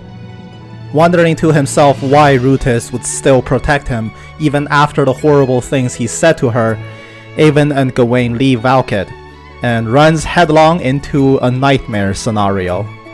Shannon had found her way to Valkid. Famished, destitute, and exhausted, a ragged Shannon spots Avon and approaches him, quickly realizing Mile is not here and asks Avon where he's gone. Faced with the girl that had now traveled halfway across the world for them, Avon struggles and concocts a shifty lie that Mile had left him to go elsewhere, a statement that Shannon quickly sees through and demands to know the truth. Feeling like he cannot escape from the situation, Avon swallows hard and delivers the news of Miles' death to her. Understandably devastated, Shannon takes a few stunned steps back and runs away, crying inconsolably at this news. Avon too is shaken from this exchange, quietly blaming himself for this as well, knowing full well that had he not stubbornly dragged Mile away from his home, none of this would have happened. Gawain comforts him and reminds Avon to seize these thoughts. After all, irregardless of how their journey ended, their time together up until now is far from meaningless. Hoping that Shannon will find a way to recover, the two press northwards, heading back towards Theta along the way to Vader Isla. Having the Sage of Strength as an escort for Avon is frankly unfair. The monsters crawling along the road are dispatched with lightning speed thanks to Gawain's protection. The two make it back to Theta in the blink of an eye and find Jimenez drinking in the bar, distraught over losing track of Karamas, so distraught that he just leaves behind the 4th volume of Laban the Swift without so much as even acknowledging Avon's presence. Before they leave for the next step, Gawain stops Avon in the middle of Theta and asks him to turn around, to find Rutis following behind them. Gawain mused that he had sensed her since they left Valkid and surmises that she has something to say to Avon. Gladly excusing himself, Gawain heads off to the bar and gives the two a chance to speak with each other. Left alone with Rutis for the first time in forever, Avon approaches her and finally properly thanks Rutis for saving him, many times now by this point. However, Rutis tells Avon that saving him was more for her own conscience than anything else. She came here for a separate reason altogether. She was here to finally tell Avon about her life story, something that she was previously unwilling to divulge in Gia. Rutis and Ruka lived with their parents in a remote village, tucked away in an unassuming part of the continent. Her father was a skilled smith, and her mother was a farmer and baker. Their lives were not wealthy, but living in a small village like that, they didn't have to be. Their existence alone was warm and happy, and every day was a blessing. Both her parents were devout believers of Bardus, and prayers to the god of light echoed through their house every night. Even so, Bardus had forsaken them. 5 years ago, when Rutis was 11 and Ruka 9, their village was attacked by monsters and wiped off the map. Both her parents lost their lives in that attack. The sight of her parents' death was traumatizing. Both of them tried their best to smile until their last breath, asking Rutis to be happy, while all she could do was cradle an unconscious Ruka in her arms while crying her heart out. Thus began their lives as orphans. In the name of survival, Rutis had to resort to petty theft to keep Ruka fed. Every time she was forced to steal, the feeling of guilt only intensified, which in turn manifested into a growing hatred for Bardus. In her heart, she knows that Bardus had abandoned her family in their time of need. The god that her parents paid prayers to every night did nothing to protect them. And that's when she met Belias. To destroy this flawed, imperfect world and recreate a new utopia free of strife and suffering. That principle became engraved in her mind, a guiding light in her darkest hour. Deciding to follow the cult to realize her ideals, she left Ruka with the kind people of Gia and threw herself into training, believing that Octum would one day lead her to glory. And then her path eventually crossed with Avon. Now, knowing the true face of Bellius and her life's purpose betrayed, Rutis found herself at the end of her ropes. Back in front of Cathedral at the barrier, she really did intend to die for Avon's sake, even if it's out of some warped sense of self-absolution. But as fate would have it, she lived yet again. Though now Rutis is a wanted target by the Cult of Octum, unwilling to return to Ruka for fear of endangering him and unable to return to Bellius' side, Rutis resolved to now travel the world to rediscover herself, and came here to bid farewell to Avon. Giving her heartfelt wish for Avon to succeed in his mission and rescue Emil, Rutis turns to leave. But that's when it finally happened. Avon calls out to her and asks her the fateful question, if she will be willing to travel with him instead. Rutis is shocked and questions Avon why he would be so willing to make this offer, knowing that she was a part of Octum's cult and knowing that betrayal could be just around the corner. But Avon dismisses those worries, believing that Rutis is a genuinely nice person who has already done a lot for him. It doesn't matter that she's being hunted, it's not like Avon doesn't have a target on him by this point either. Both of them have suffered great loss and heartbreak in their respective ways. Being two lost souls, each seeking a new purpose, it feels almost fitting for them to find each other now. While Rutis quietly remarks on the circumstances that have brought them here, she comments that the loss of purpose feels as if she has sunk into a strangling mire. Though their path forward remains uncertain, she resolves to see everything through to the bitter end by Avon's side. Two former enemies, now united through heart-rending circumstances, have finally found each other during both of their darkest moments. Avon and Rutis seek out Gawain in the bar, who seem to understand the situation immediately, simply telling them that the boat Krar had prepared for them can easily fit 3. The trio continued their journey out of Theta, proceeding along a narrow footpath northwards and into the small fishing village of Dorks, where the boat to Vera Isla is docked. Though in this quiet, unassuming place, Avon manages to run into Karamus again. Per their agreement, Avon tells him the story of his adventures since they last met to provide him with more writing material, but this time the contents seem to be wrapped in tragedy.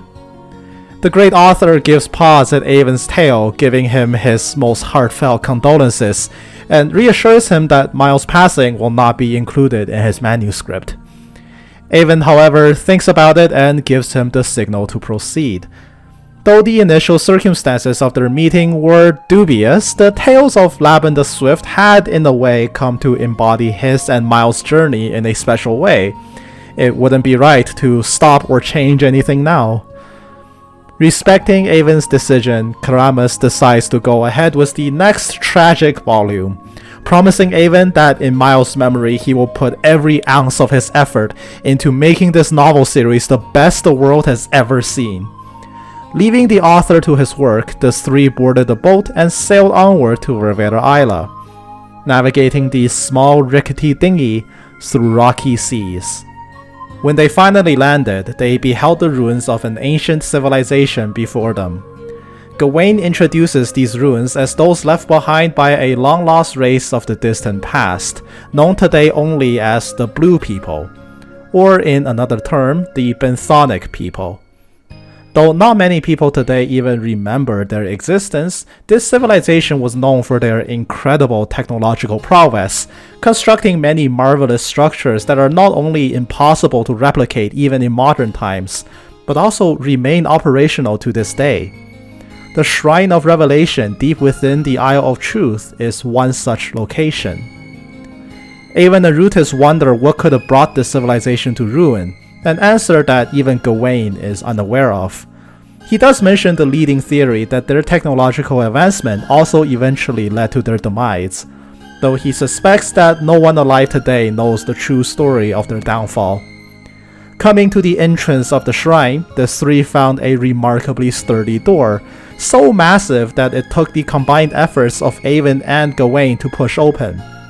The shrine behind the doors, contrary to the ruins just outside, is remarkably well preserved. The three of them descend to the bottom of the shrine and discover that they are not alone. A strange robed man was already inside, studying the mural drawn at the end of the shrine, depicting a white and black dragon entwined with each other, trying to discern its meaning. Gawain steps up and remarks that the mural depicts the gods of light and darkness, Bardus and Octum, in the forms that the Benthonic people have interpreted them as. The man accepts this interpretation and turns to greet the three visitors. He introduces himself as Mitchell the Laphaven, a simple traveler here to seek knowledge. Though Avon, Rutus, and Gawain return his greeting, Rutus quickly brings up the elephant in the room. Initial suspicions of finding someone in these ruins lost to common knowledge aside, how did Mitchell even get in? They had come through the only entrance, an entrance that took them a great deal of effort to open. Mitchell visibly panics as he is unable to produce a good answer, sheepishly coming up with a clumsy lie that he definitely put the doors back up after opening it himself, a lie so unbelievable both Avon and Rutus continue to regard him with glares of disbelief. Though Gawain steps up and diffuses the situation.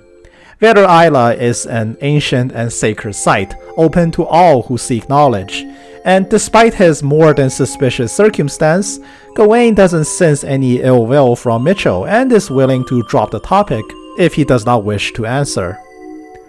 Relieved that he is in the clear, Mitchell excuses himself and lets the three of them begin their business inside the shrine. Though they are now on Vermillion, another problem quickly presented itself. Avon's group have no idea how to actually operate the Shrine of Revelations to show them the vision that they desired. Even after offering both the Cabeza and Querupo, the shrine refused to answer. Mitchell, who apparently had not left, interjects and offers his aid, claiming that he is very experienced with these ruins in his homeland, and can help the three if they desire it. Though Avon and Rutus are still unwilling to fully trust him, they reluctantly acquiesce, seeing that they really can't make the shrine activate on their own. Instructing them to focus, Mitchell chants a strange incantation powering on the shrine.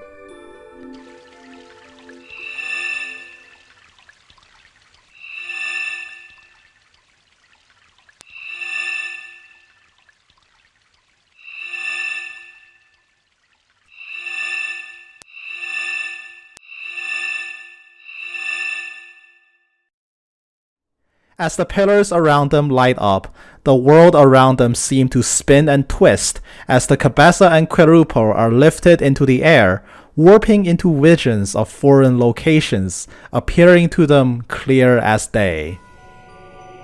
The first vision takes them to a remote village, aboard a massive ship. Gawain identifies this place as Keet, a small lake village west of Valkid. As the vision panned to the north of Keet, away from the playing children, a buried tomb is shown. And unbelievably, a third fragment of Bardus appears from within, joining the Cabeza and the Querupo. The image shifts, changing to a brand new location, showing a young shaman in solemn meditation. Gawain identifies this place as one of high elevation, pinpointing it as Garden Hill, a village built atop massive cliffs beside the two cities of Barun. As the shaman moved to another similar tomb, the fourth fragment appears. Once again, the world twists, and to Avon's shock, it was the Lookout Cottage, where he spent 8 years under Lemurus' care alongside Mile. While the scene moved toward the north into a forested ruin where Avon recalls spending his childhood days playing with Mile just north out of the cottage, the fifth fragment appears, buried where Avon would have never expected.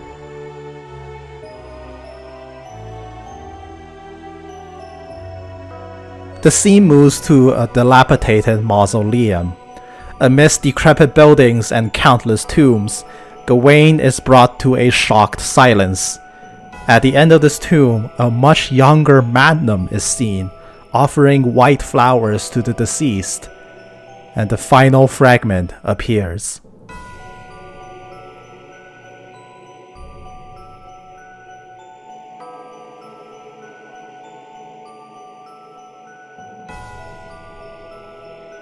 Bathed in heavenly light, the 6 fragments surround a mysterious sword of a magnificent caliber and disappears within it, bringing an end to the vision as the shrine powers back down. Though the location of the fragments have been shown, Rutis is puzzled by the strange blade shown at the end. Realizing that the revelation shown to them may be deeper than realized, Gawain suggests returning to Valkid to discuss their next steps with Archbishop Krar. Though before they leave, the 3 turn around only to find that Mitchell is nowhere to be seen, vanishing just as mysteriously as he appeared. While Avon and Rutis are still aloof about Mitchell, Gawain is sure that they will meet again, commenting that his attire, accent, and mannerism are all very strange. It is likely that he isn't from Elfilden, a statement that shocks Avon. Someone not from Elfilden? How's that even possible?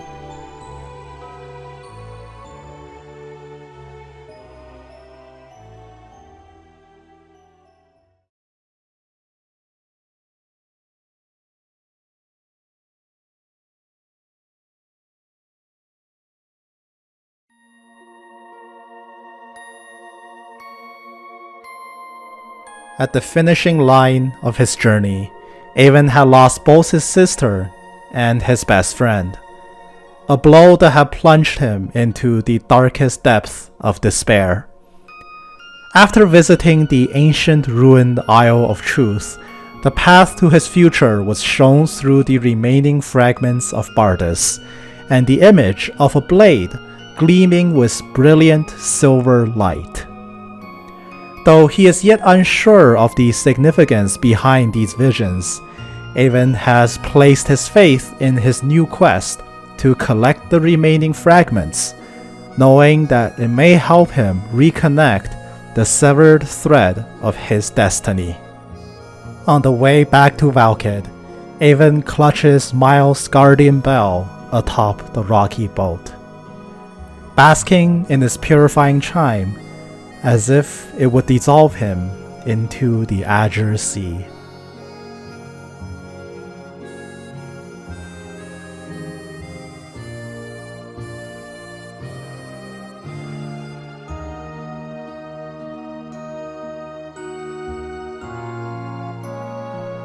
The crew regroups with Archbishop Krar and summarizes the revelation that they have seen, breaking down the vision into 2 major components: the remaining 4 fragments of Bardus, as well as the mysterious sword seen at the end. Krar hears this and recalls an ancient prophecy, which he recites to the group as thus: "The divided body of Bardus shall imbue its powers of divinity onto a blade stronger than steel, yet lighter than a feather, so that it may open a path of light through a rampart of darkness. The blade's name shall be Alucian, and its bearer shall be named." Smiling, Krar stops reciting the prophecy there, much to Avon's confusion. Thinking back on the location shown to them, the Archbishop realizes that they are the shrines of the 4 elemental guardian deities: the deity of soothing waters, Scotia; the deity of flowing winds, Idun; the deity of bountiful harvests, Nephthys; and the deity of blazing flames, Zar. Avon recognizes the names of Nephthys and Idun, the 2 gods venerated in Ward Village and Borun respectively by the local populace. The people of the past who have worshipped their local deities have long built shrines to host them, and it seems clear that each of the 4 elemental deities hold one of the remaining pieces of the God of Light. However, one final question remains. Alucian, alongside the elemental fragments of Bardus, holds the power to break open the barriers surrounding Cathedral. But this brings up another question. Where would such a sword even be found?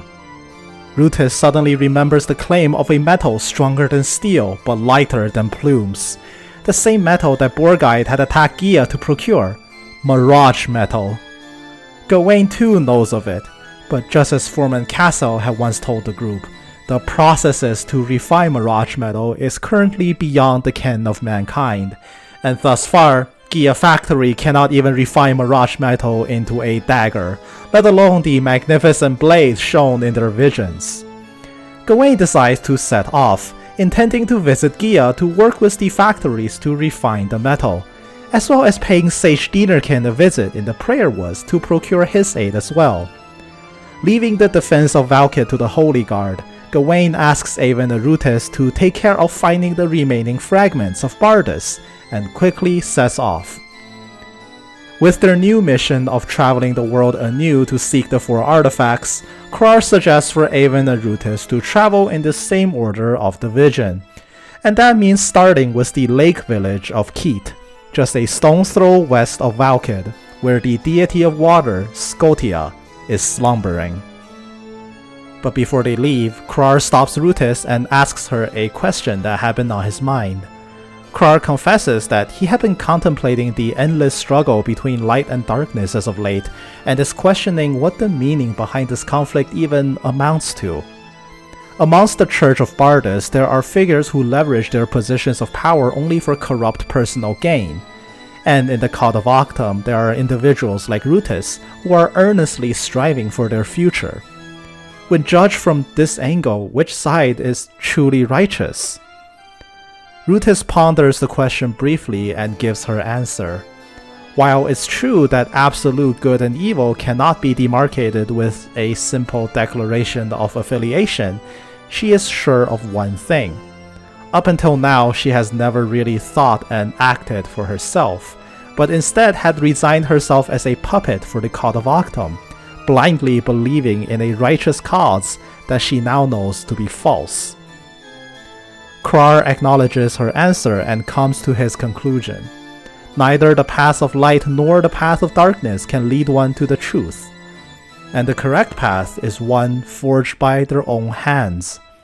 Asking Avon and Rutis to continue to guide each other through their coming journey, the Archbishop bids the two farewell. With his new partner in tow and a brand new mission, Avon sets off, his next destination being the village of Keet. The two make their way to the western exit out of Valkid, just beside the local branch of the Adventurers Guild, but find a panicked church soldier sprinting into the guild and pleading for assistance. Turns out the magical barrier surrounding Valkid, which had always kept threats to Valkid at bay, has weakened as of late, and a group of monsters have gone as far as the city gates. The church is here to send out an urgent call for any able adventurers to go help. Even though their mission is important, Avon and Rutis decide that they cannot leave Valkid during its time of need and volunteer to help. The grateful church soldier points them to the northeastern exit out of the city, towards Theta, the complete opposite direction of Keet. Regardless, the two go on this brief detour and head out, only to find that they weren't the first ones to the scene. Caught in the middle of battle, Douglas appears before Avon, already throwing himself into the crisis head first. Avon cheerfully calls out to him and gets Douglas's attention. They share a brief and lofty reunion, but decide to save the talking for later. Joining Douglas once again, Avon and Rutis help him put down the monster threat with no trouble at all. The Holy Guard thanks the three for their aid and return to their posts, leaving Avon and Douglas with some time to finally properly catch up. Douglas tells Avon that since they last met, he had wanted to return to work in New Barun, but the recently intensifying monster attacks on Valkid had kept him busy here. But fortunately, being tied up in deuces gave them the chance to meet again. He spots Rutis and mistakes her as Avon's sister, boldly introducing himself to who he believes is Emil. This case of mistaken identity causes both Avon and Rutis to stand there awkwardly given recent events. Douglas senses the sudden awkwardness in the air and tries to divert the topic by asking about Mile, unknowingly spiraling the situation further downward. Realizing that something big must have happened, Douglas awkwardly apologizes and treats the two to a meal, asking Avon to tell him the full story of what's happened, if he wants to. Over some food, Douglas is fully caught up on the situation and joins Avon in commiseration over Mile and the meal. Avon admits to Douglas that even now he still blames himself for what's happened, living with the guilt that if he did not drag Mile away from home, this tragedy could have been prevented. Douglas gives Avon the same speech that Mile had given him a long time back, asking Avon to remember the most important thing in his life. Douglas tells Avon that Miles' initial question to him, asking him whether or not his own pride is more important than the legacy of the Thunderblade, is something that he's still processing today. Asking Avon to also remind himself on what it is he must do, Douglas encourages him to pick himself up and look onward, so that Miles' sacrifice would not be in vain. Hearing Douglas's pep talk, Avon chins up quite a bit, and the topic moves back to Avon's mission of collecting the fragments of Bardus. Knowing that his next journey is the nearby village of Keet, Douglas gladly offers his aid and rejoins Avon's cause. Though Rutis is initially apprehensive about involving more individuals into this potentially extremely dangerous mission, she is quickly convinced after seeing Douglas and Avon's camaraderie. However, before the group can set off, the Guildmaster approaches Douglas with yet another urgent request. A merchant is being attacked on the road south of Valkid and has sent an emergency request to the guild for aid. Once again, given the urgent nature of the request, Douglas finds it difficult to refuse. Avon and Rutis too decide to join along and help, even if this would be a second detour away from Keet. The group accepts the request and heads out, but not before running into some familiar faces. First, yet another encounter with Jimenez, who not only has the newest volume of Laban the Swift, but has also heard about what had happened to Mile from Karamas. Passing his condolences along, Jimenez returns to his ever-continuing hunt for the author. But little does he know, Karamas is also in Valkid, who Avon also finds soon after.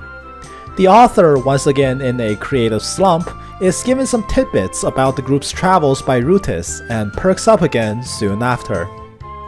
With the author-editor duel satisfied, the group quickly runs out onto the southern streets, and in no time at all finds the merchant in question. Approaching the merchant named Baraka, the man is more stunned than relieved to see the group, asking them if they were the ones sent to help, then who is that woman? An elegant swordswoman was already on the scene, and the monster lay slain before her. The crew walks up to greet this lady, Douglas enthusiastically complimenting her swordsmanship before getting a good look at her face, and immediately jumps in surprise, blurting out her name, Lucius. Lucius immediately sighs upon being recognized, while an overjoyed Douglas starts bouncing all around her, clamoring at this sudden reunion, which seems to only fuel Lucius's annoyance as Douglas gets increasingly happy. He introduces the irritated Lucius to Avon and Rutis. She is Douglas's fellow disciple to Sword Saint Castor and his first student, despite being younger than Douglas. As Douglas reminisces on the days they spent together, with some colorful edits sprinkled in, Lucius has heard enough and takes a swing at him to shut him up. It's clear that Lucius is a lot less excited to see Douglas than he is to see her. Business as usual, Lucius asks the group if they've seen a child with strange powers recently, a vague description that gets her some blank stares from Avon and crew. Deciding that there's nothing left to do here, Lucius turns to leave, though not before Douglas stops her and asks why she's being so cold to him after so long apart. Lucius doesn't entertain a response, instead countering to ask Douglas whether or not he's currently using the Thunderblade, a question that clams him up. Expressing her disappointment and wondering why Castor would ever take a useless pupil like him, Lucius leaves the scene. Seeing her take off, Douglas remarks that she wasn't always like this, but it seems like since the Sword Saint's passing and the two going their separate ways, she's become a lot more bitter toward him. The group take a part of the dead monster away with them as proof of its extermination, but collectively decide to forfeit the reward, seeing it was Lucius who did the job after all. They report the job and learn more about Lucius from the Guildmaster. She had apparently been making quite a name for herself. In fact, the title Sapphire-Eyed Lucius had become quite the household name. She is currently the top-ranking adventurer in all of Deuces. Though Douglas is simultaneously amazed and weirdly proud of his fellow disciples' accomplishments, it seems that Valkid will be in safe hands with Lucius actively working. With all their distractions settled, the group can now finally make their way west to Keet. Though as soon as they leave the guild, the merchant from before, Baraka, approaches the group with an urgent request. He tells the group that he stashed a ton of his merchandising goods in a cave west of Valkid, known as Pregan Cave. Though recently, Pregan Cave had been quarantined due to a strange monster outbreak. Baraka requests the adventuring group to go there and retrieve his goods for him. However, Avon's group had already spent enough time on detours. Determining that this mission doesn't seem to be a life or death emergency, Douglas exercises their rights to refuse and denies the request, since their journey to Keet has been delayed long enough already. This leads Baraka on a small tantrum, ranting on how all the adventurers are spoiled and cherry-pick their requests, even that Lucius woman had turned him down for another reason too. As he's ranting, a strange transparent silhouette seems to run through Valkid, which Rutus manages to pick up. As Avon and Douglas watch Baraka walk into the guild to submit a formal request and leave behind some unkind words for his demeanor, Rutus, aloof as ever, tries to make out the trace of magic she has sensed, to no avail. Deciding to drop the matter for now, the group heads out west towards Keet. But not long before heading out, they run into Lucius again, standing at a crossroad. The group walks up to greet her, once again receiving her usual cold reception, mostly still aimed at Douglas. Though she remains tight-lipped about her mission, Rutus interrupts their conversation. She has sensed that magical presence again. Before them, a young green-haired child materializes out of thin air. Lucius calls out his name, Jimmy, which spooks the child, causing him to immediately run off toward the north. And disturbingly, some strange monsters that they've never seen before quickly advance from that direction, stopping the group in their tracks. Joining Lucius to dispatch these strange monsters, they talk about what just happened. Rutus identifies the green-haired boy's powers as invisibility magic, a spell so advanced even Rutus only knows the theory behind the spell and not how to actually cast it. Lucius decides to tell the group more. The boy, Jimmy, was inexplicably born with this power to turn invisible at will. Combined with an unfortunate upbringing, it led Jimmy down a path of delinquency, stealing from others using his talent without a shred of remorse. Rutus, perhaps being shown a mirror into her own life at Lucius's words, falls silent while Avon looks to her with concern. Lucius goes on to explain that her job for a while now was to assume the role as a guardian for Jimmy, to make sure he doesn't cause any trouble. Though being tasked to watch a child that can quite literally vanish at will has proven to be a difficult task. Seeing as he ran off in the same direction that a group of monsters just came from, Avon's group offered to help Lucius. Though initially hesitant to accept the help of others, she eventually relents.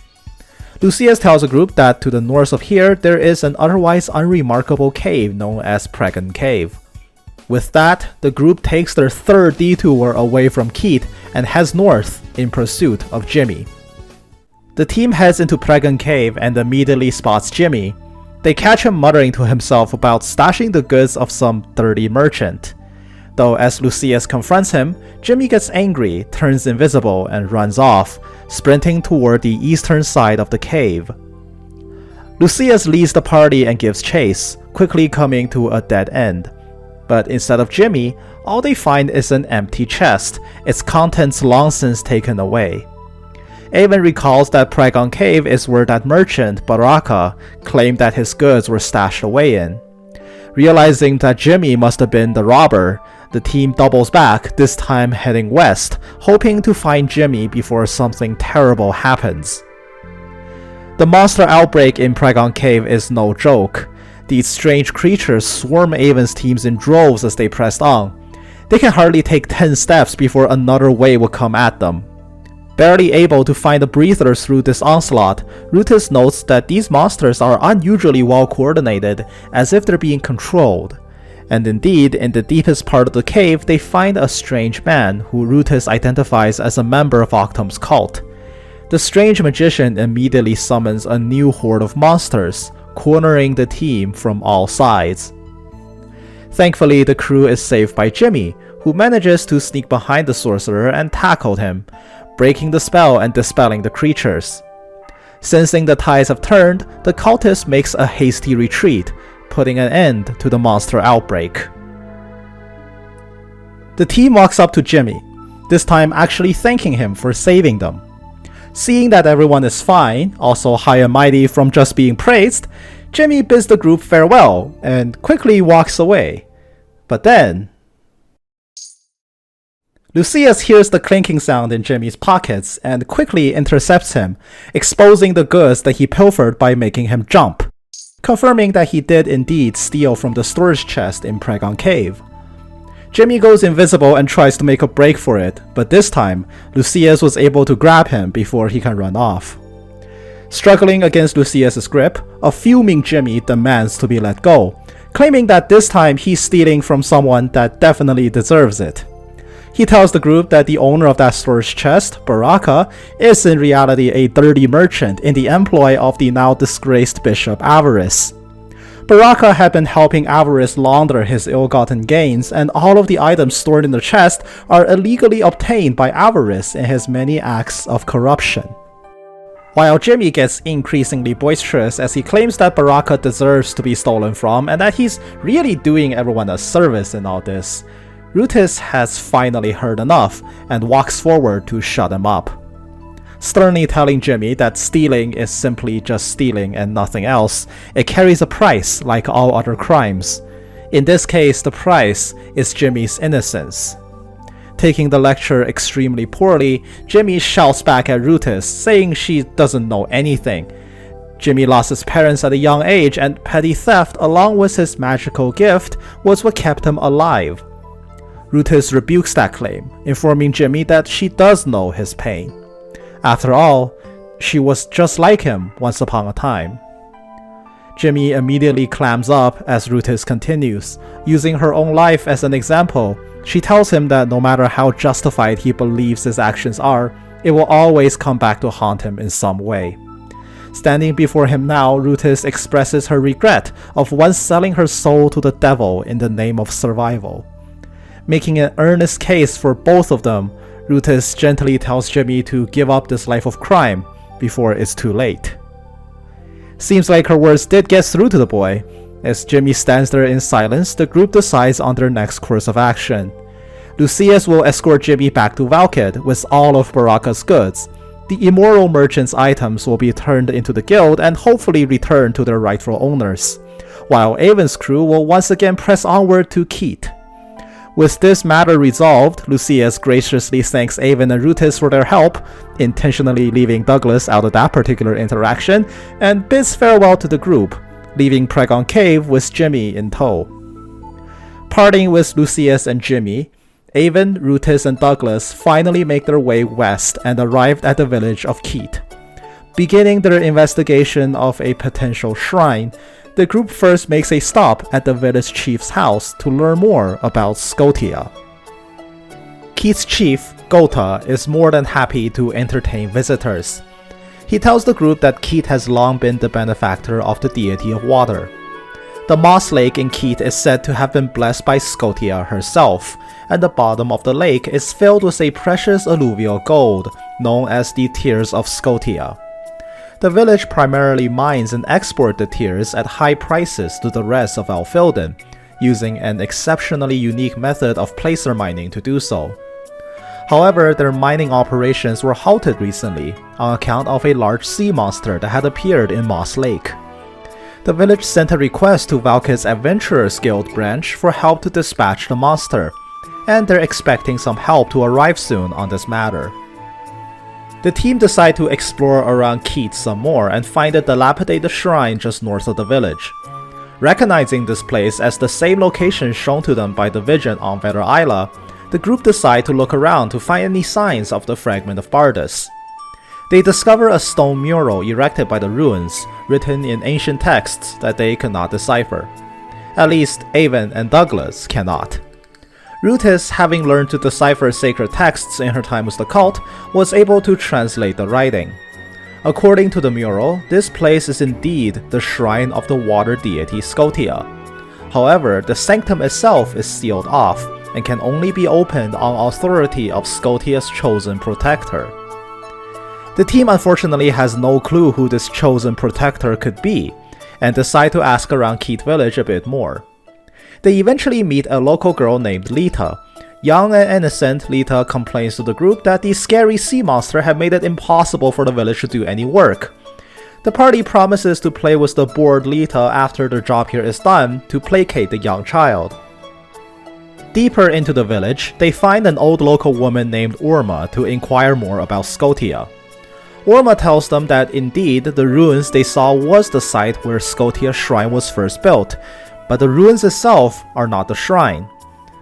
The true shrine is actually an underground sanctuary, and only the chosen protectors of Scotia can open it.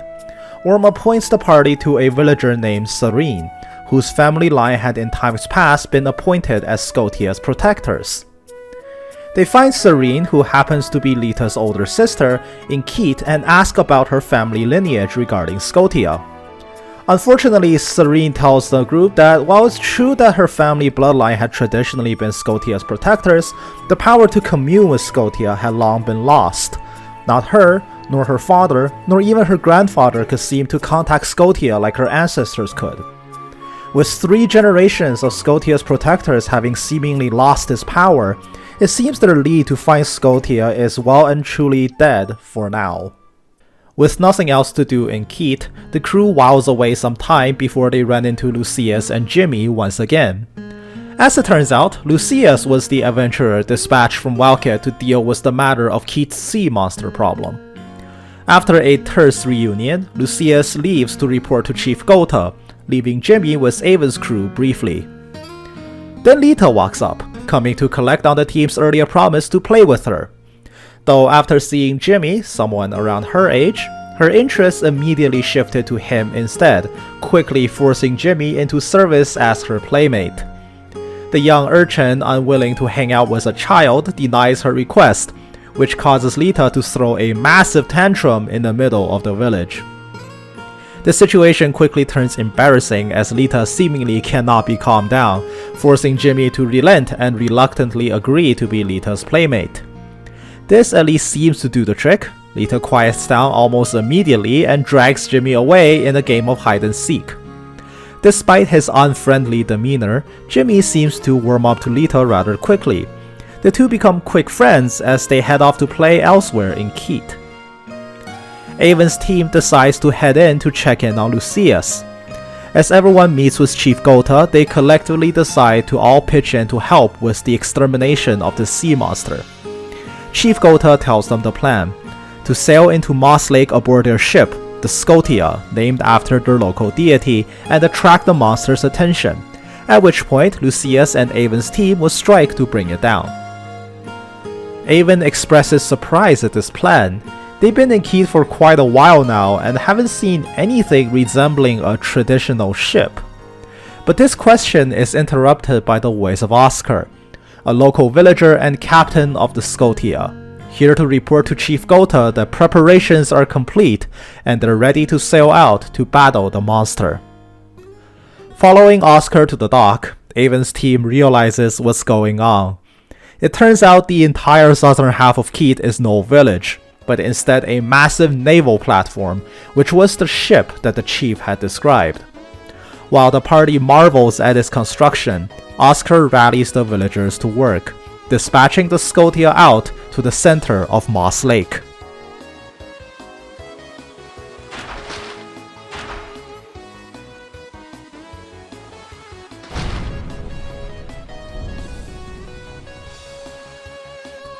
The gigantic naval vessel slowly drifts forward, its enormous hull granting the entire vessel extreme stability even on open waters. The team separates briefly to make their preparations for the battle ahead. As the Scotia encroach to its destination, Oscar calls for them, sending Douglas off to collect Lucius as the sea monster's appearance is nigh. Douglas finds Lucius at the bow of the ship, looking off into the distance in solemn contemplation. Starting off with an awkward call to action, both of them find some time to be alone with each other. Lucius breaks the silence with the same question again, asking Douglas why he still refuses to use the Thunderblade to this day. For a second time, Douglas remains silent in the face of this question. Lucius then asks him to remember. She had trained relentlessly along with him under the Sword Saint, living in Douglas's shadow, trying her best to surpass him despite Douglas being the second disciple. Aside from Castor, Douglas was the person she admired the most. But then, that day happened.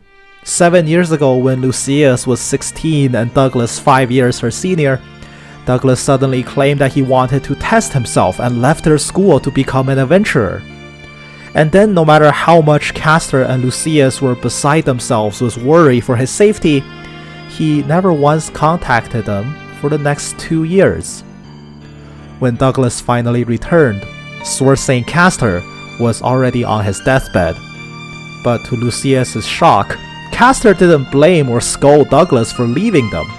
Instead, the dying saint not only welcomed him back, but also passed the Thunderblade to Douglas, naming him as the inheritor of the Sword Saint's techniques. Though Lucius dare not oppose the final words of her beloved master, this decision never sat well with her. Why did their teacher entrust such a valuable blade to such an irresponsible disciple who would desert their school so wantonly? To add insult to injury, in the 5 years since, Douglas still refuses to wield the blade in combat.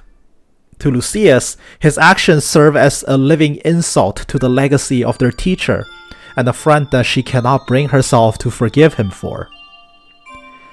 Douglas reconciles with Lucius and tells her that he's felt the same about their master. The Thunderblade to him is a gift valuable beyond measure. And despite the real-life experiences he had accrued over these years, he still feels that he is not worthy to wield the blade. That's the oath he made to himself, until such a day comes when he knows that he is ready. He will not use the sword. That will be his own way of honoring Castor's legacy. Lucius asks when that day will come for him, a question with no definite answer. Though Douglas does remark that since having joined Avon in his travels, he could finally feel that promised day drawing near. Perhaps there's some meaning to that sentiment. Their conversation took long enough that Avon and Rutis came along to grab both of them back. The time to face the sea monster is nigh. And as if right on cue, the Scotia is suddenly rocked by massive tremors. The ship, as if being dragged against its course, is forcefully being brought to a halt. The crew makes their way to the center of the ship, finding the largest monster they've seen yet forcefully make its way aboard. The massive size of the naval platform Scotia completely powerless to stop its ascent. Though just as the group prepares to engage, Rutis suddenly calls for everyone to stop, sensing that the monster before them isn't actually attacking. The crew is surprised to hear this and immediately disengages. To their surprise, not only was the sea monster before them not hostile, it then began to speak, and introduces itself as the one and only water deity Scotia. Scotia speaks to Avon's crew, warning them that the forces of darkness are on the move, and with Octum's reawakening, her soul is slowly being corrupted and now mutated into this demonic form. Scotia pleads with Avon's crew to descend her sanctum and free her from the corruption before her mind is fully lost, and the fragment of Bardus surrendered to Octum's forces. Rutus appeals to Scotia, telling her that they cannot enter the sanctum since Scotia's protector appears to be long gone. However, Scotia tells them that the protector must exist. It may simply be that their powers are still latent. Suddenly, Scotia begins to recoil in pain, her voice rising to grave distress, urgently telling the crew that the forces of darkness had come and the door has been opened. Begging them to hurry, Scotia's body once again submerges into the depths of Moss Lake. Realizing something terrible may be happening to the sanctum, Avon and Oscar prepare everyone to make an emergency return to Keet. The Scotia had barely docked before Serene and Gotha ran to them panicking. A large group of Octum's cultists led by Borgide had attacked Keet and abducted Lita. As it turns out, the true protector of Scotia wasn't Serene, but Lita all along. The cultists had taken her towards Scotia's sanctum, and Jimmy was hurt while trying to stop them. Hearing this, Lucius, beside herself with concern, runs off immediately to see Jimmy. They find the boy injured and being treated in Serene's house. Jimmy meekly curses himself for his own weakness, being unable to protect Lita when it mattered. While coming to terms with finally finding someone that he wants to protect, Lucius quietly comforts him, promising him that they will rescue Lita, as Jimmy falls asleep from exhaustion. Leaving Jimmy in Serene's care, Avon's group charges into Scotia's sanctum, Borgide's men already waiting outside to delay them. After swiftly dispatching their foes, the team descends the shrine, fighting their way through to the end past a slew of ancient mystical foes, hoping to reach Borgide and Lita before anything terrible can happen. In the depths of the shrine, Borgide, holding an unconscious Lita hostage, is ransoming Scotia for possession of the fragment of Bardus in her care. While Scotia struggles against her fading consciousness, Avon's crew breaks into the inner sanctum, coming face to face with the Dark Sorcerer once again. The team exchange some fiery words with him, Avon and Rutus in particular, before Borgide decides to dispatch them with some help. Exercising the rituals from the Book of Life, Borgide robs away the last of Scotia's consciousness and unleashes the corrupted goddess upon Avon's party before fleeing the scene. With Lita still unconscious and the deity of water standing before them, the team has no choice but to engage in a brutal battle against a goddess. Scotia's dark powers are horrifying, flooding the arena with endless, unrelenting tides of corrupted waters. Despite the aid of both of the Sword Saint's disciples by his side, this was a brutal battle for Avon. But as the dust settles, they prevailed, even if just barely, and Scotia's corrupted form is banished away. Restored to her old self, Scotia appears and thanks Avon's crew for their timely rescue. It is clear now that Octum's forces are on the move as well, with the same goals as Avon, to seize the fragments of Bardus for themselves before Avon can assemble them. Knowing that the conflict of gods is once again nigh, Scotia entrusts the fragment to Avon's care, the right leg of Bardus, Delapied. Knowing the conflict ahead is monumental, Scotia bestows an additional gift to Avon, the ability to call forth her strongest servant, the sea serpent Ouroboros, hoping that it will aid him in the trials ahead. With her role in the prophecy fulfilled, Scotia returns to her eternal slumber, as Lita comes to and wakes up in the depths of the shrine. Relieved that the crisis seems to be resolved, the crew takes Lita back to Keet. As Lita sprints full speed to a still injured Jimmy, the two share a tender moment in the wake of a new budding friendship. As the crew watches Jimmy and Lita from the outside, Lucius concludes that Keet may be the perfect place for Jimmy to settle down, and give him a second chance of putting his life together. Chief Gotha and Serene earnestly thank Avon's crew for everything they've done. The crew decide to stay in Keet for a while longer, both to make sure Jimmy recovers from his injuries as well as to relax after a brutal battle. As the days passed, Jimmy went on to make a swift recovery and find a new home. The day of their departure came swiftly after, though before they can leave Keith for good, Douglas and Lucius have one last score to settle. Meeting before the now dormant sanctum of Scotia, Douglas and Lucius stand for a duel. Lucius had dedicated the last 5 years in her desire to surpass Douglas, and Douglas certainly has a point to prove to his fellow disciple. Their differences can only be settled with blades, not words. Douglas, however, proposes a wager to make the duel even more enticing. Should he lose, he will surrender the Thunderblade to Lucius. But if he wins, then Lucius must help Avon on his journey as much as she can. Though she is shocked by these terms, she decides to accept the wager. Lucius, the first disciple of Sword Saint Castor, and Douglas, the man who inherited his blade. Two bitter rivals who once regarded each other with pride and respect in equal share, and with one strike, they are determined to settle their differences.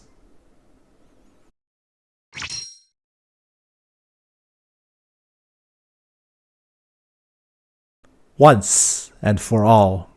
Smug from his victory, Douglas proudly towers over Lucius, admitting that indeed over these past few years she has become far stronger than him, and perhaps his victory here was merely a stroke of luck, but at the end of the day, a win's a win. The duo return to Avon and Rutis, still waiting for them at the exit of Keith Village. Honoring her end of the wager, Lucius approaches Avon and asks to travel with him in his quest to collect the fragments of Bardus. But truly, her motivations to do so aren't purely just from losing a bet. Knowing that Avon is burdened with a great destiny, she hopes that in her travels with him, she too can come to understand the purpose behind her sword art, and what cause she should truly wield her powers for. Avon and Rutis are more than happy to welcome a powerful sword fighter like Lucius into their rank. But before they can depart Keith for good, Jimmy runs up to say his goodbyes. Though their time together was brief, Lucius and Jimmy part ways on a cordial note.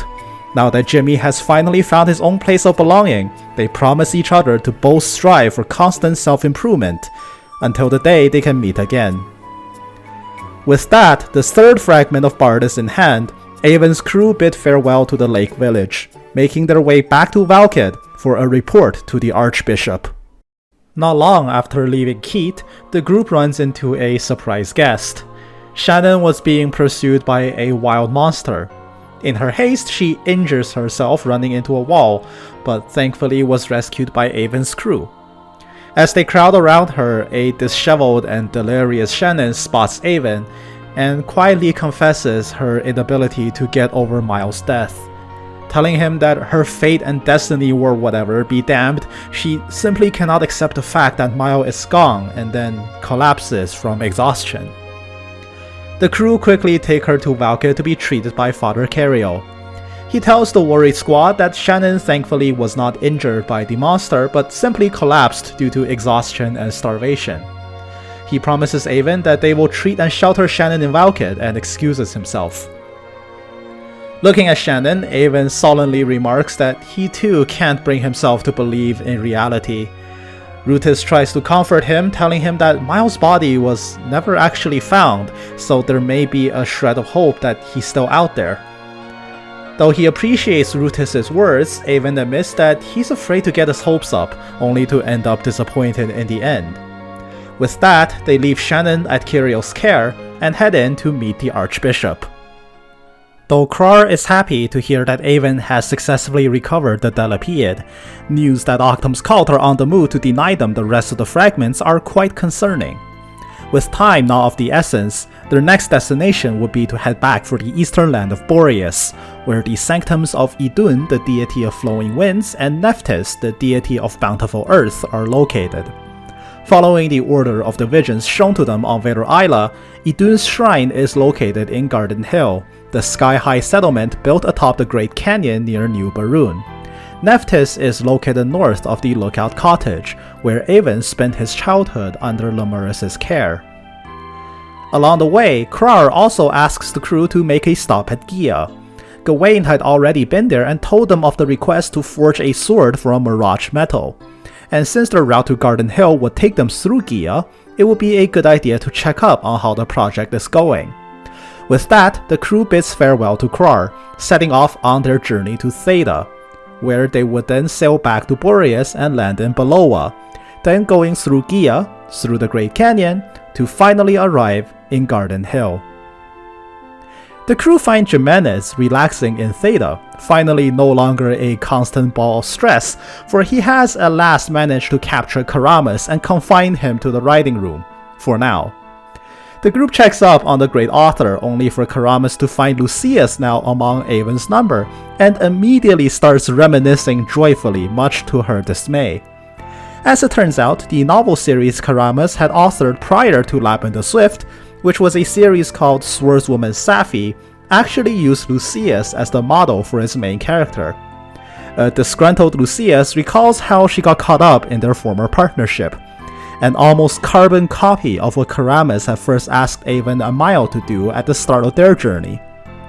Though Lucius bemoans Avon for being the next willing victim to go through with this farce, the group still does what they can for the author's sake. The party heads to the dock and prepares to sail off to Beloa.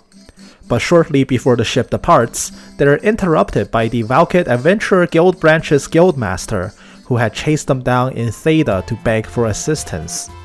A large army of monsters were seen massing behind the barrier at Cathedral. The Cod of Octum is poised to make their assault. With Deuces in imminent dire straits and the Holy Guard needing assistance, the Valkid Guild is woefully short-handed, and is requesting for at least one of Douglas or Lucius to remain behind. Though Avon's mission is important, the team cannot leave Deuces undefended against Octum's forces. As Douglas tries to decide which of the two should stay, Lucius smugly settles the argument, reminding him that because she lost the duel, it is now her duty to accompany Avon for the rest of his journey. In fact, it was none other than Douglas himself who set the terms for that particular wager. Douglas, lost for words, can do nothing but lament on making the bet in the first place, but acquiesces nonetheless. Telling Avon and Rutus to take care of each other, they exchange some parting words and say their goodbyes. Their ship docks in Beloa hours later. While the team doesn't have any particular matters to do here, Avon decides to make a quick courtesy stop by Baron Conrad's estate for a quick greeting before proceeding to Gia. He finds Teresia alone at the Baron's home. She is very surprised to find Avon back so soon, and without Emil and Mile especially. Though they're keen to catch up, Teresia tells the group that Conrad is currently out on patrol. The number of monsters around Beloa had grown at an alarming rate in the past few days, and Conrad is working harder than ever to suppress them. Teresia does express some concern, as today Conrad should have been home a long time ago. The team volunteers to head out and look for him, and to see if he needs any help. Searching the roads along Beloa, Avon's party finds Conrad and his men in dire straits, surrounded by a large squad of Octum's cult. Avon and crew spring to the rescue, dispatching the cultists from the flank just as Conrad's severely outnumbered forces put up a valiant but ultimately futile attempt to fight back. Despite this, Conrad is overjoyed to see Avon and immediately begins his counteroffensive. Pinching in the cultists from both sides, with their combined efforts, they manage to take the enemy down. Conrad thanks Avon for his timely assistance, and with their help, takes his wounded men back to Beloa and invites Avon in for a chat, where both he and Teresia learn of recent events. The news of the recent tragedy hits both of them very hard. While Teresia silently grieves, Conrad laments his circumstance. Were he not a baron with his own responsibilities, he would gladly take up his axe and join Avon in his quest. Rutus and Lucius express their gratitude for Conrad's sentiment, and brings up the point that an all-out war between the worshippers of Bardus and Octum is now erupting across the continent. In this time of imminent crisis, every individual will have to shoulder the burdens given to themselves. For Conrad, that will mean to continue his ever-vigilant protection of Beloa. As long as this city is protected, it would indirectly benefit Avon's cause. In this return trip to Boreas, as Avon will gradually reunite with the friends and allies that he's met along his path, each of them will eventually be rallied to battle against Octum's forces in their own ways. Conrad agrees and they part on an amicable note, wishing each other safety and success in the days ahead. Teresia wishes Avon's group safe travels, and Avon takes this chance to once again thank her for not only housing the crew back then but also for taking care of a meal, admitting that in some ways he sees her as a mother figure. Teresia takes this as a compliment, reminding Avon that if this is his sentiment, then he needs to listen to her words and keep himself safe. The group's next destination is Gia, where they're also going to make a visit to the factories to oversee their progress on forging the prophesied blade. But as soon as they arrive in the factory, an increasingly silent Rutis suddenly gets cold feet.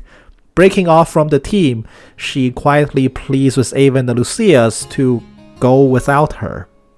Avon is shocked that Rutis would refuse to reunite with Ruka even now, but Rutis seems to be agonizing over this idea.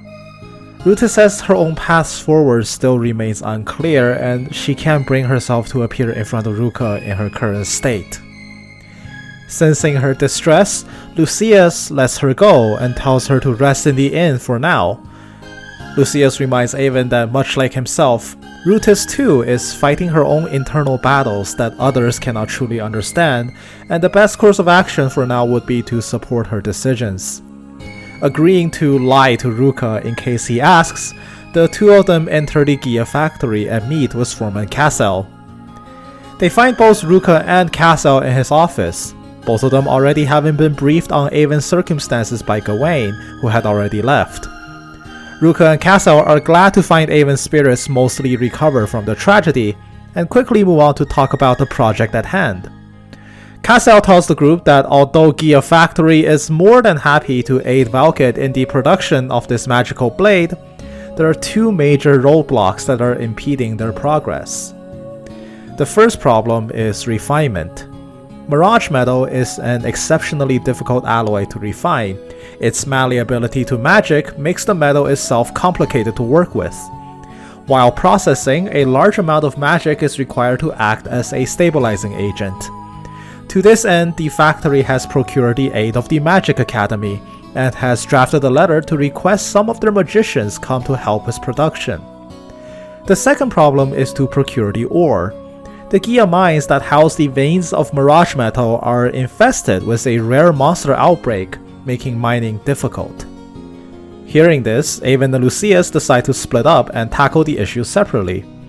Avon will take the letter from the factory to the Magic Academy to request help, while Lucius will accompany Ruka, Cassel, and the rest of the miners to clear out the monsters.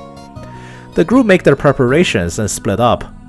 But Ruka, shortly before leaving, asks Avon the dreaded question, if he has seen Rutis since the last time they were here in Gia. Avon looks at Ruka and tells him a flat-faced lie that he hasn't seen Rutis since. He tries to reassure Ruka's concerns by telling him not to worry in the most vague way possible, which likely sparked more questions than answers. Hastily leaving the factory, Avon collects Rutis from the inn, finding her trapped waist-deep in her own thoughts. However, Rutis is glad to hear that Ruka is safe and sound and says that is more than enough for her for now. The two of them regroup and head off to the Magic Academy with Foreman Cassel's letter to fulfill their request. After a brisk walk to the academy, Avon meets with the dean and presents the letter. Acknowledging the request and promising their aid, the dean tells Avon and Ruka that their most fitting candidate would be Professor Eleanor. Though regrettably, she is currently out on a field study with Rael in Coruna, but is expected to return soon. Not wanting to sit around and eager to reunite with Rael and Eleanor, Avon decides to head to Coruna to meet them. Returning to the frigid northern village, Avon and Rutis search around the place and discover that Rael and Eleanor have headed off to Lassi Sakra. Avon and Rutis chase on, finding the two of them in the inner sanctum, studying the wrecked remains of Durga's avatar. The team shares a brisk reunion with each other and decide to head back to Karuna to talk business.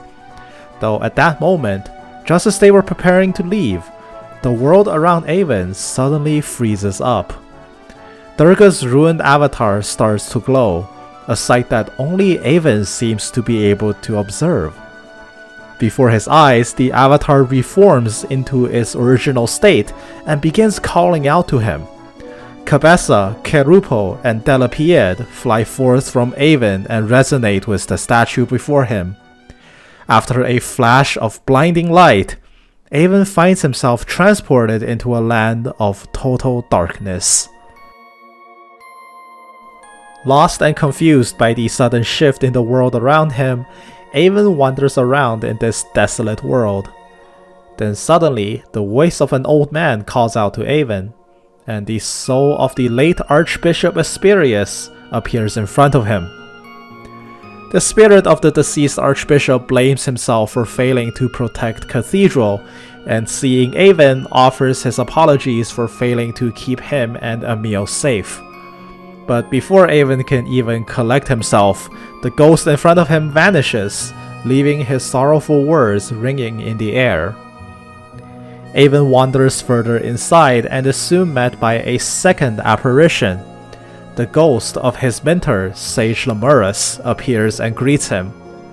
Lemurus tells Avon that this is the underworld, Durga's own domain, and a place where the dead roam for eternity. But considering Avon is still alive and well, Lemurus is just as confused as Avon as to how he ended up here. Cautioning him to stay strong against the trials that he's yet to face in life, Lemurus vanishes as well, leaving Avon to continue fumbling around in the dark. Not long after, he is assailed by another voice, disgustingly familiar and sinister as ever. The ghost of Bernard appears, and even in death, taunts Avon for his inability. Barraging him with fiery words, Bernard mocks Avon and questions why Rutis would choose to side with someone like him, and vanishes from a fuming Avon.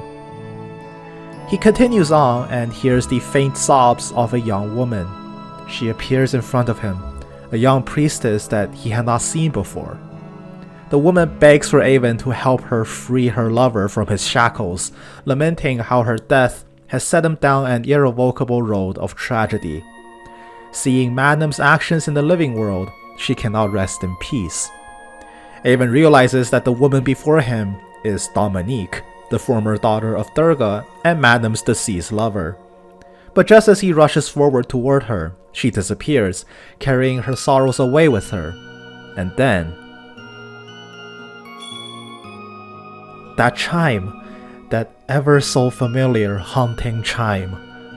Avon sprints to the end of the road and confronts the nightmare that awaited him.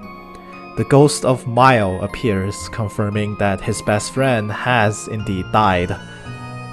Mile apologizes to Avon for being unable to protect Emil, and for being unable to uphold his promise to travel with him until the end. In response, clasping his best friend's memento, Avon hurriedly blurts out words of comfort, assuring his late friend that his companionship has meant everything, and Avon will definitely rescue Emil to make sure his sacrifice is not in vain, and his words are cut off by Mile, suddenly aloof, appearing to hear a strange noise, then recoiling in great pain, disappearing before Avon as abruptly as he appeared. As if being pulled away, Avon tries to shout after his name but finds himself rapidly ejected from the underworld as well, reawakening back in Lassie Sacra, surrounded by three very concerned people, telling him that he had just passed out where he stood. Collecting himself, Avon scans the surroundings. The three fragments of Bardus lay undisturbed in his bag. The avatar before him is still in ruins, never having been reformed at all. Dizzied by his experience, he leads the group back to Karuna, but on his way back, no matter how hard he tried, he can't seem to recall a single thing that he has seen, as if it was all purged from his mind by forces unknown. Regardless, Avon and Rutis go over recent events with Real and Eleanor, formally requesting their aid on behalf of Gia Factory. Understanding Avon's mission, Eleanor agrees immediately, and Real is more than willing to lend his magical talents to the cause as well. With the party assembled again, the team leaves Coruna and returns to Gia. However, what awaits them in Gia is not good news. A guard runs up to Avon as soon as they enter with great panic, informing them that an unprecedented swarm of monsters has suddenly appeared in the mines. Alarmingly, the people outside have lost all contact with Lucius, as well as all the workers that had gone into the mineshaft. Hearing this, Rutis turns white as a sheet, grabbing the guard and demanding to know if Ruka is safe. The stunned guard can only tell her that the safety of the personnel inside cannot be confirmed right now. Abandoning all her reservations about seeing her brother, Rutis sprints off toward the mines, determined to rescue them.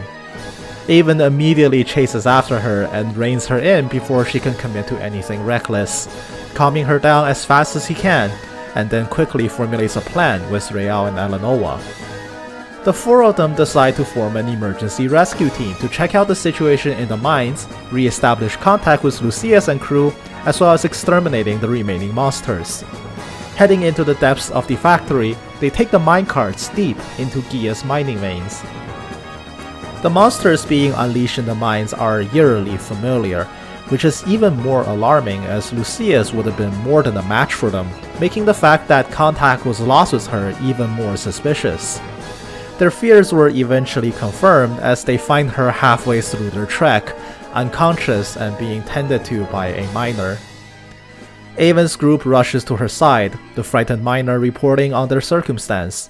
While Lucius was repelling the monsters, a silver-haired stranger seems to have teleported into the mines from thin air and ambushed her, putting her to sleep with some high-level magic.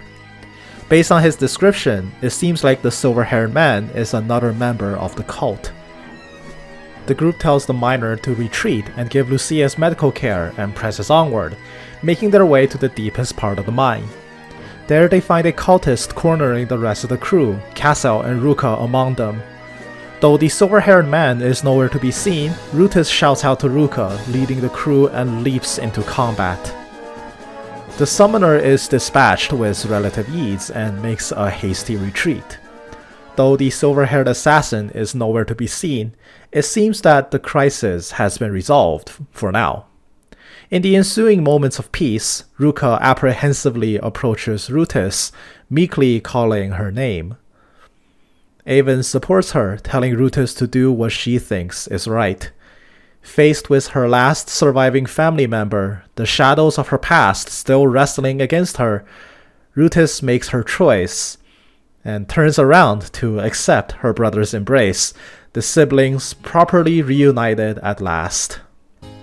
The team debriefs back at Foreman Cassel's office, along with Lucius, who has mostly recovered from the ambush and rejoins the team.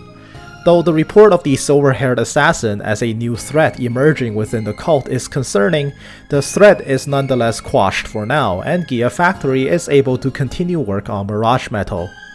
Real and Eleanor stay behind in Gia and give their full-time support to the creation of the weapon, while Avon's team will continue their journey toward Garden Hill. Though the siblings have only just reunited, Rutis and Ruka part ways again. After all, her journey with Avon is far from over. But for the first time, their departure is not one of sadness, but of mutual happiness. Both Rutis and Ruka's hearts are uplifted, knowing that when everything is said and done, they will once again have each other to return to. On their way out of Gia, Rutis happens upon that fateful house, and the real Grandma Rao, who has since returned from her pilgrimage in Valkid. They recall the time when Rutis assumed her identity and laid a devious trap for Avon and Mile.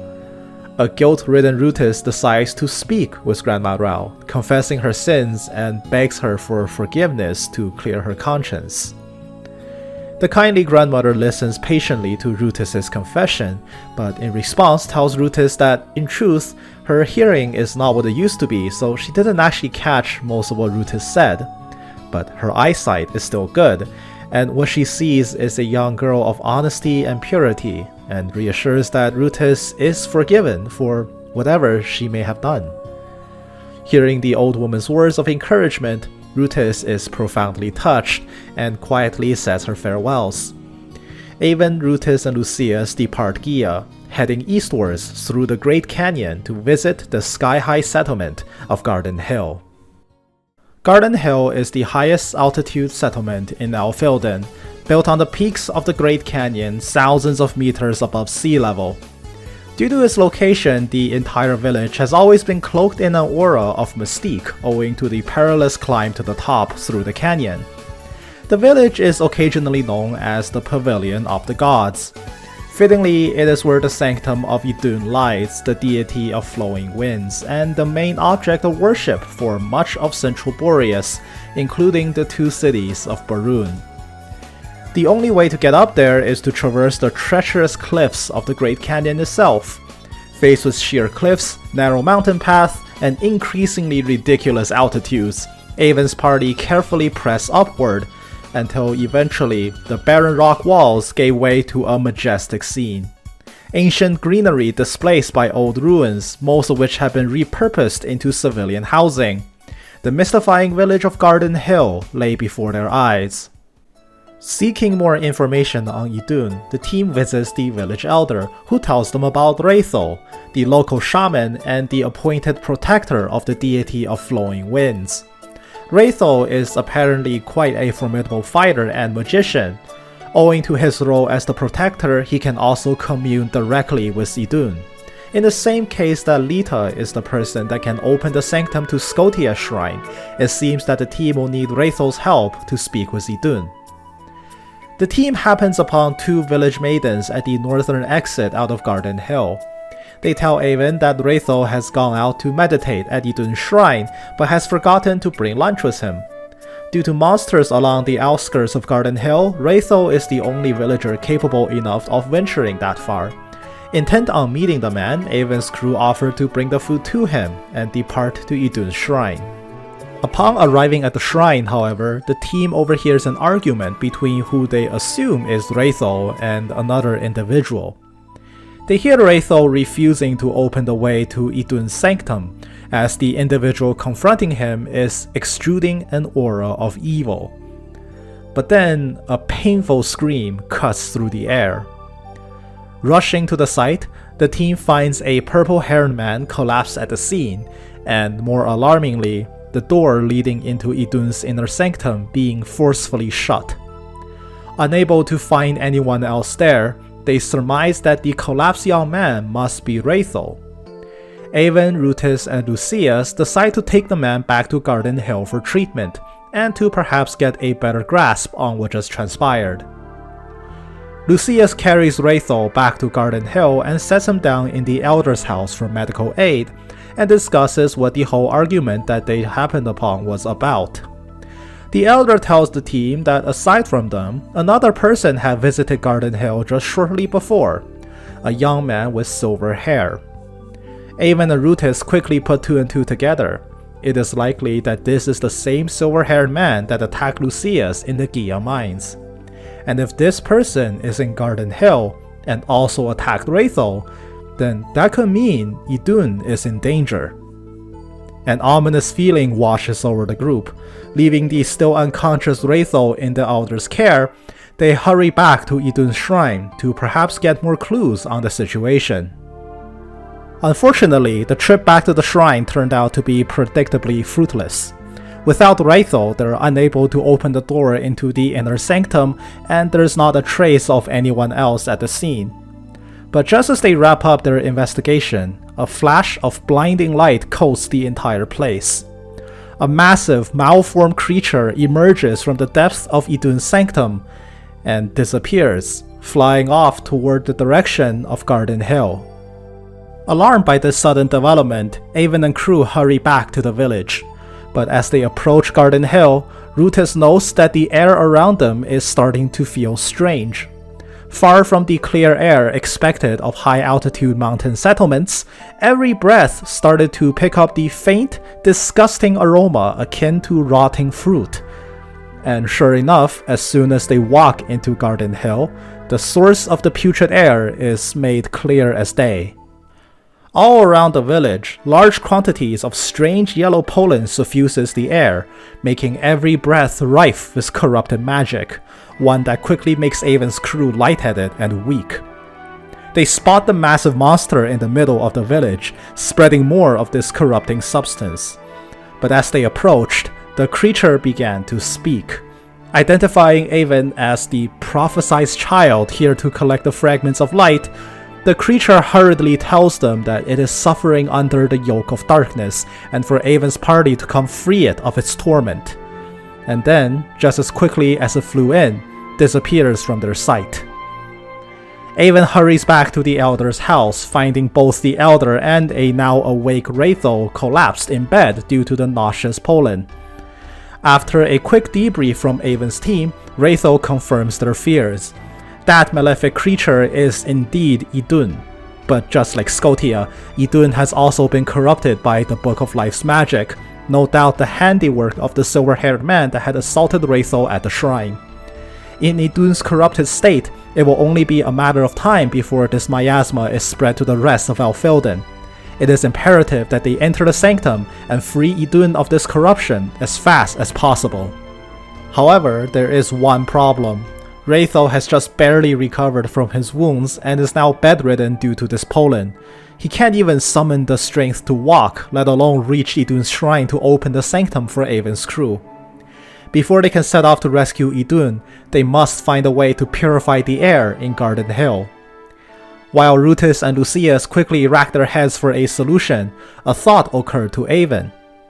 Garden Hill is very close to New Barun, and beside New Barun is the Spirit Woods.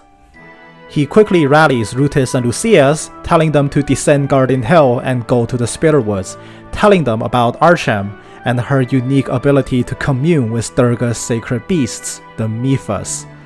The Miphas' power of purification has already saved New Barun from the poisonous bog in the past. It should be no different in this case.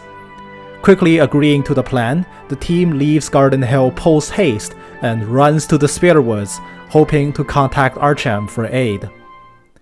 Making the hasty trip to Archem's abode deep in the Spirit Woods, Avon reunites with both Archem as well as her grandfather, who are surprised to find Avon not just back for a visit, but also with a totally different cast than before. With time of the essence, Avon gave them a brief summary of the events that have happened since they last met, and the circumstances that brought him here today. Hearing about the loss of Mile and Emil brings the kind-hearted Archem to tears. Her own developing feelings for Avon also unsettled, Archem is determined to join Avon's cause. Though Avon is reluctant to take the ever-innocent Archem with him on the rest of his certainly tumultuous adventures, they agree to at least bring her on board to rescue Idun, the first step being to summon the Miphas to Garden Hill. Archem steps outside and sends forth a call to the Miphas.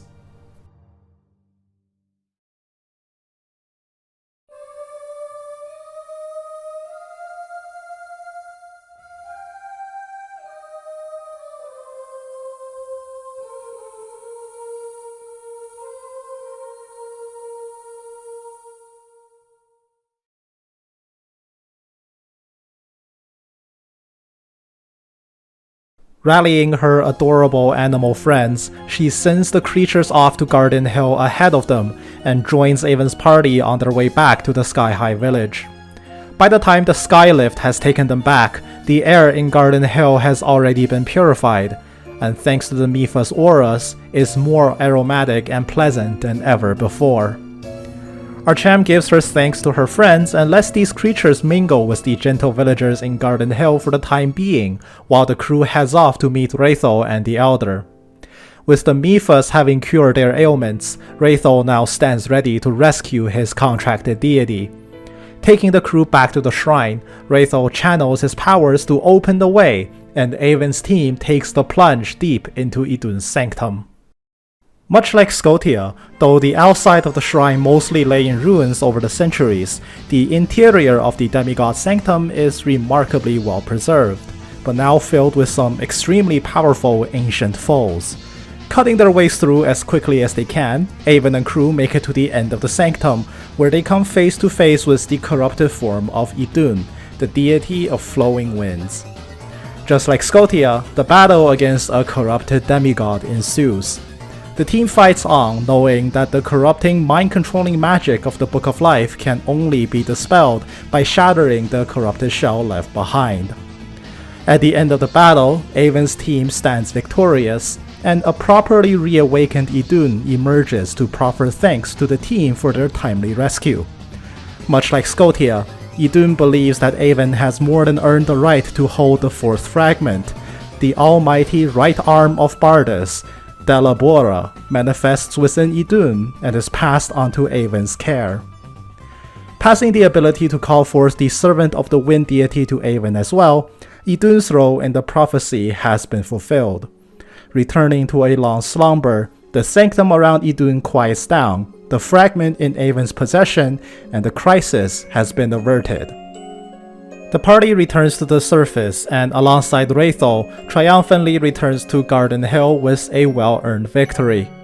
As the Elder and Wraithel offer Avon's crew their heartfelt gratitude for their deeds, the idea that this mysterious silver-haired assassin still eludes them continues to cast a dark shadow over their future. Wraithel notes that the silver-haired individual packs unimaginably strong magical powers, enough to rival even the three sages. Somewhat tired of having the cult being just slightly ahead of him, Avon's team decides to set off to their next destination, the shrine near Avon's home, the sanctum of the deity of bountiful earth, Nephthys, hoping this encounter will be friendlier than the previous two. Their first stop there, however, will be the city of New Barun.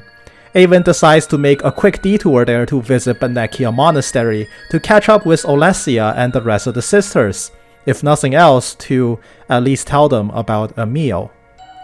Archem requests to tag along for a bit more. As it turns out, since they were introduced to each other during the Mifa crisis, Archem has been regularly going to Banechia in her spare time, learning a lot about medicinal herbs from Olesia, and has become very close friends with Yuna. Agreeing to stick together for just a bit longer, the team departs Garden Hill with the locals' blessings and make their way to their next destination, the sisterhood beside New Barun, Banechia Monastery. The road to Banechia Monastery is quiet. Way too quiet. In fact, even a resident in New Barun remarks that the monastery's bell to signal the top of the hour didn't ring. When Avon arrives at the monastery, he came upon a gruesome scene. The entire place is swarming with Octum's cultists chasing down and attacking the sisterhood. Beside himself with concern and enraged that the cult would dare to attack a sanctuary like this, Avon's party charges into the fray and mercilessly cuts down the assailants, rescuing one of the sisters who remembers Avon's face as Emil's brother, and hastily tells him that the cultists are here to take Olesia and Yuna away. A seething Avon breaks into the monastery and slays as many assailants as he can, eventually finding Borgai spearheading the attack, holding Olesia and Yuna at knife point near the clock tower. Turns out Emil is being very uncooperative while in the cult's captivity. Borgai has come to the monastery to kidnap Olesia and Yuna, and hopefully using them to coerce Emil into doing their bidding. Avon's team intervenes, trying to bring a stop to the plan, only for Borgai to force them off, threatening Yuna's life if they get closer. Delighting in his superior position in this situation, Borgai begins to gloat about his power and his freedom to trample over the weak. In the face of this shameless gloating, Rutis has heard enough and steps forward to rebuke him, telling him that true strength is not used to step over the weak, but rather a source of courage, wisdom, and compassion. Borgai, initially taken aback by Rutis' words, quickly snaps to and mocks her instead, reminding them that he still has the hostages in his hands. As if right on cue, however, an unlikely help charges in to dispatch his men. Fatima, leading a small contingent of the Shamshir gang, breaks in to liberate Olesia and Yuna. Avon is exceptionally shocked to see Fatima, of all people, not only out of jail, but also here to help. She confronts Borgide, none too pleased that the cult has used the Shamshir gang to further their own ends, only to discard them like trash the instant they were arrested. Making her declaration that the Shamshir gang will now act in opposition to the cult, Borgide, with his men wiped out and alone, fumes in rage and prepares to attack. However, his attack will be interrupted by even more opposition. Magnum appears from atop the clock tower, jumping into the fray to corner Borgide. With the situation completely flipped against him, Borgide can do little but make a hasty retreat. Fatima walks up to Magnum and, in an attempt to show her gratitude toward him, offers him a position in the Shamshir gang. Apparently, Magnum was the person responsible for breaking them out of prison. Being the typical lone wolf that he is, however, Magnum predictably declines. With nothing else left for them to do, Fatima wishes Avon luck in his quest to rescue Emil and leaves. In the wake of this incident, Magnum faces his old friend Olesia and tells her that she is now a target for the cult. Benekia Monastery is no longer a safe place for her. He recommends her to head for Valkid and seek refuge. However, Olesia tells him that she has a duty in the monastery to protect the sisterhood here as well as the people of New Barum, and she can't in good conscience abandon her post for her own safety. Frustrated by this response, Madam tells her to stop being stubborn, only for Olesia to bite back and scold him, saying that he is not worthy of Dominique. This line seems to hit Madam extremely hard, and he sullenly turns to leave. Avon stops him, however, and demands to know why he's doing all of this. Is it all out of a desire to avenge Dominique? What are his actions really accomplishing? Madam reminds Avon that he is neither friend nor foe to the church and cult alike. In that sense, breaking Fatima and her gang out of jail is also an independent action. He believes that Fatima was merely being used and deserved her own chance at redemption. Madam then counters Avon's question with his own. Why is he collecting the fragments of Bardus? Avon's reply is resolute: to forge the divine blade and break the barrier so that he can rescue Emil from the cult. Madam scoffs at this answer and tells him that he is merely describing the conflict between gods, the exact same conflict that cost Dominique her life. Mortals have absolutely no place to meddle in the business of gods. He asks Avon, to reawaken the power of Bardus, does he really understand the full implications of his actions? Avon is stumped by Madam's question, and Madam leaves the monastery. The team scrambles to help Olesia and Yuna collect and treat all the injured sisters in the wake of the attack, and gather in Olesia's office to discuss the events that had transpired. Avon brings up Madam's point again. Though they never seem to see eye to eye, he does have a valid point. Olesia isn't safe in Benekia Monastery, and it would be much safer for her to vacate to Valkid. Although she doesn't deny the dangers of remaining in Boreas, she nonetheless sticks to her word and cannot abandon her post. Faced with this impasse, Lucius speaks up and offers to remain behind to protect the monastery, feeling that this is the best solution to enable Avon to continue onward without worry.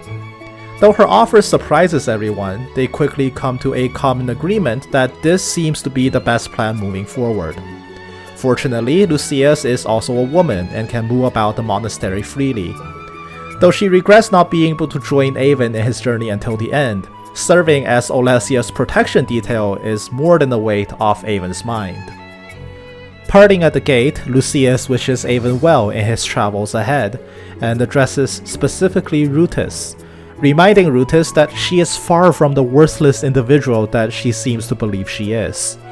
Her genuine compassion for others and her own ironclad determination has already been more than an asset to the team. Saying their goodbyes, Avon and Rutus take Archam to New Barum, where she decides to head back home from here as well, but not before also asking to speak privately with Rutus. The two of them head off alone and have a brief heart-to-heart. Archam confesses to Rutus that she has feelings for Avon, and above that she can feel the pain in his heart after losing Mile. But as much as she wants to accompany Avon for the rest of his journey and help him, she since realized that is not necessary. Avon already has someone in his life that can help him in a way that no one else can: Rutis. Archem is met with immediate denial from Rutis, claiming that she is nowhere near the person that Archem seems to believe she is. Rutis tells Archem that the aura of innocence around her is something that Rutis had forfeited long ago. She also confesses that whenever she looks at Archem, she can't help but feel a slight heartache, as if Archem is a living reminder of the person that she can never become. In response, Archem tells Rutis that's not true. Rutis' past is precisely what makes her into the person she is now, and that uniquely makes her capable of understanding Avon's struggles in a way that others cannot. Asking the two of them to take care of each other, Archem says her goodbyes and heads back home. Rutis collects Avon and the two head off together. Her spirits noticeably lifted after the talk. With just the two of them remaining in their mission to find the fragments of Bardus, they prepare to continue toward Nephthys, their next major stop being the capital of the continent, Philden City. The duo cross the Boreas Bridge out of New Barun and encounter General Diren, leading a massive army. Since their previous joint operation in Tibri, both Avon and Diren still hold each other with a high level of respect. The two stop to catch up on the bridge. Diren tells Avon that due to a recent surge of cult activity in Boreas, the royal army has been dispatched to keep the peace of the continent. In addition, recent news of the Shamshir gang breaking out of prison is equally concerning. Avon and Diren exchange intel on this matter to bring each other up to speed, agreeing that the Shamshir gang is less likely to be a threat compared to the cult from this point onwards. Diren leads his army on, telling Avon that their forces have already done a sweep of the streets from Philden to here, so their journey to the capital should be met with minimal resistance from monsters. True to his word, the rest of Avon and Rutis' trip into Barun was exceptionally quiet. Hoping to keep up this pace, the two head off to Philden as fast as they can. Whoa, hold on, is that Karamas in the bar?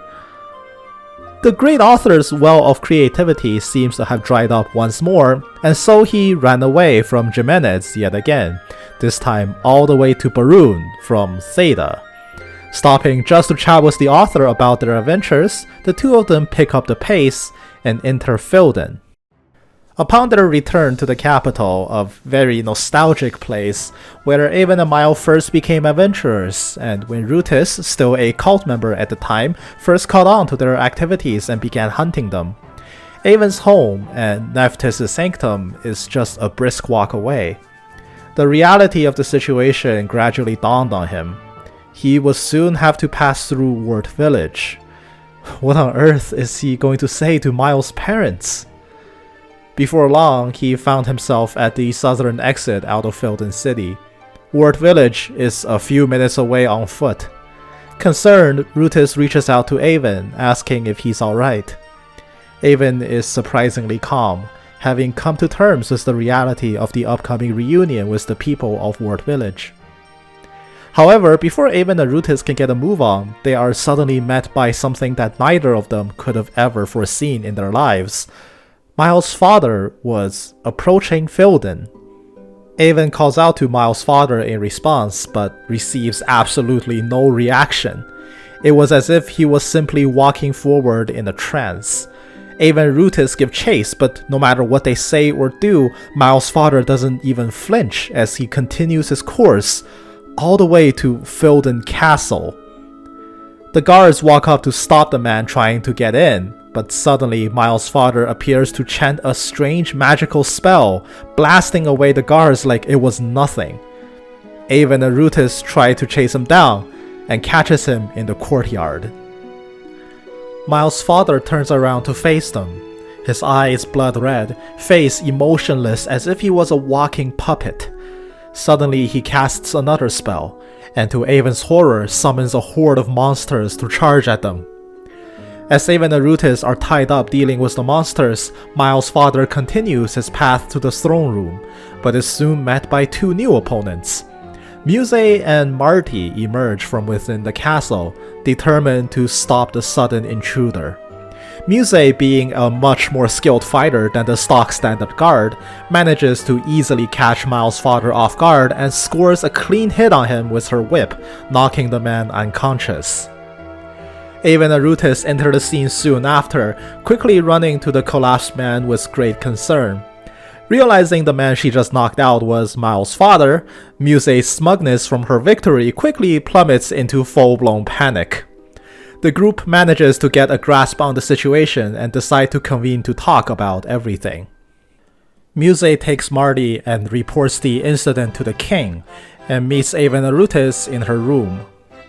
The old friends spend some time catching up with each other. Sage Gawain had come by the castle shortly before this, more or less having already explained Ava's circumstance to the two already. The current situation, however, felt inexplicable to them. Firstly, Miles' father had committed attempted regicide, an act which certainly carries severe punishments. Fortunately, Muse was able to block the sentencing and pardon him on account of his relationship to Ava and Mile. In addition, the fact that he was seen in a trance-like state and his inexplicable powers to summon monsters made it abundantly clear that he is under some sort of spell. Secondly, Avon is surprised to see Marty being so active inside Filden Castle. Marty tells him that since the Tibri village incident, he has since passed the minister's exam and was given an official position in the government. However, instead of a cushy government job, his assignment is to be Muse's personal aide, which is simply a fancy term for her secretary slash bodyguard slash scribe slash sentry slash errand boy slash delivery personnel slash. Marty's list of duties to Muse quickly devolves into the equivalent of an unpaid overworked intern, eventually coalescing into a helpless sigh, much to Muse's chagrin and Avon's sympathy. Regardless, this incident has drawn the attention of the crown, and Muse is now authorized to not only accompany Avon to look into the matter of the attempted regicide, but also in his subsequent journey into Nephthys' shrine. Of course, Marty will have to accompany her the entire time as well. The team decide to first visit Miles' father, currently still unconscious and being treated at the Filden Adventurers Guild. Before they set off, Muse takes Avon and Rutus to a brief audience with the king. Avon finally comes face to face with King Milligan XVI, the 27th monarch of Alfelden.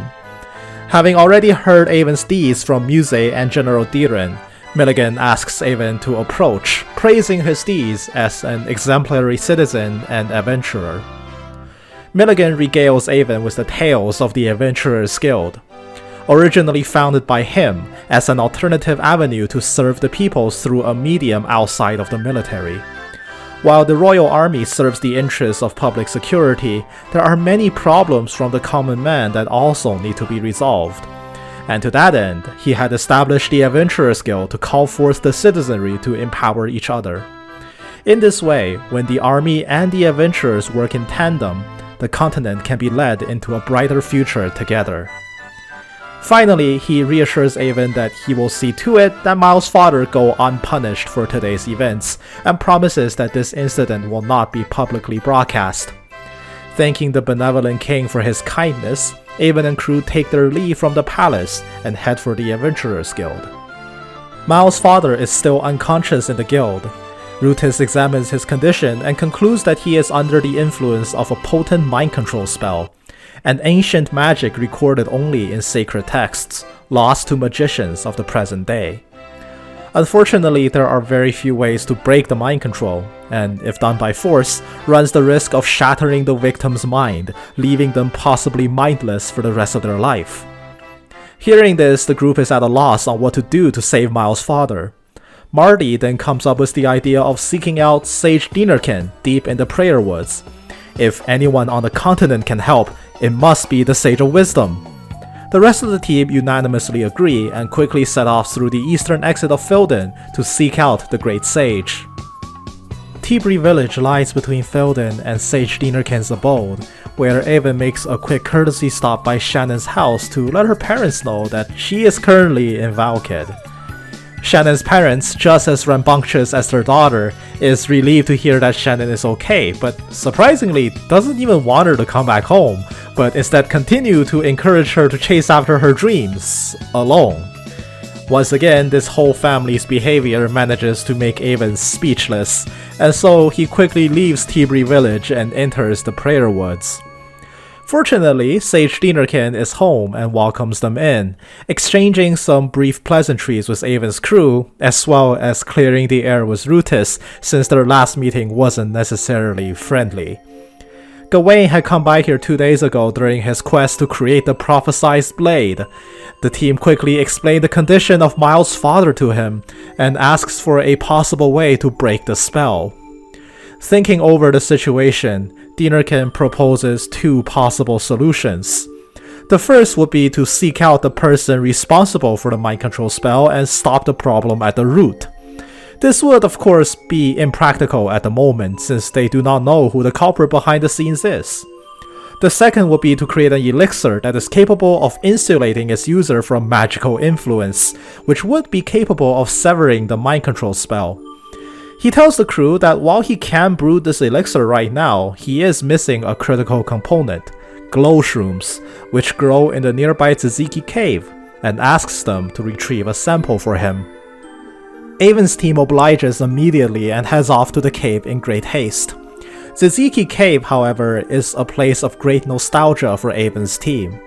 This was the place where they first met Shannon, the first real mission they ever undertook, and the first time they came face to face with Fatima. When they reached the end of the cave, they found that the temporary hideout once erected by the Shamshir gang was still here. Though the Tibri operation was only a few months ago, it truly felt like an eternity had passed in the interim. They find some glowshroom samples, having now grown in abundance without human presence, and procure a sample with minimal resistance. Taking the reagent back to Sage Dinerkin, he very quickly prepares a silvery solution for Avon's team, the Janus Elixir, capable of curing Miles' father of the spell that he is under. Avon's team thanks Dinerkin for his help, but is surprised to learn that he is planning on leaving his home. Dinerkin tells Avon and crew that tomorrow he will be heading to Filden City to meet with Gawain. The team remarks that it must be a big occasion to have someone like the Sage of Wisdom leave his hermitage. They are then told by the Great Sage that if all goes well, they will soon see what Gawain and Dinerkin had been working on. Taking the Janus Elixir back to Filden, the crew is stopped by a distraught Jimenez, once again set onto a desperate journey around the world to find Karamas. Leaving him to his own devices for now, the team heads back to the Adventurers Guild and Rutis prepares the elixir and applies the proper dosage, half of the bottle, to Miles' father. The elixir quickly works its magic, and Miles' father wakes up, but is very surprised to find himself inexplicably in Filden, and doesn't remember anything as to how he ended up here. When Avon asks him to remember, Miles' father tries to recall, and comes up with a statement that defies Avon's beliefs completely. Miles' father tells him that Mile had come back to Ward Village. Avon and crew are stunned, and Miles' father struggles to remember the details. He recalls the villagers crowding around Mile, thinking it's strange that he came back alone. But he soon realized that something was off about his son, in particular something strange with his hair. But that's when his memories stopped, and the next thing he knew he woke up here. It seems that the mind control spell was cast on him at that exact moment. Having just been rescued by the effects of the elixir, Miles' father is still very exhausted. Avon quickly reassures him that they will take care of things from here, and sets the man back to sleep. The crew head out of the guild to discuss this shocking revelation. Is Mile really still alive? And if so, what is the whole mind control spell on Miles' father all about? Unable to come to a logical answer, their next steps are clear. It is time to head to Ward Village to confirm the situation for themselves. On the way there, however, more ominous signs began to stack up. The crew finds an adventurer dispatched to Ward Village for deliveries running back toward Filden, screaming and terrified for his life. The panicking adventurer tells the team the entirety of Ward Village has fallen under a strange spell. Their eyes were all blood red, unresponsive, and soon collectively sprung up to attack him, describing almost word for word the condition they found Miles' father in. Realizing the entire village must be in trouble, Avon's team presses on and soon find themselves at the entrance of the village. They realize if the entire village is hostile, simply wandering in may draw a ton of unnecessary conflict. Rutis decides to volunteer herself on an infiltration mission. Since meeting Jimmy in Valkid, Rutis had been learning the basics of invisibility magic. In their long journey together, she has become far more skilled in magic since then, and feels competent enough to give it a try. Avon, however, asks Rutis if it is possible for her to cast an invisibility spell over him, so that he can go instead. Rutis, of course, tells him this is a terrible idea. While she has successfully cast a spell over some small inanimate objects during her training, she can barely maintain the invisibility field over herself for a long time, let alone cast it on someone else. Avon, however, is determined to learn the truth about Mile with his own eyes and would not take no for an answer. Having come to realize the extent of his stubbornness, Rutis relents, but only if Avon agrees to bail out at the first sign of trouble. She casts the spell on Avon and renders him invisible. Asking the three to remain outside for now, Avon infiltrates Ward Village. Just as reported, the entirety of the village is under the same mind control spell that afflicted Miles' father, all of them wandering mindlessly inside the village. Avon finds his way to Elder Rowan's house but peeks through the window and sees Miles' familiar figure, albeit only his back. As unbelievable as it may seem, that man is unmistakably Mile. He's alive. But something feels wrong. An aura of total malice permeated the air around Mile. Avon decides to look around a bit more and finds Elder Rowan, seemingly not under the mind control spell, locked up in what used to be Miles' home. Avon scrounges around and finds a pebble, tossing it into Miles' home to grab Rowan's attention. He manages to get the Elder to come to the window and the two of them manage to reunite, though hardly a matter of joy under these circumstances. Avon tells Rowan a quick summary of everything that has happened since he first set out on his adventures, and asks Rowan what happened in the village. Is that man in his house really Mile? Rowan confirms that man is indeed Mile, but far from the boy that they once knew. The Mile now is a heartless, malicious man that radiates cruelty with every breath.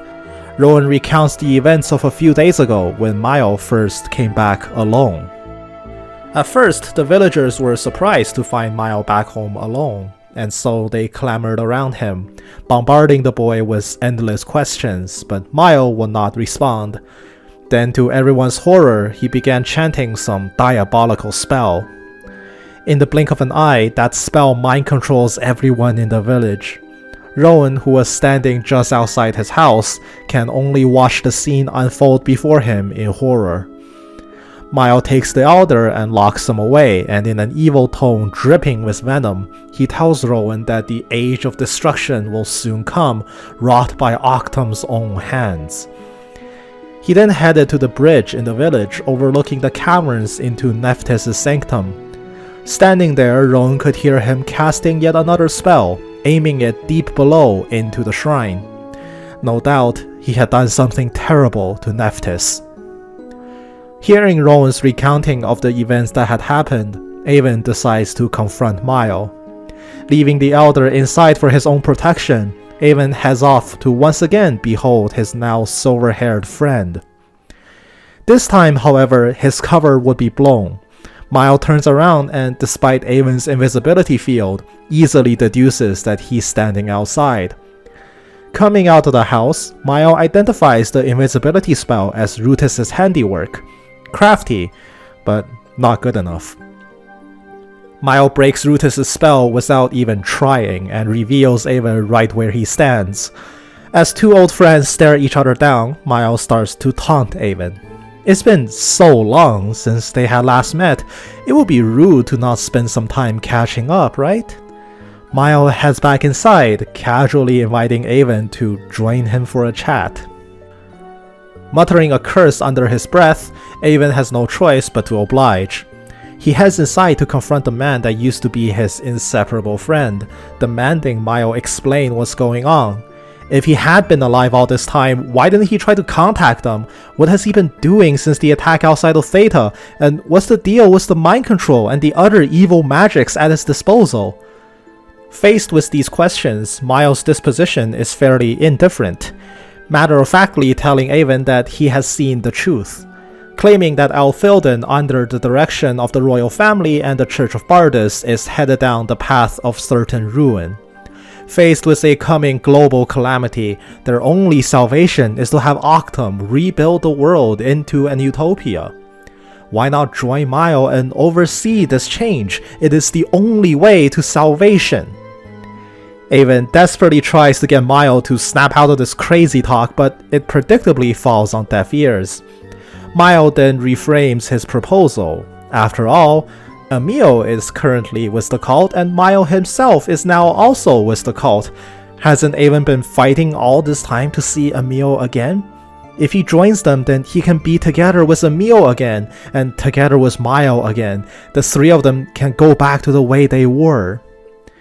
Still, Avon refuses to give in. The Mile he knows will never suggest any of this. Seeing that the talk has broken down by this point, Mile decides to stop playing nice and starts manipulating the villagers to seize Avon. Meanwhile, outside of the village, the three friends are getting increasingly worried. Rutus's invisibility spell would have worn off on its own a long time ago, yet Avon still hasn't come back out of Ward Village. Knowing that something must have gone wrong, Rutus decides to head in, but Marty and Muse will not let her go in alone. They tag along and charge into Ward together. The three of them find Avon pinned down in the northern side, all the mind control villagers being unleashed on him, beating him black and blue mercilessly under Miles' command. They quickly realize that a direct engagement may be risky and formulate a rescue plan. Mile continues to taunt Avon, demanding that he forsake his mission and join the cult. Avon continues to resist, which prompts Mile to move in to execute him for his stubbornness. Just then, Muse moves in to strike, a predictable move that is easily dodged by Mile. However, that was just a distraction. Behind him, Rutus leaps in, smashing the remaining bottle of Genesis elixir against Miles' body, coating him in the silvery solution. For a brief moment, this seems to break the spell. Miles stumbles backwards before regaining control, but with his concentration broken, the Ward villagers all regain their senses. The team then realizes that the person in front of them is not Mile turned evil of his own volition, but instead someone using Miles' body as a puppet and simply speaking through him. The true voice behind Miles' actions comes through. Bellius is controlling Mile all the way from Cathedral. However, having lost control over the Ward villagers, there's not much else to be gained from remaining here. Bellius doesn't see this as an issue, however. Nephthys has already been corrupted after all. Regaining control over Miles' body, Bellius teleports him away from the village. For now, the crisis at Ward Village is averted but not fully resolved. Marty frees Elder Rowan from captivity and brings him in to rejoin the villagers. And Avon, faced with the people that he grew up with, has a mountain of things to explain to all of them. After things settle down, Avon and crew meet with Elder Rowan and Miles' mother for a long talk. Knowing now that Mile is still alive, their mourning turns into rekindled hope. There may still be a chance to rescue Mile and turn him back to his senses. Avon vows to bring Mile back, no matter what. But before any of that, the current pressing matter is the issue of Nephthys. The team knows that she has been corrupted by Miles' foul incantation. Just like the previous two demigods, Avon must descend her sanctum to free her corrupted soul. However, the group has no clue who Nephthys' protector is, and thus have no way of entering the shrine. Elder Rowan tells the team that Nephthys' protector had died a long time ago without an heir. Since then, the role of her protector was passed to Sage Lemurus, who unfortunately has also since passed away.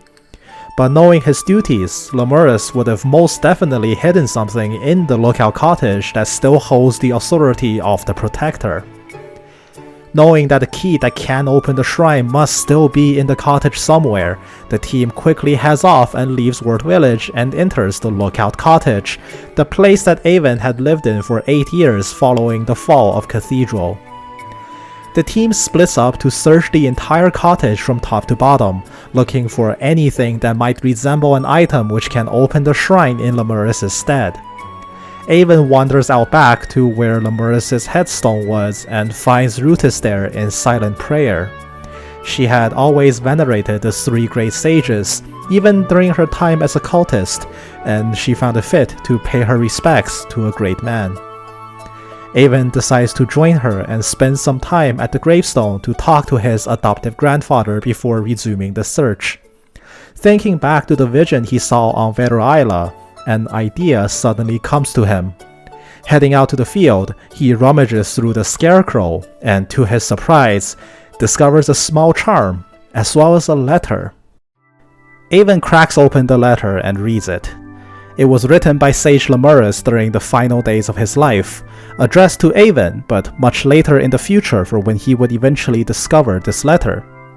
Lemurus tells Avon that the charm attached to the letter can be used to open the door to Nephthys' shrine, if it came to a time when he would need to seek out the deity of bountiful earth for her protection. Of course, Lemurus is not a prophet or a seer, but during the time Avon had lived with him, it became clear that his journey to rescue Emil may eventually lead him toward a tumultuous destiny. In the closing lines of the letter, Lemurus reminds Avon that humanity is far greater than mere tools of the gods. In the hearts of every mortal burns a bright flame of passion and ambition, a flame bright enough to overturn the tides of fate itself. The letter ends with a personal reassurance to Avon, Lemurus' pride and joy, reassuring him that he will undoubtedly prevail against his trials. Clutching on to the charm, an emotional Avon thanks his adoptive grandfather in the great beyond. Rallying the team together again, he opens the passage toward Nephthys' shrine, hidden somewhere behind the woods that Avon and Maya would play in as kids.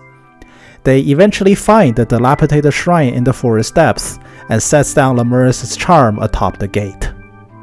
Responding to its late protector, the sanctum springs to life and activates, granting the team passage toward Nephthys herself.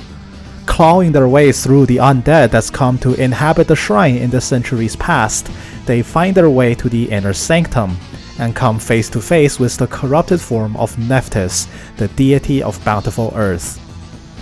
The battle erupts just like the 2 times before. Twisting the essence of the earth, Nephthys' corrupted shell hardens, rendering her nearly impervious to attacks. Breaking through this corruption with endless torrents of magic, the team manages to barely prevail in the end, shattering the soul-binding spell and releasing Nephthys from her torment. Greeting Avon and crew and thanking them for their timely rescue, Nephthys remarks that this is not the first time they have met. She had been aware of Avon ever since that wishing card first fell into her sanctum 8 years ago now. Since then, she has seen Avon grow into a fine young man, and now one who has more than proved his right to take custody of Bardus' soul. From within Nephthys, the 5th fragment of Bardus, the life-giving left arm of Bardus, Isabura, manifests and is passed on to Avon, along with the protection of the earth spirits. With 5 fragments secured, the final one is in the hands of Zar, the deity of blazing flames. As the Sanctum of Nephthys powers down along with the now slumbering deity of Earth, the team returns to Ward Village, and finds it guarded by the royal army following the crisis. Feeling a modicum of safety now that the village is under the protection of the royal army, Avon's team reports in to Elder Rowan, and to their relief, finds Miles' father safe and returned to the village.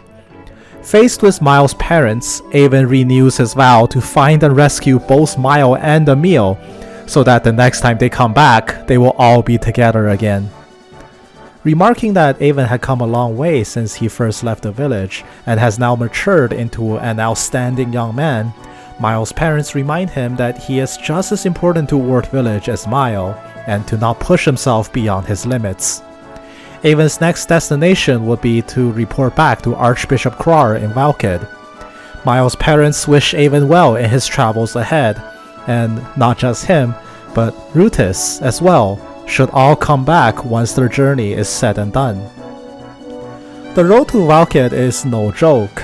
Avon and Rutis would have to essentially walk across all of Boreas before seeking naval transport in Beloa just to return to Deuces. With an unenviable journey ahead of them, Avon's team heads off. When they arrive in Filden, however, they're stopped by a guard who identifies Avon and tells him to meet with Sage Dinerkin, who is waiting for him in the Filden Royal Library. Puzzled, Avon heads for the library and finds Professor Logos in the inner study, who tells him that Dinerkin is waiting for him just beyond that door before them. Opening the door, they find a long stretch of chiseled stairs leading them ever downward, and at the end of it was a mystical chamber with not just Dinerkin but also Gawain waiting for them. Muse and Marty are surprised to find Gawain here. They were led to believe that the Sage of Strength had already gone back to Valkid. Humored, Gawain tells them that indeed he was in Valkid. In fact, he was in Valkid just that morning. But thanks to the chamber that they stand in now, traveling between Valkid and Filden is but a trivial task. The ever-perceptive Rutis knows that the room has the same aura as the Shrine of Revelation in Vera Isla, an observation which Gawain knows to be correct. The place they're standing in now is called a transport gate, another relic left behind by the Benthonic people. There is an identical gate just like this beneath Valkid, and once connected, people can take these gates to move between these two places instantaneously. As always, this long-lost ancient civilization possesses technology that modern humans cannot fathom. Thanks to the diligent work of Sage Dinerkin, however, this pair of transport gates between Filden and Valkid are now fully operational. With the rising threat of the cult, a gate like this that connects the royal capital and the Church of Bardus is a magnificent boon in their ongoing cooperation against the darkness. Gawain offers to take Avon and Rutis through the gate, directly warping them to Valkid and report to the Archbishop.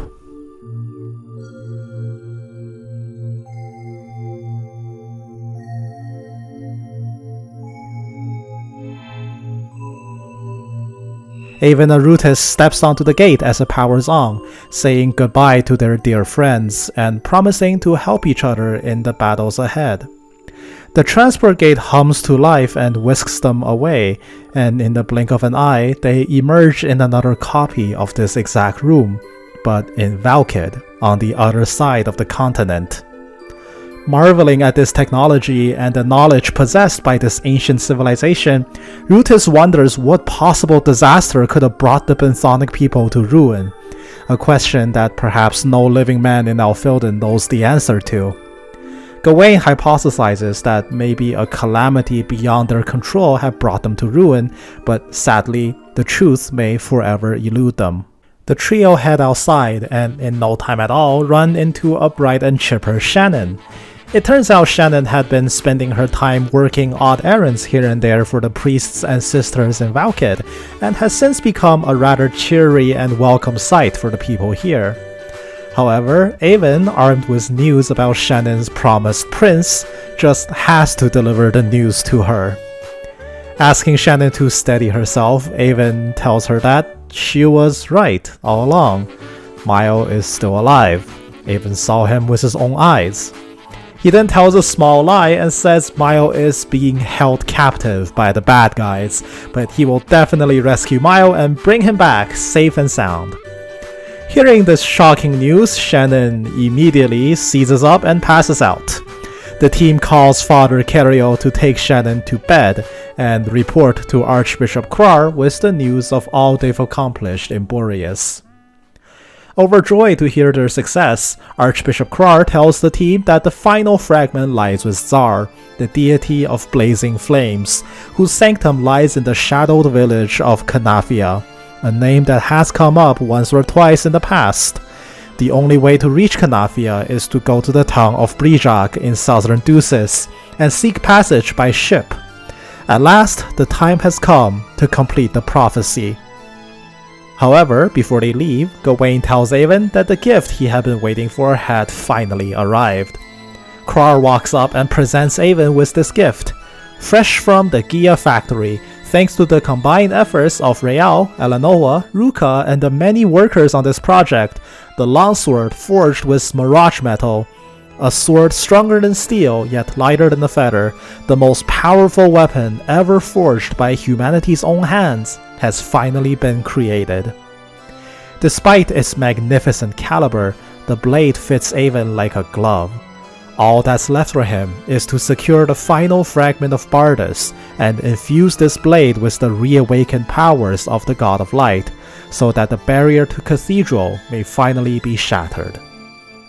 Before they can head off, however, a massive earthquake suddenly strikes Valkid.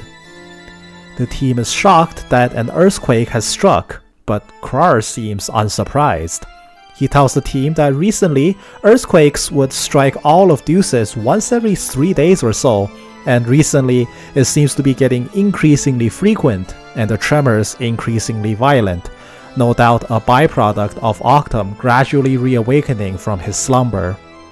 The earthquakes carry ill omens of the Dark God's reemergence with every tremor. With time actively working against them, the team make for the town of Brijak with due haste to assemble all 6 fragments before it is too late. The port of Brijak is the southernmost settlement in Ducis. Its seaport seeing traffic between both Theta to the north as well as being the only port that connects to the mostly abandoned village of Kanafia. Owing to its small size but large mercantile impact, the town is exceptionally wealthy. However, since Kanafia is all but abandoned in modern times, there are no available charter ships that will take Avon's crew there. Gawain, however, tells the two that they can use his personal ship instead. Turns out prior to Gawain becoming the Sage of Strength, he was a rather famed naval captain, and has since passed the ship to his former sailors who are waiting for him at port now. While walking to the port, Avon spots Karamas hiding behind a stack of crates, playing hide-and-seek with some local children. The team pokes the great author, who seems to be more aloof than ever before. He tells Avon the exciting news. He is currently writing the finale of Laban the Swift. With inspiration needed more than ever, Avon drops off the newest points of his adventures and leaves Karamas to his work. To Avon's surprise, the crew waiting to greet them at the dock was none other than Thomas, alongside the legendary white gull, Planetos. Turns out this famed vessel was Gawain's ship during his seafaring days, and Thomas, its new captain, was formerly one of Gawain's sailors. With the crew already having prepared, the team sails off toward Kanafia immediately.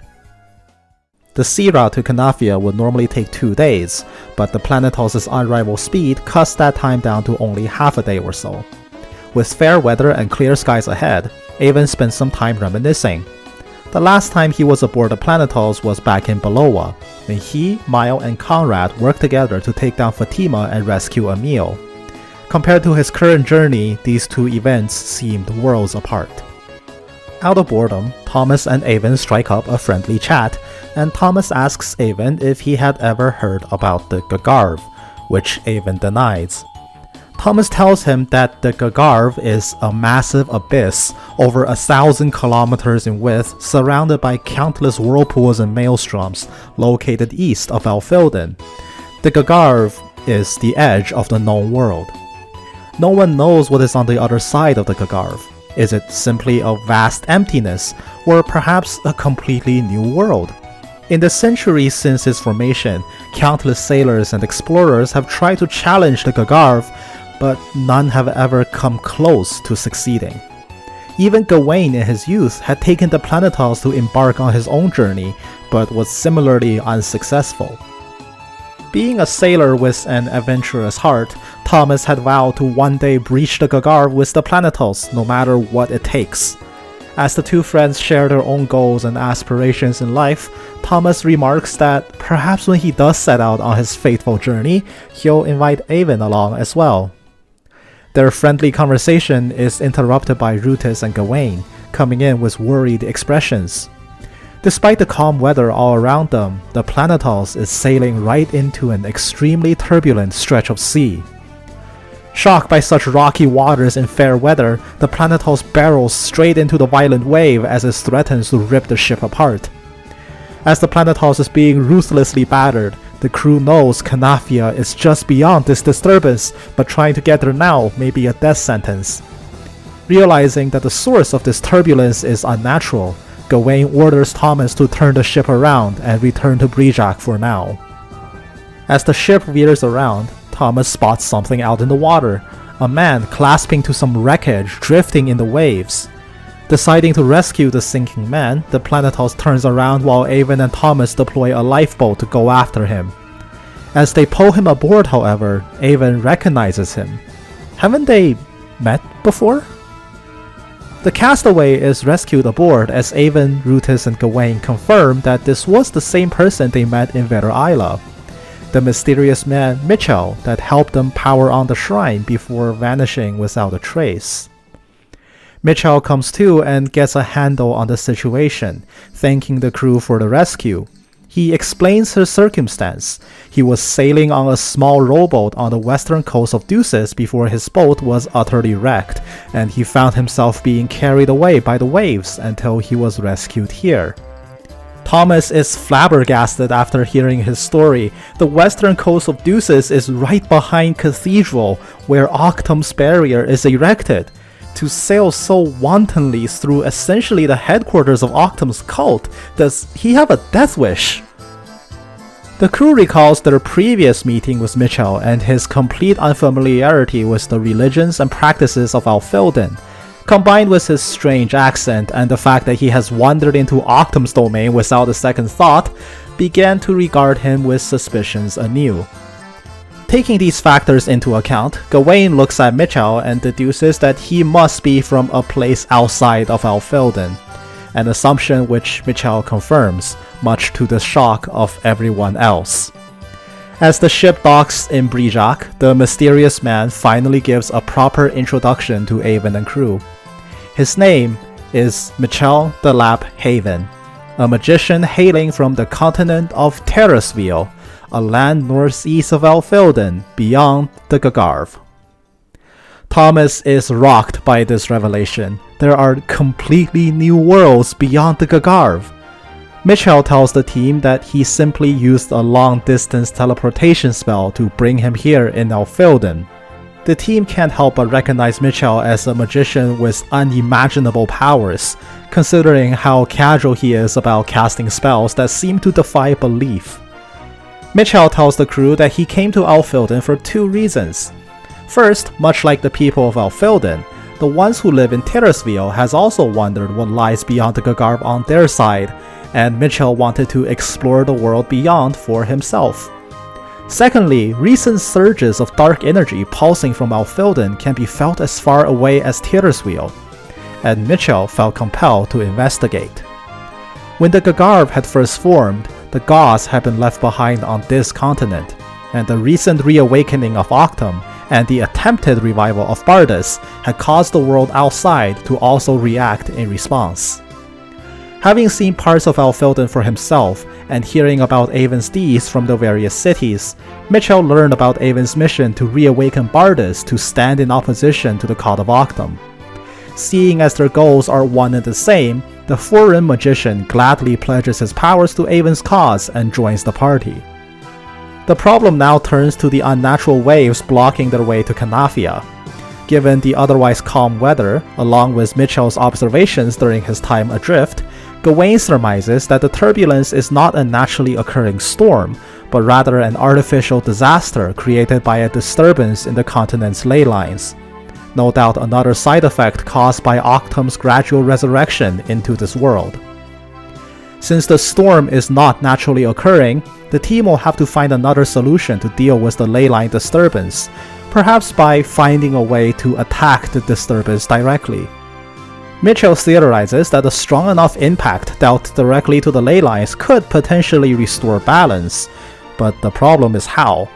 Something like an explosive would perhaps be able to do it, except there's no way to detonate explosives underwater.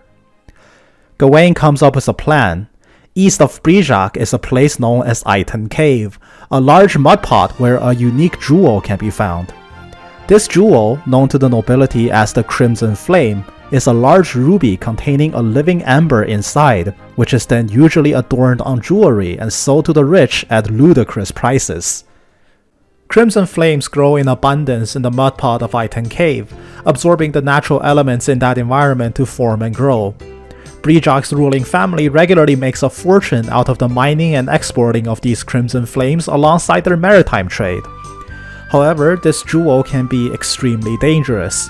If overgrown due to being left in Iton Cave for too long unattended, crimson flames become exponentially volatile and unstable.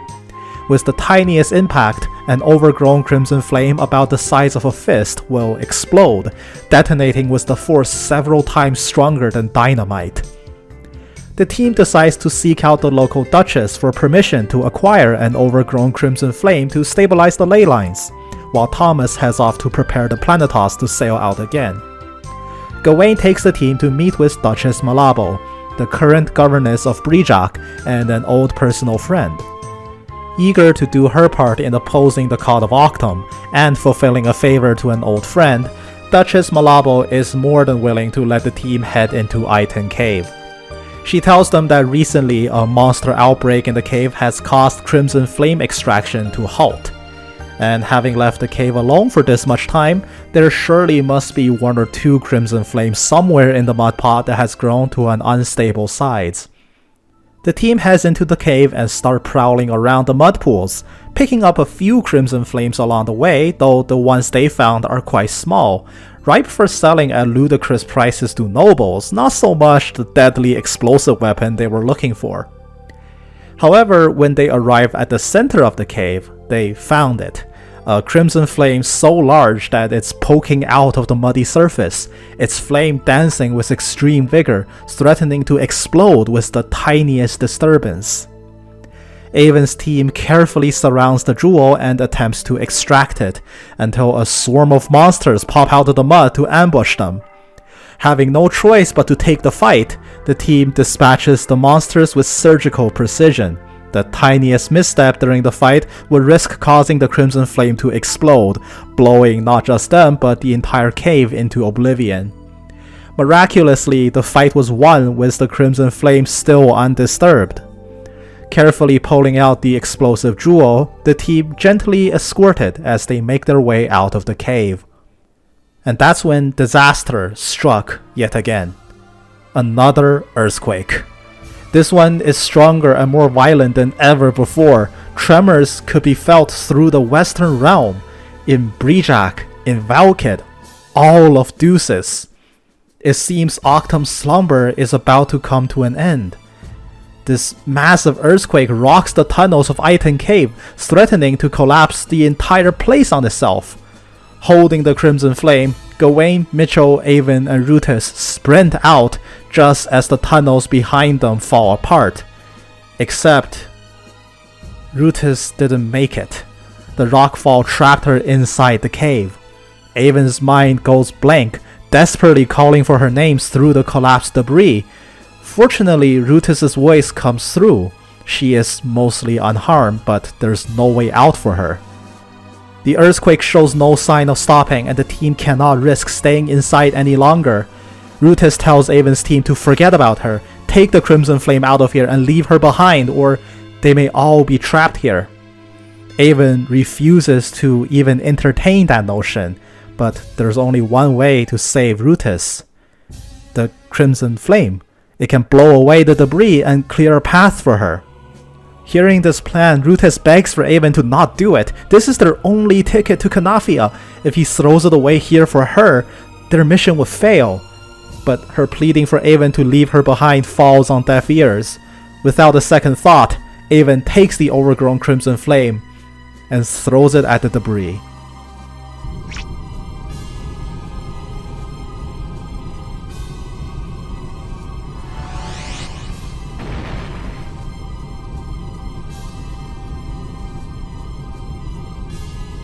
The massive explosion did the trick. Rutus was freed and the team escapes Iton Cave just as the entire place comes down around them, and the earthquake finally subsides. After their escape, the team checks up on each other to make sure everyone's unharmed, but Rutus remains solemnly silent. Seething with a quiet anger, she walks up to Avon and slapped him across the face. Rutus chastises Avon for his choice. That crimson flame was their only chance to calm the waters and bring the Planetals into Canafia. Octum's reawakening is nigh, and perhaps during that quake, cultists are already encroaching upon Zar's shrine in Canafia to corrupt him like the other demigods. Avon's mission would be to forge the Illusion and break the barrier in Cathedral. Compared to all that they stand to lose, she was not worth the rescue. Avon admits that perhaps he did act too rashly, but faced with Rutus now, he sternly knows one thing to be absolutely true. If he was given a chance to take back his decision, he would have still used the Crimson Flame in a heartbeat. Gawain agrees with Avon, telling Rutus that had he opted to not throw the Crimson Flame, Gawain would be punishing Avon 1,000 times more harshly than what Rutus is doing now. He tells Rutus that the concept of victory at any cost is very much an ideal of the cult, but in truth, though their victory is of utmost importance, there is still such a thing as too much of a sacrifice. Avon tells Rutus that even though they will likely not be able to go to Canafia now, he doesn't regret a thing. She is a very important person to him, after all, and shouldn't speak so callously about sacrificing herself for the cause. His words stun Rutus, who quietly comes to her senses and apologizes to Avon. As the two youngsters make up, they now come together to face the consequences. The earthquake had collapsed Iton Cave, and all they have now are a few small-sized crimson flames that could never be detonated. With no other leads for now, the team heads back to Brijak and reports in to Duchess Malabo. When they re-enter Brijak, however, they're immediately cornered by Jimenez, whose stress levels has gone through the roof. With the draft for the finale of Lavender Swift 9, Karamis had vanished from Brijak in the usual Karamis way. The team's attempts at calming Jimenez are fruitless, as he practically bounces from wall to wall in a ball of nervous energy. Leaving him to recover the author on his own, the team heads in to report. Malabo is thankful that the team returned unharmed after that catastrophic quake, and as a token of her thanks, passes along one of the smaller Crimson Flames to Avon's teams as a souvenir. The crew heads back to the harbor and regroups with Thomas, telling him about what had transpired. At this desperate hour, Mitchell hatches an idea to get through the rocky seas and passes it along to Gawain and Thomas. Deciding to give his plan a go, Thomas orders the Planetals to sail once more. Aboard the ship, Mitchell asks Avon to place the Crimson Flame on the deck, a small jewel roughly the size of a chicken egg. Mitchell lifts the jewel mid-air, asking both Rutus and Gawain to imbue it with their magic. Mitchell explains that if the growth of the Crimson Flame can be attributed to the natural elements found within the mud pots of Iton Cave, then perhaps the energies of elemental magic can be forcefully injected into one to induce growth. Incredibly, his theory works, and the jewel expands before Avon's eyes, growing to a massive, unstable size before his eyes.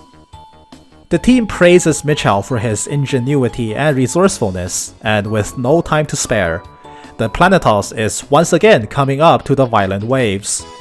Having already gotten a good feel on the ley line's pulse during his time adrift, Mitchell volunteers to go with Thomas in a small boat to detonate the Crimson Flame. Braving the difficult waters, Mitchell and Thomas steer their small boat right into the heart of the disturbance. Being battered on all sides and threatened to be turned overboard, Thomas's skill as a sailor is put to the ultimate test. Mitchell, putting all of his faith in Thomas's ability, maintains his composure and deploys the Crimson Flame, chanting his incantation to force its detonation deep underwater.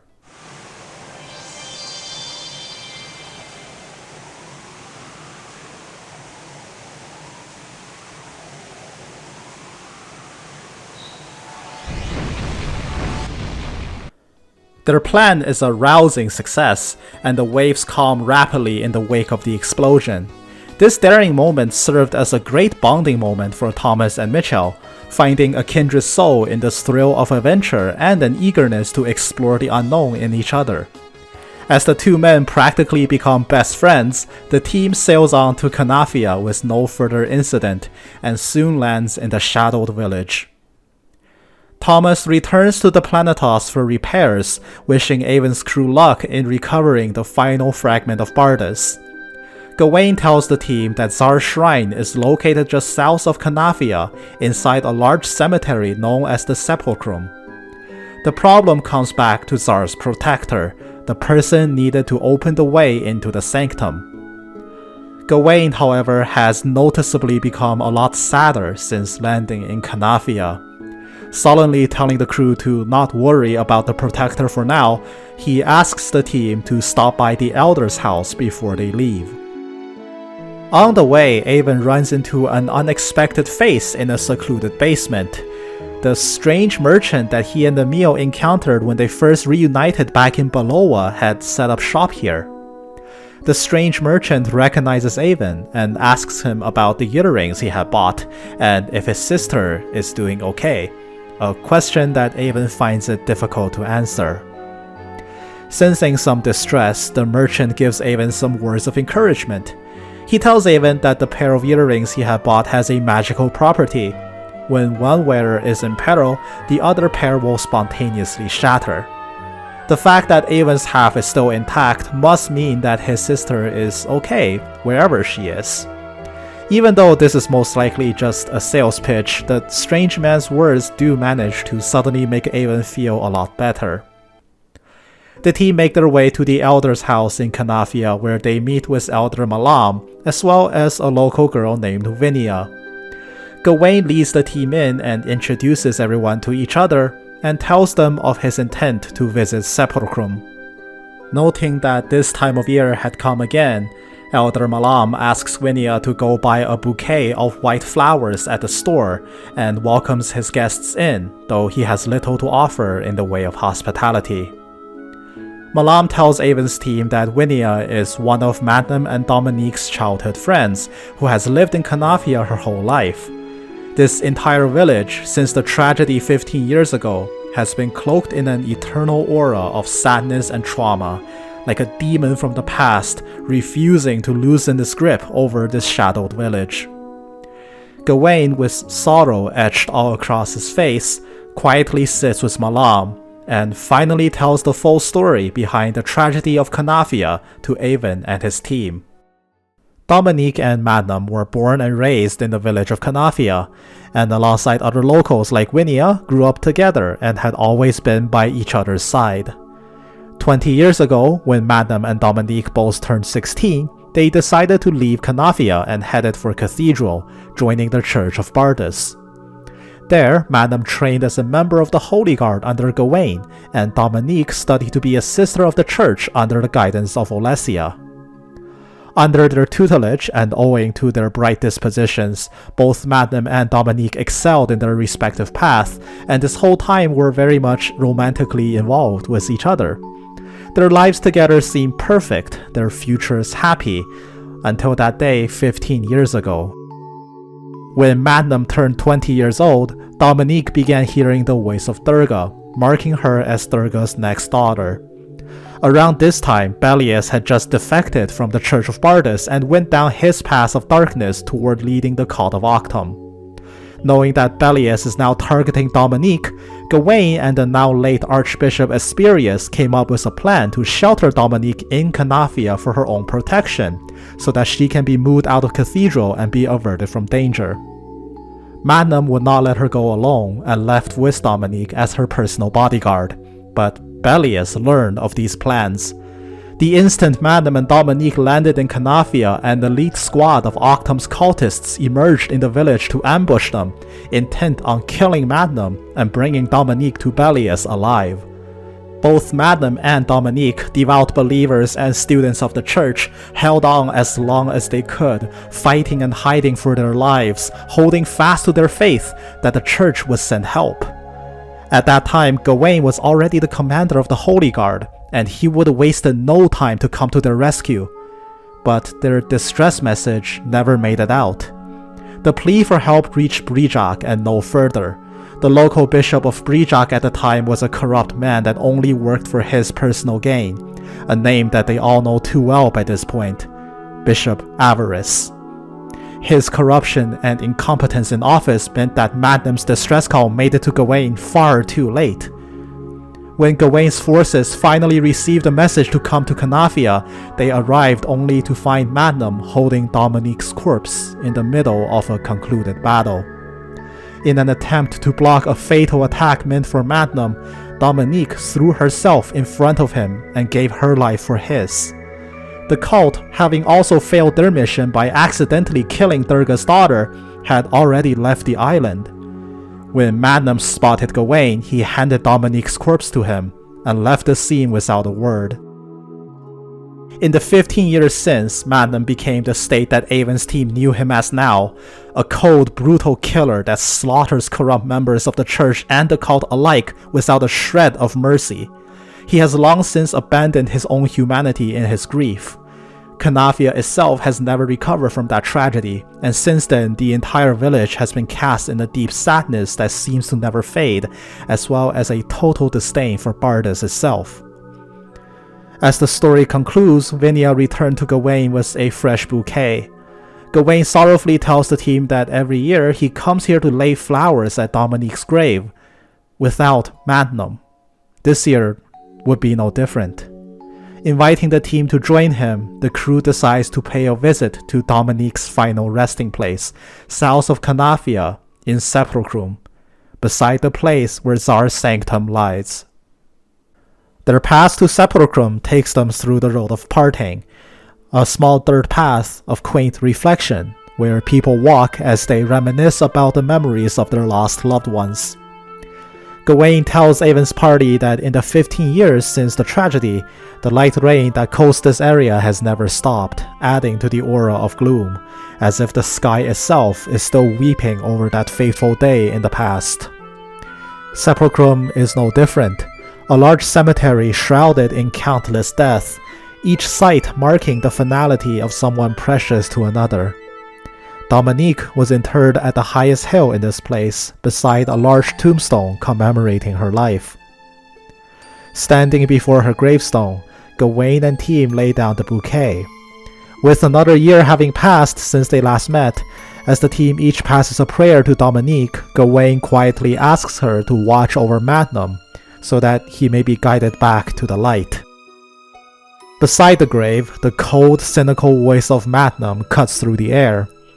The team rushes to confront him, but Magnum declares that this time, he is here only for Avon. With his cold, piercing glare, Magnum once again asks Avon the same question that he did in Benakia Monastery. Does he truly understand the implications of reawakening Bardus? Avon confesses that he doesn't understand, but perhaps he no longer needs to. After all, Avon was never a believer in Bardus, nor does he truly have a personal reason to despise Octum itself. The actions he's taken up until now have all been in the name of rescuing Emil and freeing Mile, and acting simply to protect his bonds with his friends and family. Magnum scoffs at this answer, telling Avon that human bonds are simply helpless in the face of divine power. On that day 15 years ago, when he lost Dominique, this became clear as day to him. Deciding to test if Avon truly has the power to protect the bonds he's cherished, Magnum draws his blade and demands Avon do the same. If Avon loses, he must surrender the 5 fragments of Bardus to Magnum. But if he wins, Magnum will gladly open the path to Tsar's sanctum for him, revealing to a shocked Avon that he is the protector of Tsar. Faced with the man who also had his fate inexorably tied to a daughter of Durga, Avon, despite the furious protests of Rutis and Gawain, jumps down and meets him in combat. Faced with his former disciple and the child he helped raise, Gawain curses both of their stubbornness. Taking Rutis and Mitchell, they follow along, knowing that Avon is no match for Magnum.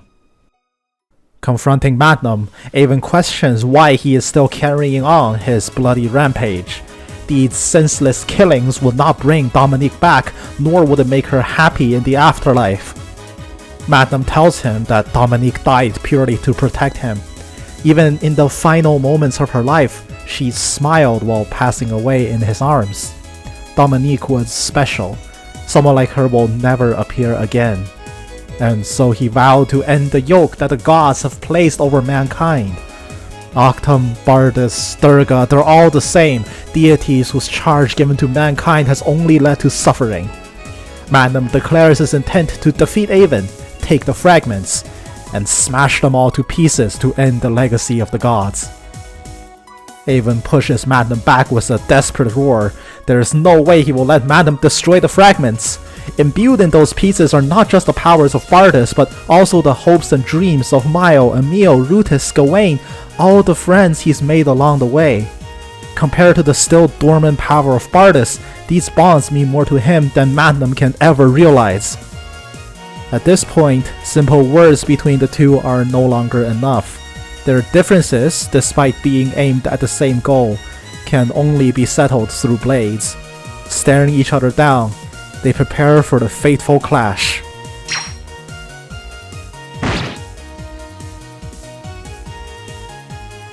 And Avon collapses before Magnum. His strength, although admirable, is still nowhere near the demonic swordsman's caliber. Magnum takes the 5 fragments of Bardus from Avon, but finds himself reeling. Somehow, that fight had managed to fatigue him more than initially planned. Magnum descends Tsar's sanctum while Avon's friends run to his side. Picking himself up from the ground, Avon remains determined to confront Magnum. The duel is not over yet. Approaching the entrance to Tsar's sanctum, Magnum communes with his contracted demigod.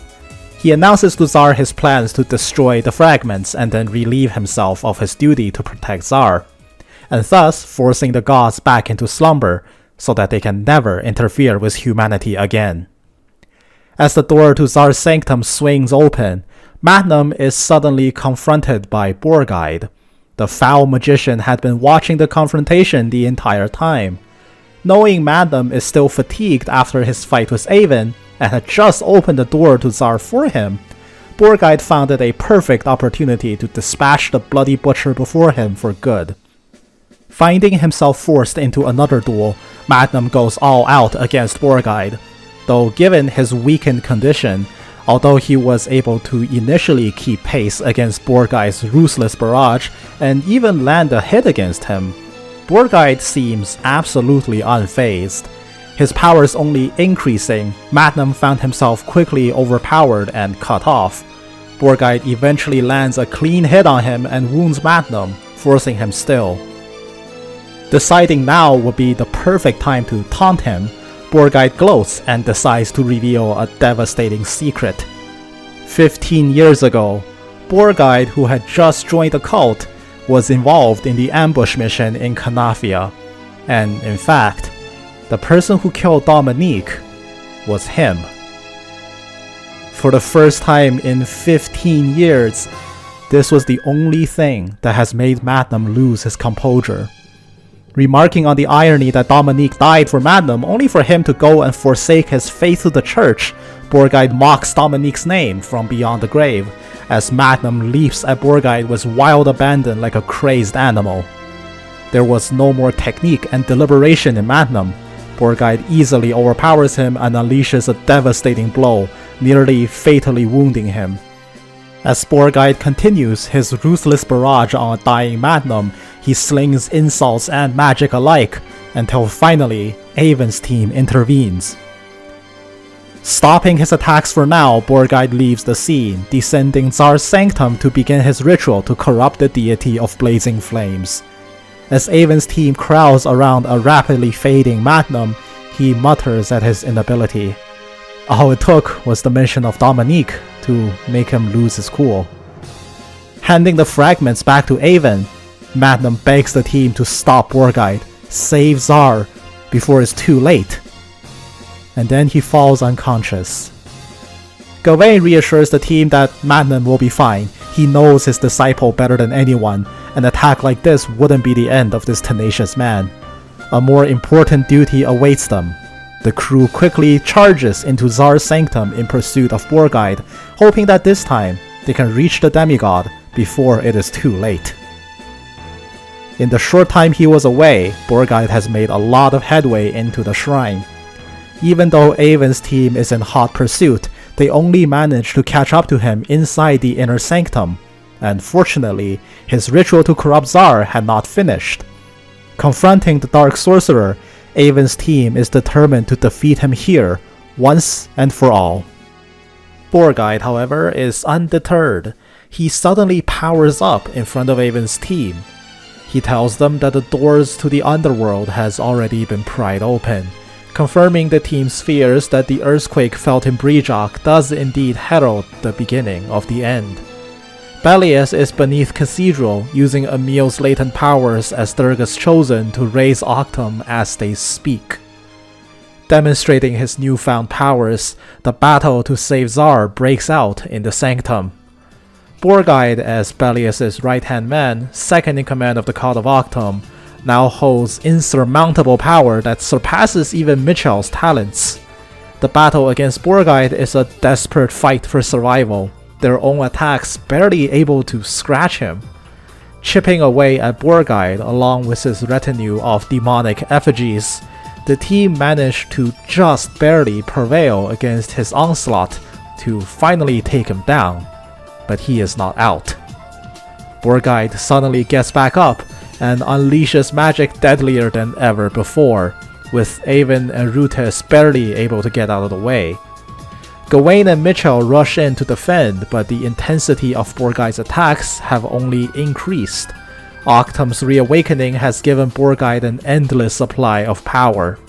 In this state of inexhaustibility, he can keep going forever.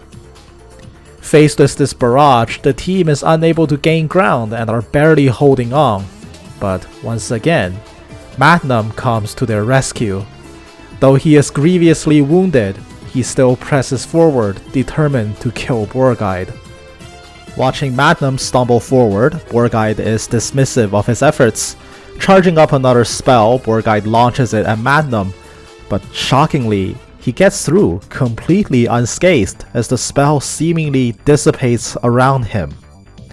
Magnum continues to press on, tanking through Borgheid's barrage like it's nothing. This sight unnerves Borgheid. The powers given to him by Octum seem to be ineffective. Magnum snidely reaches into his pocket and produces a crimson flame before the team's eyes. It had absorbed the magic from all of Borgheid's attacks and has now grown to an extreme size, twice as big as the one Avon's team used to reach Canafia. Magnum runs forward and grapples Borgheid to ensure that the sorcerer cannot flee by teleporting away. Sudden panic overwhelms Borgheid, realizing that the Crimson Flame is going to kill him, and Magnum is determined to die with him. Avon's crew realize his intentions and plead for him to stop, but Magnum has already made his choice. He's been carrying this Crimson Flame with him for 15 years. It was originally going to be made into a ring for Dominique to be given to her on her birthday. Though Magnum confesses that the thought of giving this Crimson Flame to Borgheid instead of Dominique disgusts him, it seems like a fitting end for both of them. Turning to address Avon, Magnum tells him that despite his immaturity, it's up to Avon now to fulfill his last wish. To rescue Emil from her ill fate, to not tread the same path as him, and to make sure those burdened with the destiny of gods can be freed from these shackles, so that tragedies like Canafia can never happen again. Then, amidst the furious cries of Avon and Gawain pleading for him to stop,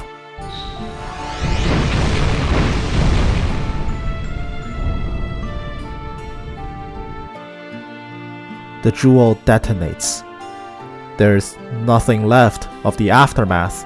Borgheid is dead, and Magnum sacrificed his life to ensure it. Faced with this sudden loss, Avon and Gawain grieve loudly at Magnum's death. Gawain looks away, cursing at himself. First Dominique, and now Magnum. He's no sage, just some useless old man who can't protect those he cherished. Rutis and Mitchell try their best to comfort the two. Mitchell remarks that as the crimson flame detonated, he saw Magnum smile.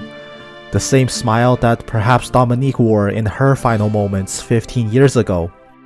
Maybe in that moment he finally understood the meaning behind her smile. That desire and drive to protect another, even at the cost of their own lives. The team presses onward through the inner sanctum, and finally meet face to face with the final demigod, Tsar, the deity of blazing flames, uncorrupted thanks to their efforts. Having seen Avon's adventures through Magnum's eyes, Tsar has come to believe in Avon just as Magnum did. Manifesting the sixth fragment, the lightweight left leg of Bardus, is Pied. He gives it to Avon, along with the blessings of the fire spirits. With all the fragments assembled and the blade of prophecies in his hand, Tsar channels his divine right on behalf of Durga and tells Avon that he can perform the ritual to forge the Aleutian, here and now. The blade forged using human hands and the divine powers imbued within the fragments, combining the strength of mankind and deities, the might to shatter the darkness shall now once again descend onto this world.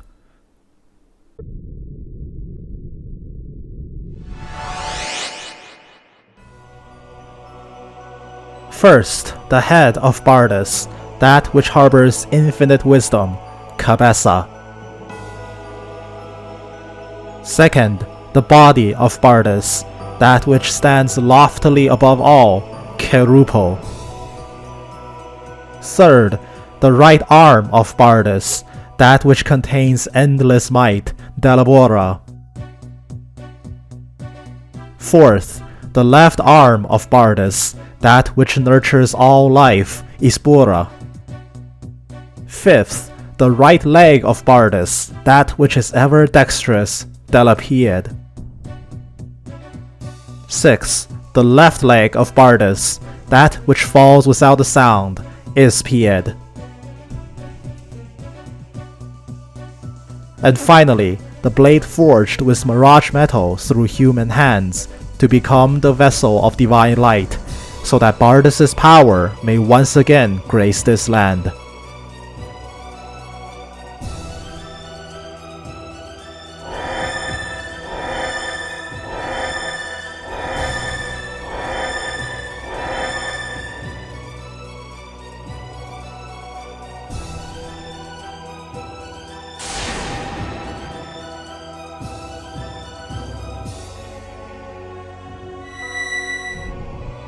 The forging is complete, the imbued holy sword brimming with Bardus' light. Its name, as deemed in prophecy, shall be the Aleutian. With his duty fulfilled, Tsar returns to his eternal slumber, and Avon walks forward to claim the holy blade Aleutian with his own hands. The once lightweight blade suddenly seemed heavier, with the power of Bardus now sleeping within. This is it. The barrier around Cathedral can finally be shattered using this weapon, and with it, Avon's journey is nearing its end. The team somberly walks out of Tsar's sanctum, still mourning over the loss of Magnum. As they leave the shrine and return above ground, they're greeted by an incredible sight. The clouds above Sepulchrum have cleared, and a warm layer of sunlight is coating the entire cemetery. Before returning to Canafia, the team stops by Dominique's grave once again to say their farewells. With everything that has happened, Avon and Rutis offer to return here with Gawain when their journey is done, but next time, they would offer 2 sets of flowers instead of 1. As the team leaves, Gawain can't help but remark, though the paths they took were different, Dominique's will was passed on to Magnum, and now it is up to Avon to continue carrying the torch so that their dreams of peace can be realized. No longer trapped by his own sorrow, Gawain too has found the strength to carry on and to put the tragedy behind him at last. As the team leaves Sepulchrum, the spirits of Magnum and Dominique, reunited in the afterlife, appear to watch them on.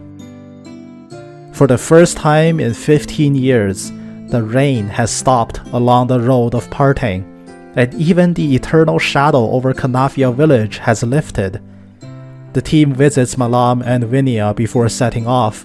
It seems that with Magnum's sacrifice, the tragedy of 15 years past has finally concluded, and the village can finally start moving on. Triumphantly holding the Illusion in his hand, Avon's crew return to Thomas as they all collectively marvel over the blade. With the final conflict drawing near, they board the Planetos and sail back to Deuces, in full preparation for the imminent conflict.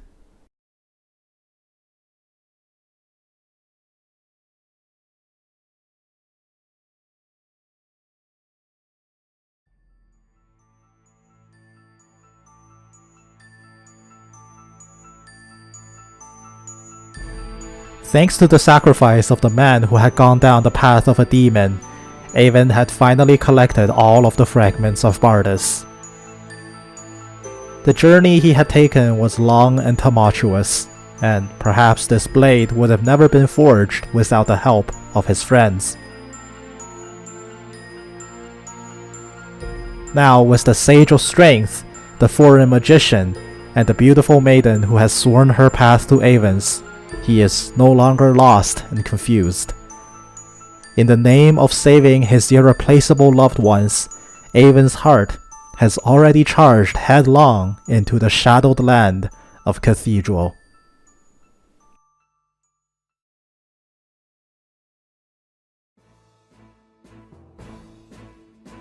The war has begun. The Adventurers Guild, the Royal Army, and the Holy Guard have joined together in Valkid to form a united front. Since the earthquake from days ago, Octum's cultists have begun a large-scale attack across the continent. Valkid, the holy capital, is now the first and last bastion of humanity against the darkness. With coordinated efforts by joint armies striking against the cultists, the time has come for Avon's small squad to infiltrate behind enemy lines and break through Cathedral to strike at the heart of the cult. Rallying the team for the final battle, Gawain asks if everyone is ready for what is to come.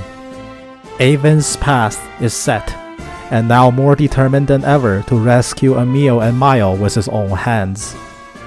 Rutis, despite still remaining indebted to Bellius for saving her in her darkest hour, has discovered her own path in life, and that is to walk it by Avon's side. Mitchell, coming from the distant continent of Tillerswheel, also pledges his aid. Octum's resurrection will have ramifications for the entire world, and he will do his part to save it. With the team rallied for battle, Krar brings up the prophecy recorded in the Church of Bardus' scriptures, the same one that he stopped halfway through back when Avon set out to Ver Isla, and finally finishes reciting it in full. The divided body of Bardus shall imbue its powers of divinity into a blade stronger than steel yet lighter than a feather, so that it may open a path of light through a rampart of darkness. That blade's name shall be Illusion, and its bearer shall be named the Hero of Prophecy.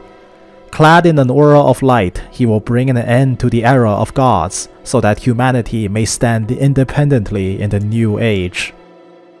Pondering the meaning of this prophecy, Avon's team makes preparations to set off. First, they encounter Dr. Bandel in Valkid, who is filling in for Father Cariel, now serving as a frontline medic out on the field. Much like Avon, Dr. Bandel has also traveled the world, in search of a mythical flower mentioned only in her late father's medical notes, a panacea flower. Her father's notes mention the panacea flower as a legendary herb which is said to be able to cure anything. But now Dr. Bandel has at last realized what her father meant. The panacea blooms within the hearts of people, and in her travels Dr. Bandel has saved many lives with her expertise. The true meaning of her father's notes is for Dr. Bandel to carry on his legacy to cure all the sickness in the world. The team heads out to meet Shannon, still under the belief that Mile has been taken captive by the cult. Determined to rescue her promised prince, Shannon demands Avon's team take her with them, an idea that Avon can't afford to entertain. Trying their best to dissuade Shannon from throwing herself into the front lines in Cathedral, Avon and Rutus try their best to perpetuate her fantasies. If Miles been captured, he would surely be starving when they rescue him. If Shannon stays put in Valkid and prepares a huge feast to welcome him back, then surely that will win over his heart. This fib works like a wonder. A pepped up Shannon spontaneously abandons her daring rescue plan and runs off to start her preparations. At this point in their adventure, Shannon's antics have become a welcome sight to take off a lot of the stress of the upcoming battle. Proceeding into the city districts, Avon's team runs into Germanis and Karamas for the last time, celebrating over a successful wrap of their latest best-selling novel, Laban the Swift. Karamas' newest masterpiece is so successful that all the copies are flying off store shelves. Finally able to sit back for a while before his next creative endeavor, Karamas tells Avon that although the book of Laban the Swift has concluded, the story of Avon as the real-life counterpart has yet to finish. Whether or not Avon can find his own happy ending would be something that he must now reach out to take for himself. With his preparations wrapping up, the time has finally come. Cathedral is just south of Valkid, the ultimate destination of Avon's journey. The time to shatter the barrier and rescue Mile and Emil has finally come. This will be Avon's final battle. Once more into the breach. Through the now desecrated Diel's path, the team cuts through the horde of monsters to reach the barrier before Cathedral, now a very nostalgic place. Avon recalls being humbled here and was only rescued thanks to Rutus. Thinking back, this was the place where he and Rutus truly found companionship with each other. Unsheathing the Elusium, Avon braces himself and lunges, cleaving down the wall of darkness with a mighty leap.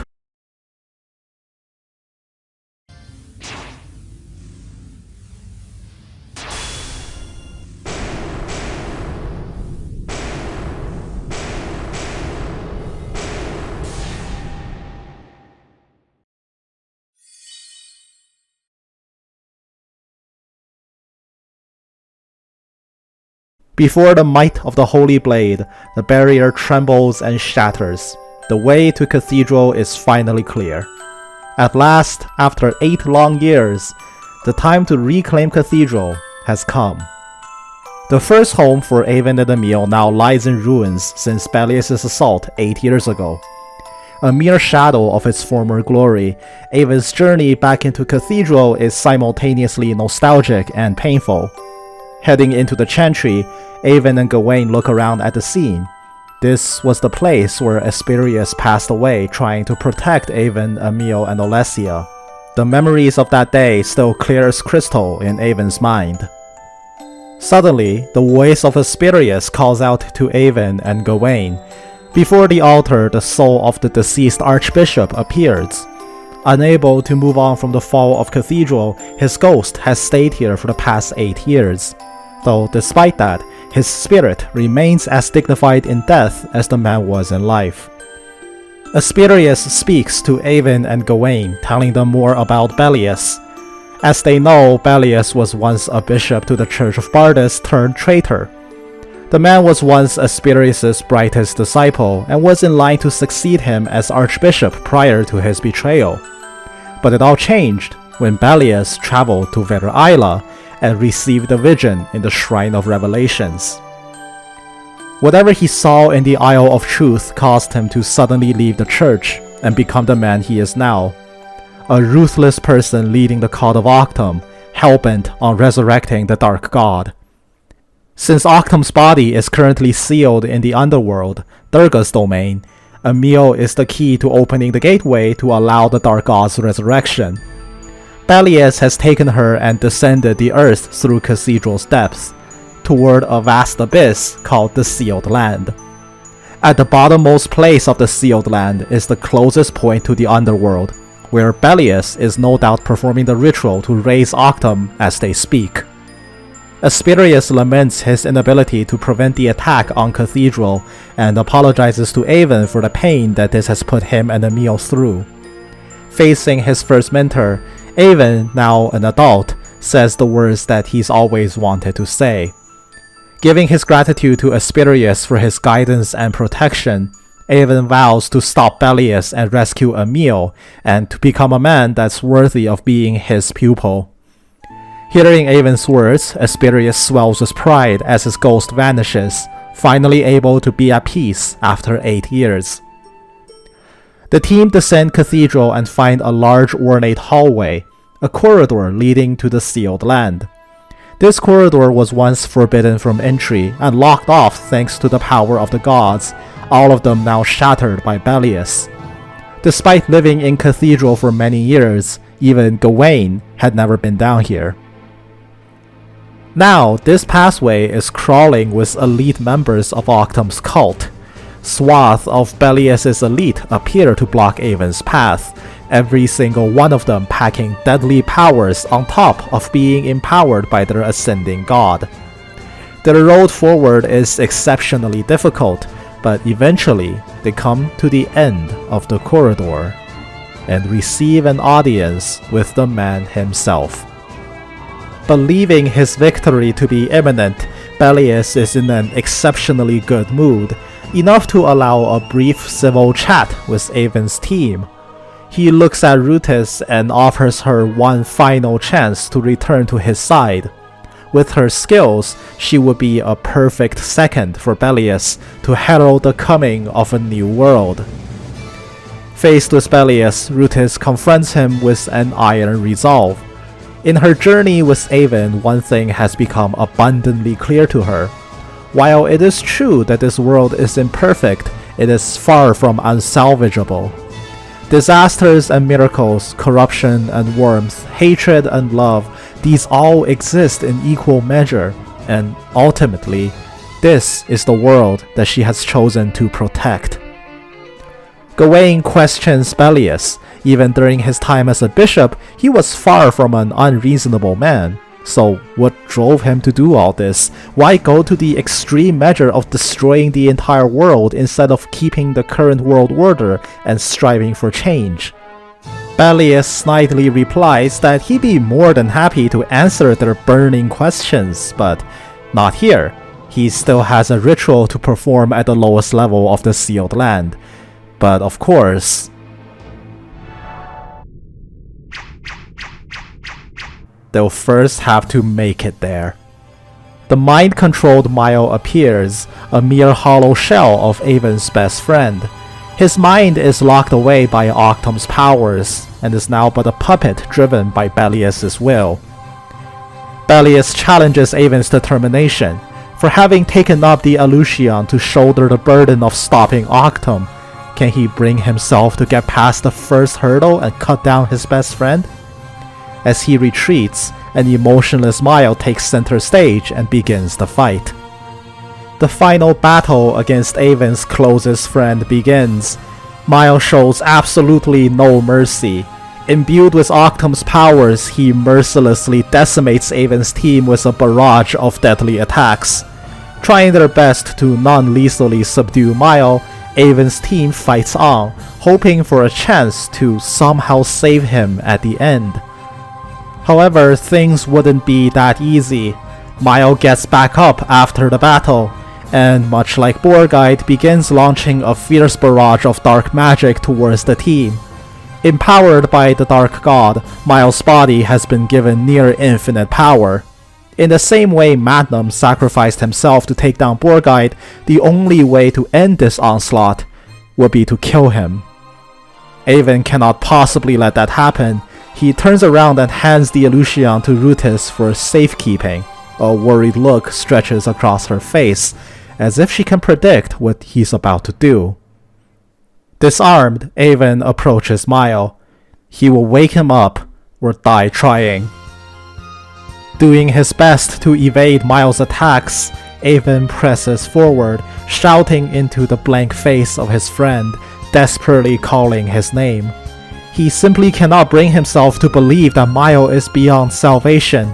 Somewhere in there, deep down, the real Mile has to be around. Predictably, Mile is unresponsive to Avon's attempts at reaching out to him. Despite Avon approaching him with no weapons, Mile continues to pummel him with magic. The attacks quickly overwhelm the unguarded Avon, bringing him to his knees. Rutis can't bear to watch this and tearfully begs Avon to stop. Gawain and Mitchell too believe Mile to be lost. Frustrated, Avon demands his companions to shut up.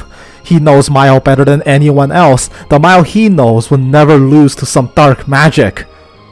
As Avon screams out Mile's name, the miasma around him appears to dissipate.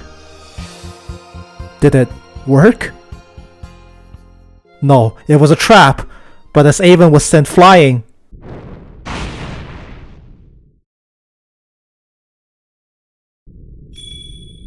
the sound of the bell hitting the ground suddenly seems to send Mile reeling in pain, as if a part of him is responding to its chime. This bell, a symbol of Avon and Mile's bond, seems to be reaching Mile's spirit where Avon's words cannot. Taking up the guardian bell, Avon lets off its purifying chimes, beckoning to his dearest friend. Does he remember this bell? The keepsake given to him by his father on the day they first embarked on their adventures. Recounting the times they spent together and carrying us through the bell, Avon dredges up the unforgettable memories that the duo have shared. Their involvement in the operation in Tibri village, and the subsequent rescue of Shannon from Fatima's grasp, the beginning of a long and mostly one-sided relationship. Their time in Barun, meeting Douglas, and training together to meet him in the wrestling match at the Idun festival. The poisonous fog in New Barun, the Mifa hunt, their involvement in exposing Bishop Avarice for the first time and saving the city. In Gia, thinking they had found Emil only to be deceived by Rutis, someone who has since become another one of Avon's irreplaceable companions. In Baloa, finally finding Emil again, and how quickly Mile and Emil became friends over shared memories of Avon's reputation as a troublemaking child. It's always been like this. The times he's shared with Mile is unforgettable. From the day they first met each other as children to the beginning of their friendship when Mile used his wishing card on behalf of Avon. He knows this to be an undeniable truth in his heart. These are unforgettable, precious memories. Octum be damned, Bellius be damned, nobody can take this away from them. Their bond is not something that can just be stolen away by some archaic curse. Miraculously, the purifying sounds of the bell have wiped away Mile's miasma, and despite all odds, Mile once again opens his eyes. Overjoyed, the two lifelong friends walk up to warmly hug each other, basking in the glory of this most unlikely reunion. Mile warmly thanks Avon for not giving up on him. Since Bellius had been busy this whole time preparing for Octum's resurrection ritual, he had been sending Mile out to do his dirty work. Even though Mile had no control of himself, he remained aware of everything that's transpired. Gia Mines, Garden Hill, Ward Village, all of these disasters were his doing. Avon's party reassures Mile that he is not to blame for the things Bellius had forced him to do, but remains concerned about his condition. Despite regaining his mind, his hair color still remains the necrotic shade of silver, most likely a side effect of having been possessed by the cult. The team recommends escorting Mile back to Valkid for treatment, an offer which he denies. Unfortunately, the team simply has no time to lose. Mile takes the team to the final chamber in the corridor, where they behold a strange lift, constructed by the cult of Octum. This lift will take them to the depths of the sealed land, and at the end of it are Bellius and Emil, currently completing the ritual to revive Octum as they speak. Despite Avon's protests, Mile insists on coming along with the team, intent on fulfilling his promise to see this journey through to the end by Avon's side. Even though this oath took a massive detour halfway through, it seems more than fitting to finish it now. Though still holding lingering concerns, Avon agrees and returns the Guardian Bell to Mile. This was his keepsake, after all, and in their journey together, Mile has managed to lose it twice. Promising Avon that there won't be a third time, the two reinforce their brotherly bond with each other and step onto the lift along with Rutis and Gawain. But before Mitchell can get onto the lift, he stops and turns around. They're not alone. A massive swarm of Octum's cultists emerge to attack them. Mitchell, showing off his incredible magical powers, easily dispatches the first wave and holds up a massive magical barrier against the rest. The cultists are poised to destroy this lift and deny their entrance into the sealed land. Offering to stay behind to take care of this rabble, Mitchell calls for the group to carry on without him. With the situation critical, though Avon is concerned about leaving him behind alone, this was hardly the time for deliberation.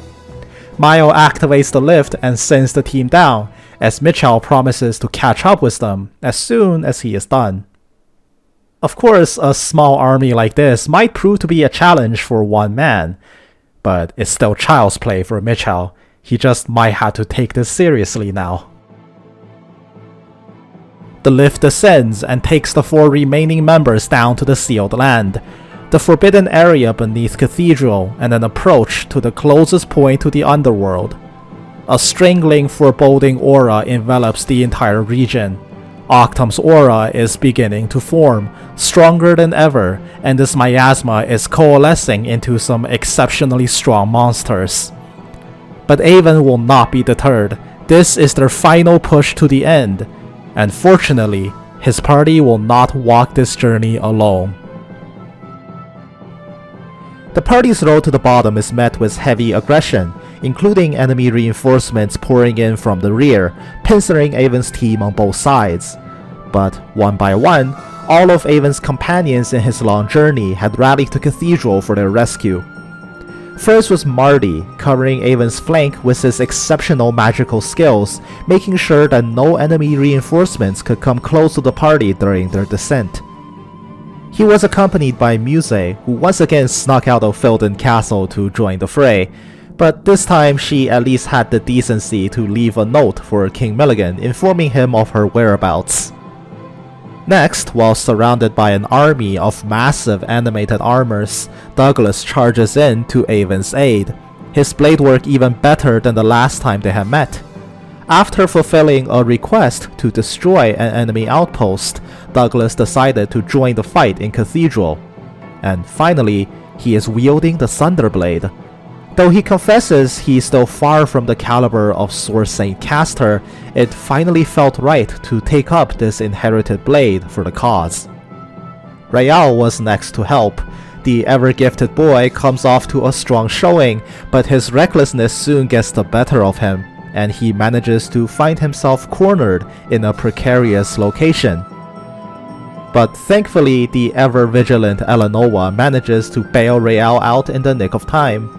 The entirety of the Magic Academy had been rallied to Valkid for the fight, with herself and Rael making the plunge into the sealed land to help the team. The fight is far from over. While being assailed from above, Baron Conrad, after successfully defending Beloa from the waves of cultists, had come to Cathedral with Teresia's blessing and broke through the enemy defensive lines to reach the party. One by one, the many loyal companions that had rallied to Avon in his long journey remained behind as protection, emboldening the 4 party members to press onward. At the end of the twisting cliffs, the lowest level of the sealed land awaits, along with the final wave of help. Lucius cuts in to hold the entrance into the depths of the passageway, along with Archam, who insisted on joining in to aid the group as a medic. However, with enemy reinforcements still pouring in relentlessly, everyone who had come found themselves in the midst of a chaotic battle. But with the sealed land under control by Avon's companions, they proceed, and discover something they never expected to find down here. A transport gate. Gawain recalls that the discovery of the Benthonic people's artifacts started in Cathedral, and perhaps this gate was what first clued modern humans into the existence of that bygone race. However, this raises more questions than answers. How on earth were the Benthonic people able to construct this gate in the sealed land even during their time? Were they able to access this place in the past? If they're privy to the secrets of this forbidden area that very few people of today even know about, what other powers did this ancient civilization hold? Regardless, Avon's team connects the gate to Valkid, allowing the team a brief, precious moment of respite before the final charge. Taking a quick trip back to recuperate before the final confrontation, Avon takes Mile around Valkid for the first time, and brings him to meet with some of the people in their travels. Dr. Bando, Archbishop Krar, Jimenez, and Karamas, all of them overjoyed to see him safe and sound. After quickly replenishing their supplies, the team returns to the sealed land and continues onward, finding themselves in what appears to be an astral realm. With Octum's influence, this location, dubbed the Labyrinth of Time, was formed due to massive rifts and distortions in spacetime. What may originally have been another part of the sealed land has now been sundered into all but oblivion, with few precarious platforms drifting across unstable planes. Carefully navigating their way through some of the strongest enemies they faced yet, and through a devious maze to realign themselves spatially, the team finally make it to the ritual site and confront Belius for the final time. The ceremony is well underway. An unconscious Emil lies atop a ritual circle, and Belius beholding the statue of the sealed Octum before him. Belius greets his incoming visitors. The banquet of destruction is nigh. The Dark Bishop sees Mile and is surprised, yet not shocked, to see him regain his senses. But just as well, he turns to speak with Mile. During the time he was under the cult's control, he has personally seen Belius' actions and motivations. And of everyone here, Mile uniquely understands him much more than the others. What does he think of it all? Why not join Belius for real? Mile admits that indeed, strictly speaking, he doesn't believe Belius to be a bad person. But despite that, he is gravely misguided. Humanity is not as weak as he believes them to be. The fact that Avon was able to bring his soul back from the clutches of Octum is living proof of that. The team demands answers from Belius. They made it to the bottom, and now it's time for him to fulfill his end of the bargain. Why is he attempting to revive Octum to destroy the world? Or, better yet, what exactly did he see in Vader Isla? Belius decides to indulge them. When he sought out the Isle of Truth, he was given visions of the future as well as the past, a world-ending cataclysm yet to happen, as well as the truth about the Benthonic people and their ultimate fate. The Benthonic civilization was uplifted shortly after the first war between Bardus and Octum. The entire race soon established their unique magical schools and used it to achieve total dominion over the known world, constructing wondrous sites using technology that far surpasses current modern society. But humans were never meant to hold this much power. Their supremacy is the exact catalyst for their downfall. When a mishap triggered a major disaster, the Benthonic civilization fell to total ruin, and in the immediate aftermath of the cataclysm, a massive abyss formed across the world, dividing the land into three. The same abyss that is now known as the Gagharv, with Elfilden and Mitchell's home Tirisville being two of the lands. Belius has learned of the eventual return of the same disaster, but this time on a grander scale. This time, the fallout will not be as simple as a global rift, but perhaps the entire world will fall into total extinction. Recognizing that humanity is ill-prepared for such an event, Belius has then resolved to revive Octum, so that the world can be rebuilt into an utopia, one that can lead to a hope for survival. Recognizing that humanity is ill-prepared to face such an event, Belias has then resolved to revive Octum, so that the world can be rebuilt into a utopia, one that can lead to a hope for survival. Avon calls out Belias on his insane plan. Destroying the world with a god and inflicting countless suffering is no salvation. Humanity cannot possibly be as powerless as Belias thinks. However, Belias is unamused by this, countering Avon's argument by pointing out the hypocrisy in his action. After all, how did Avon make it here to begin with? Did he not also need to borrow the powers of the God of Light to shatter the barrier? Rutis rebukes his point. To focus on the powers of the Eleusion alone is simply false. Avon's accomplishments are thanks to the many friends he's made along the way. His compassion and endless determination is what inspires others to join his cause. Someone like Belias will never be able to understand the potential of this power. Belias scoffs at this assertion. With Octum's revival, the cultists have all received inhuman levels of strength, easily crushing the flickering embers of hope that Avon claims to exist in humanity. Projecting visions of the battle above them in the sealed land, Avon's team is horrified to find that one by one, all of his companions that have thrown themselves into the battle were summarily rounded up and defeated. Marty, Muse, Real, Eleanor, Archem, Baron Conrad, all of them stand no chance against the empowered cultists. Even Douglas and Lucius, two swordmasters at the very apex of their abilities, have all but exhausted their stamina and are barely hanging on to the fight. Very quickly, Lucius is overwhelmed and knocked down. But thankfully, before the cultist can deliver the killing blow, Mitchell appears along with a barrage of magic to keep them safe, his exceptional magical abilities managing to keep himself afloat amidst the chaos. While the situation above the crew seems increasingly dire, Avon's objective is within reach. Deciding to demonstrate the power of Octum's chosen, Belias casts aside his human form, metamorphosizing into a grotesque monster before the party's eyes. The final battle against the leader of the cult breaks out before the ritual site. In his enhanced state, empowered by the God of Darkness, Belias dispatches a slew of deadly magic, many times faster than what magicians like Rutis and Mile are capable of. Even their strongest magic is not even able to land a scratch on the fallen bishop. Resorting to brute force, Avon channels the divine power within the Eleusion to batter through Belias' evil shell, leading the offense to slowly take him down along with his retinue. At the end of the battle, Belias lies defeated, but refuses to concede defeat to mere mortals, believing their victory over his demonic form was only won thanks to the powers of Bardus inside the Eleusion. However, it is too late for Avon.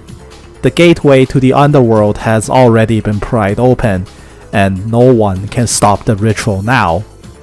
Using the full power of the Book of Life, Belias, in a desperate attempt to finish the resurrection, offers his own soul to complete the revival of Octum.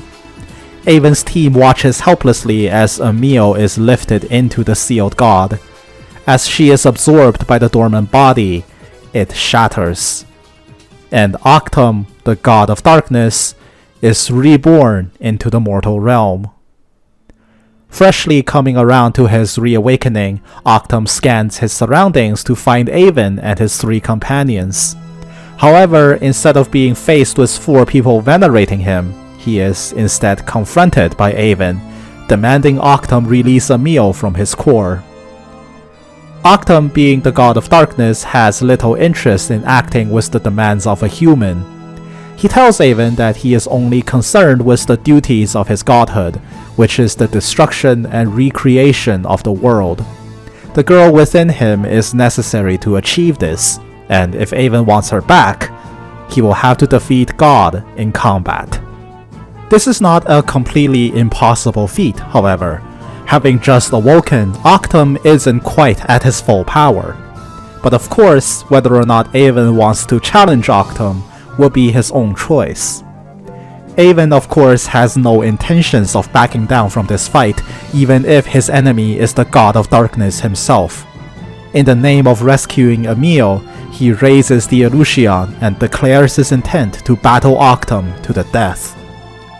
Octum's massive body heaves in response. The final battle has begun. As if responding to Avon's soul, the Eleusion erupts with a bright flash of light, coating Avon and his companions in holy light. Bardus has fully awakened in his confrontation against Octum and has given the team the divine powers needed to defeat the God of Darkness. Protected by sentries, Octum's form is impenetrable until the seals can be broken one by one. This was unlike any battle Avon has ever fought before. Bardus and Octum exist on a level far beyond the four elemental deities that they had confronted in their travels. It was as if the war between light and darkness itself, waged centuries ago, was finally being played to their conclusion at this stage. And Avon, the boy who worshipped neither Bardus nor Octum, found himself caught in the middle of it through extraordinary circumstances. But none of that matters. Avon's desire is to rescue and protect Emil, even if he has to go through the God of Darkness to do it.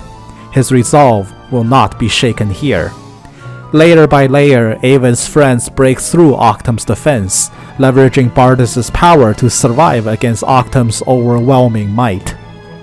This was no longer a battle to seal Octum away. This time, to save the person dearest to Avon, they will shatter Octum's body entirely in the mortal realm. And after a grueling battle, they stand victorious.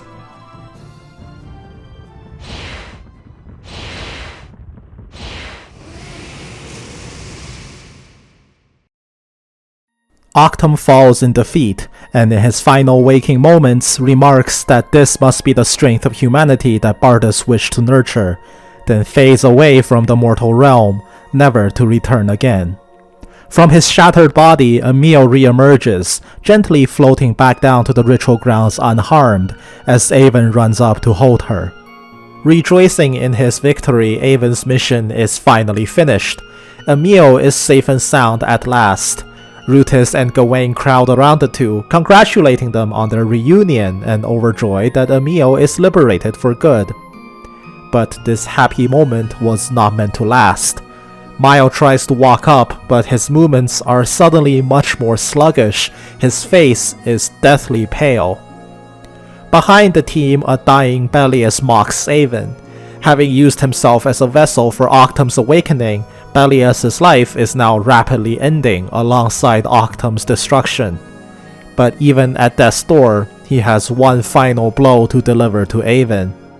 After all, he wasn't the only person whose life is tethered to the Dark God. The same decaying aura that surrounds Bellius also appears around Mile. Of course, Mile knew about this outcome, but even now he confidently tells Bellius that he has no regrets. It's always been his wish to support Avon's journey to the end, and he would do it all over again in a heartbeat. As Bellius fades, Avon's team look to a doomed Mile in shock. Mile confesses that in truth his life had ended a long time ago, back on the road to Valkid. His reappearance now wasn't due to a miraculous survival and mind control, but rather he was simply revived with Octum's powers, a power that no longer exists in this world. Avon runs up to his companion, the joy from moments ago evaporating into despair. Why didn't Miles say anything? If Avon knew this was the outcome, he would have never challenged Octum. But that's precisely why Miles kept it a secret until now. Otherwise, Avon would have never gone through with the battle to rescue Emil. With his last living moments, Miles thanks Avon for the journey they've been through. Since they first met as children, the time they spent together has given Miles' life the meaning he yearned for. The chance to see the world, and to embark on an unforgettable adventure. And so he quietly closes his eyes and fades away, against a tearful Avon's furious protests, and once again leaving nothing but the Guardian Bell behind. Holding Miles' bell as his last memento once again, Avon falls to his knees, heartbroken as his despair turns into a mix of sadness and anger. Didn't Miles promise that he wouldn't lose this bell a third time? Cursing his friend as a liar, Avon is inconsolable, with Rutis and Emil both powerless to help. Gawain looks away and laments over the situation. Is this another one of Bardus' trials for Avon? Hasn't he been tested enough? Is the will of the gods really this cruel? Suddenly, an ethereal voice comes out beside Avon, addressing Gawain's questions directly.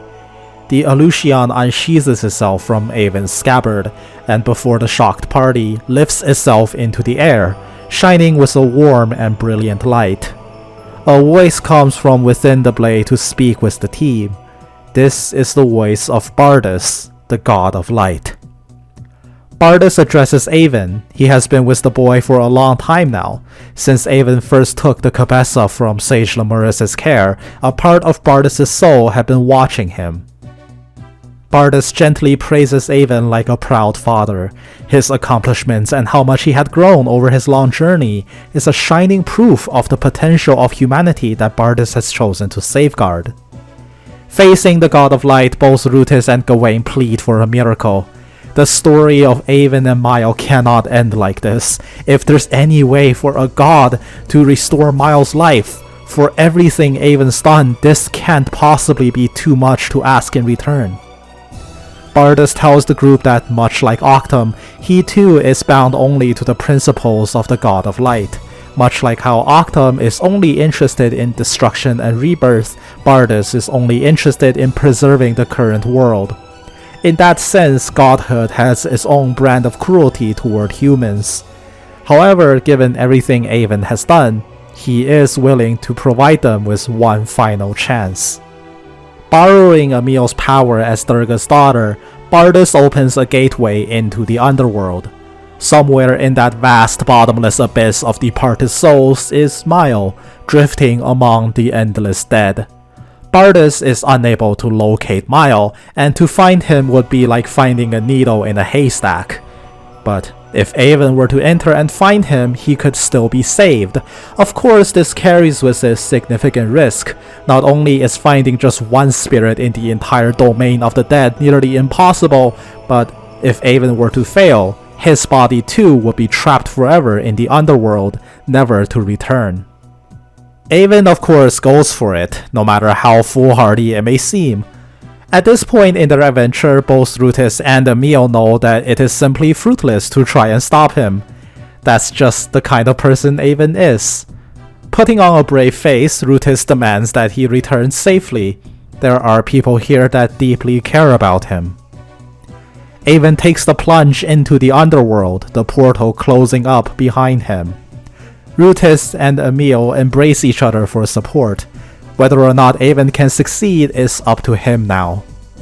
Behind the team, the rest of Avon's companions all arrive, all of them thankfully having survived the ordeal in the sealed land, as all the cultists have fallen in defeat with Octum's destruction. Gawain, Rutis, and Emil look up to the still shining Aleutian, asking all of their closest friends to join together in prayer, so that Avon and Miles can come back safe and sound. Falling endlessly, seemingly forever, Avon's body is gradually plummeting into the endless depths of the abyss. Miles is nowhere to be found. The land around him vast and empty. He has no control over his body, but should he fail, he will be stuck falling forever, with no way out. Surrounded by countless sparkles of life, each a spirit that has come and gone from the living world, Avon is eventually confronted by the spirit of Sage Lemurus. Knowing his adoptive grandchild, Lemurus is not surprised at all that Avon would choose to jump in here, but still chides him for his recklessness. As a final lesson to his beloved pupil, Lemurus asks Avon to remember the bonds that he has shared with Miles.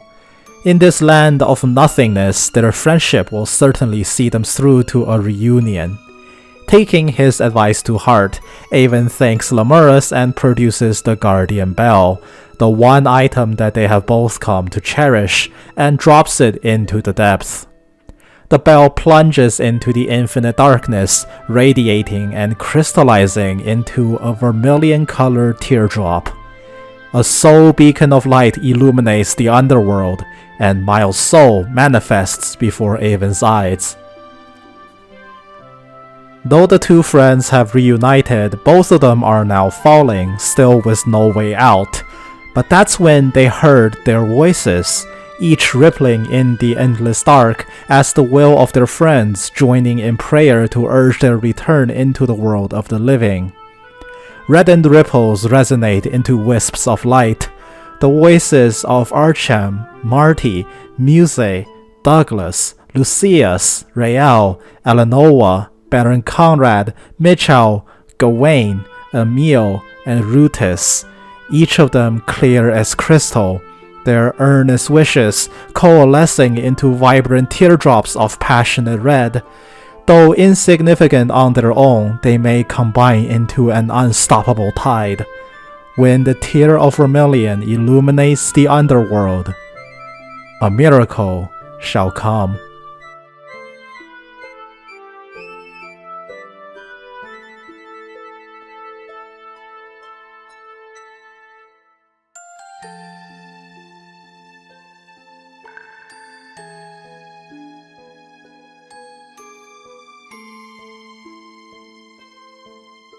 And so Miles' body, once again given life, escapes Durga's domain with Avon. The combined hearts and minds of humanity comes through to do the impossible. As the entire team comes together in joyous celebration, the Aleutian, still aloft, begins to fade and fall, plunging back into the ground in complete silence. The aura of Bardus has vanished from the holy blade. Suddenly, Emil's body begins to glow as a divine voice emanates from within. A radiant star emerges from her.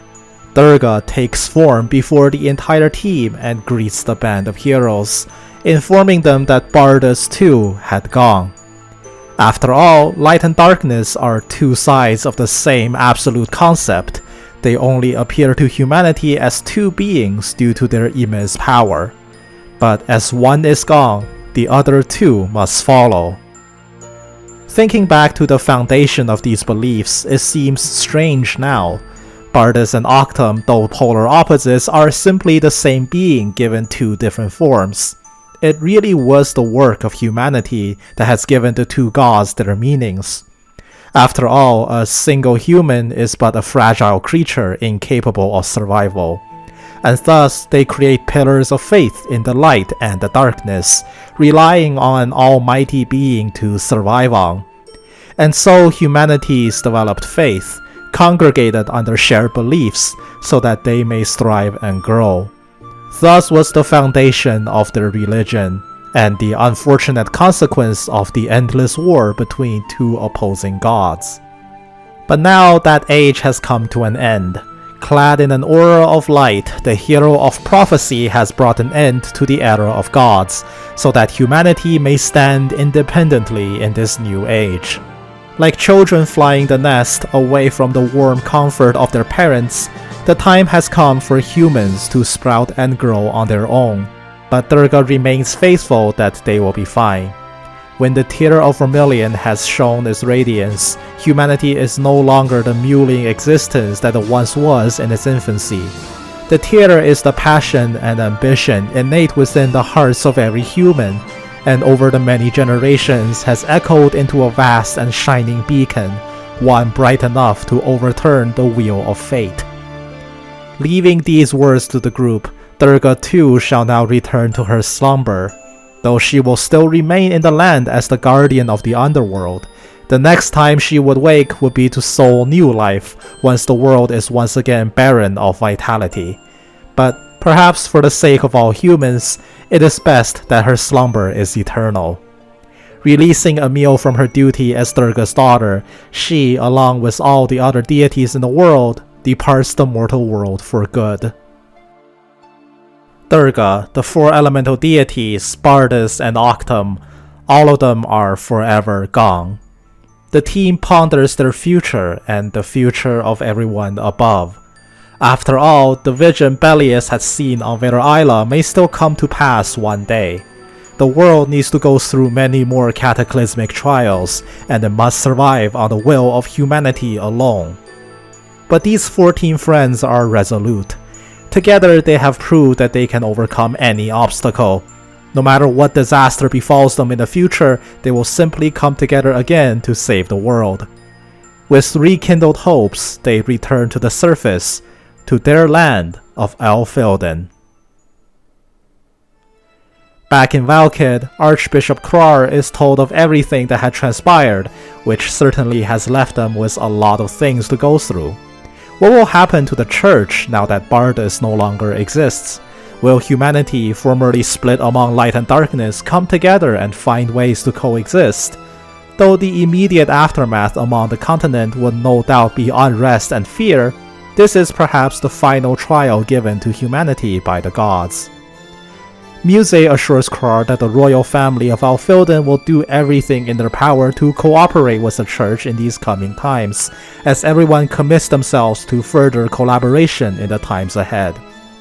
The Magic Academy, the Barony of Beloa, the Adventurers Guild, and even Mitchell, still determined to brave the Gagharv and reach distant shores with Thomas, now work together to embolden the world for the future. If the world-ending calamity is to occur, it might not even happen on Elfilden. It is now necessary for them to finally cross the abyss beyond the continent and visit the new worlds. Even if their story is over for now, Terrasville and that third continent beyond the Gagharv surely will have their own troubles and their own group of heroes that will rise to the occasion. But that is all for the future. For now, the team has more than earned a well-deserved rest. Krar invites everyone to stay the night in Valkid. The Planetos will arrive the next day in Brijak to take most of the crew back to Boreas, so that they may return to where they belong. Avon, Mio, Emil, and Rutis wander around Valkid. Come to think of it, Emil and Mio had never properly toured the holy capital, and today seems like the perfect time to relax before they all head home tomorrow. As they make plans to travel the city, it almost seems like they've forgotten someone. Oh, right. Having just come back to life, Mio finds himself almost strangled alive again. With all of Shannon's antics since they first met back in Tibri, she's managed to become a member of the crew in her own unique, rambunctious way. Deciding to invite Shannon along on this day of relaxation, much to Mio's dismay, the team prepares to set off. But then, Rutis, seemingly quiet and glum since everything that had happened, suddenly excuses herself and walks off. Sensing that she's terribly troubled, Emil and Mio urge the somewhat blockheaded Avon to go after her. After all, he is perhaps the only person that can truly understand her, even if he doesn't fully understand it yet. Avon catches up to Rutis, locked deep in thought in the streets of Valkid. Tomorrow they will both return to Boreas, Avon to his home and Rutis back to Ruka. Thinking back, they've traveled together for a long time now. Avon admits that now, imagining his life without Rutis constantly beside him is somewhat lonely. And then she tries to speak up, but finds it difficult to summon the words that she wanted to say. On the next day, the Planetos sails off from Brijak port, bound for Boreas. With Gawain and Lucius remaining in Deuces to continue their work, the rest of the crew board the ship to head off. But Rutis, exchanging one last longing look with Avon, also stays behind, splitting up from him. As Avon boards the ship, their conversation from the previous day replays in his head as they set off on the long journey home. With everything that had wrapped up, Rutis found herself thinking about the future of the cult, filled with many people much like herself in her childhood, those that sank into darkness after their yearning for the light were denied. Thinking about it, all of them were pitiable in their own ways. Avon can't help but agree. Perhaps in another reality where he lost both Emil and Mile, he too might have given into despair and become a member of the cult. But Rutis disagrees. Avon is a very spirited person and wouldn't give in to despair like that.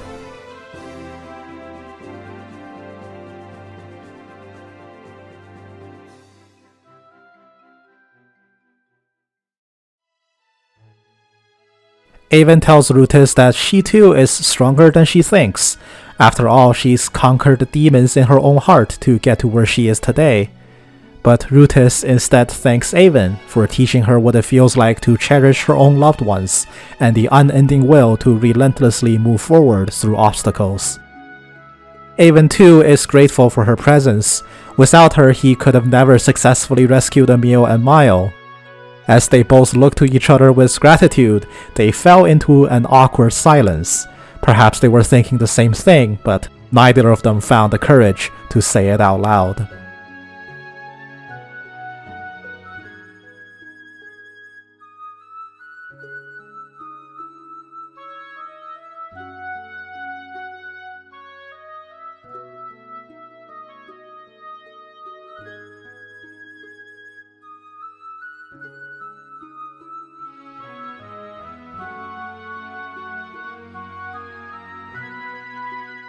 The awkward silence is broken as both of them burst with laughter. A small, intimate moment like this is rare, but it felt nice. Avon then makes a move, offering Rutis and Ruka to move in with him in the lookout cottage. After all, it's a very large place. Why not move in and make it their own home as well? But that's when Rutis suddenly looks away and breaks the news to Avon. She's not planning to go back to Ruka. Not now, because her journey hasn't finished yet.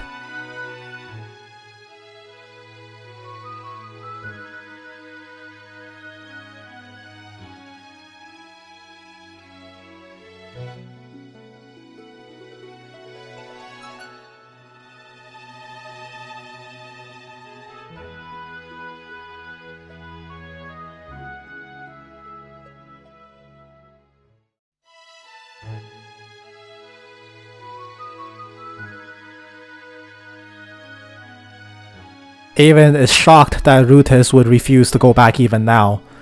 But this time, her face is no longer troubled by the thought of reuniting with her brother. Instead, her disposition is one of stern determination. She tells Avon that in Southern Deuces there are still renegade members of the cult, those that refuse to believe in Belias' death and Octum's fall. Even now, they carry out resistance operations against the church. As someone who was formerly their comrade, Rutis wishes to stop the renegades and guide them back to peace. This is her duty. This is the path that she has chosen, and the journey that she must walk.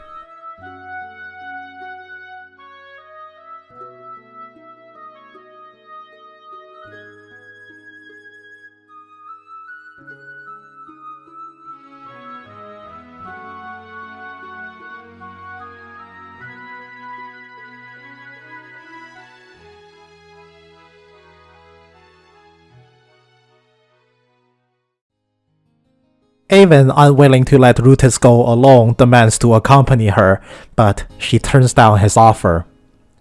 For one, his journey is already over. It's time for him to live with Emil and Mile in peace. And besides, someone like Avon would never be able to undertake this mission. Avon's bright disposition and his unwavering faith, the embodiment of what Durga called the Tear of Vermillion, would instead stir envy in the hearts of the renegades. A mission like this can only be carried out by Rutis, alone.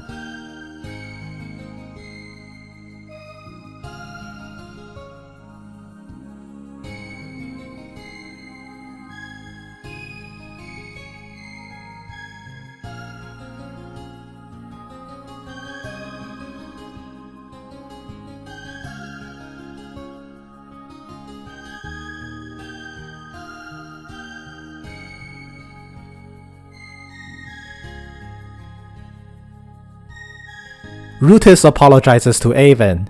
Even though he's helped her so much, she knows that this isn't what he wanted in the end, but her resolve is firmer than ever. This is her own path to walk so that she can finally stand independently and be the strong person that she needs to be for Ruka and for Avon. In response, Avon blurts out his feelings. This isn't a desire to help, this is a sense of love and care from the depths of his heart. For Rutis' sake, he's willing to do anything for her because he's in love with her. Rutis interrupts Avon and begs him to not finish that sentence. Not now. Not here.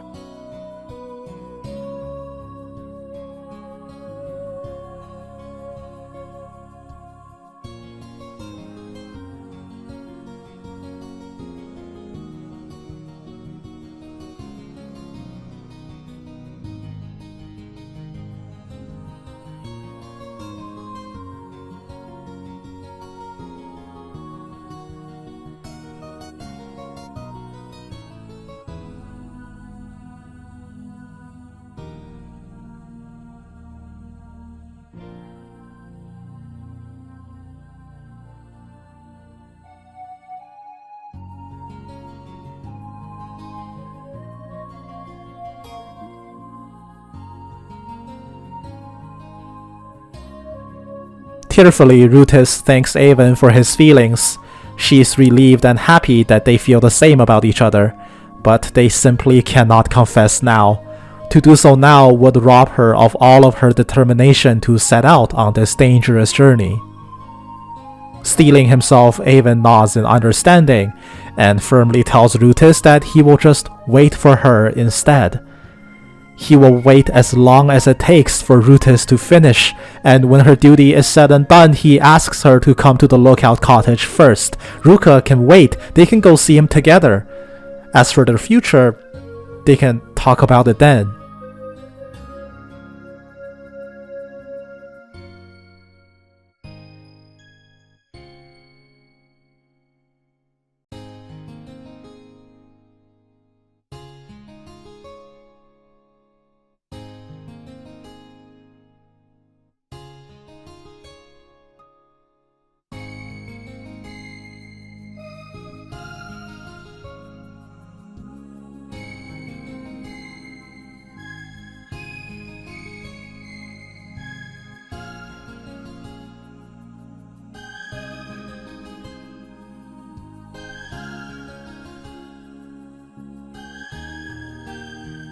Rutis protests. This journey is exceptionally dangerous. There's no way to know how long it will take or if she'll even return alive. But Avon insists. Perhaps one day impatience will get the best of him and he'll set out to find her, but he will do his best to wait for her return, no matter how long it takes. He won't try to stop her from finding her path in life. He's willing to send her off on her own adventure with a smile and a promise, so that she may walk her own road to the end with no regrets. The two lovers join hands, tears brimming in their eyes. With a breaking voice, Rutis quietly swears an oath to Avon. She will come back to his side, safe and sound, someday.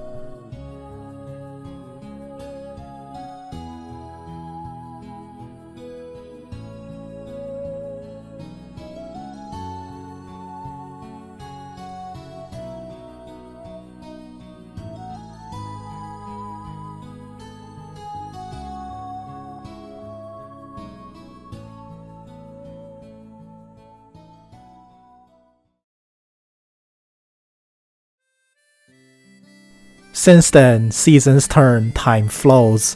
Many days pass by in the blink of an eye. The Church of Bardus makes an official decree to the people of Elfilden, announcing the end of the era of gods. Predictably, much turmoil initially struck the land, but thanks to the ceaseless efforts of many individuals involved and the strong ties between the church and the royal throne, the people endured, and peace eventually returned to the continent. A new world order was setting in. The Church of Bardus remains in effect, though this time without a god to worship. However, the symbolic gesture of the church's continued existence and the act of prayer itself remains a pillar of unity that stabilizes the hearts of individuals. The message across the world is clear. The gods only act in accordance to their own principles. Humanity must now learn to stand on their own and find their purpose without relying on a pillar of their own faith. To each their own, as people's lives continued in more or less the same way as they were before. In some places, it is simply business as usual. In others, there are groups that have turned a new leaf. New friends and lifelong companions, or even old rivalries quashed and then sparked anew. Sometimes the more things change, the more they tend to stay the same. In some ways, it's as if the gods have never left at all. Avon's adventure resonating with the hearts of the many companions he's made along the way, and the infinitely more souls that have been touched in this journey, stands as a clear and stalwart reminder.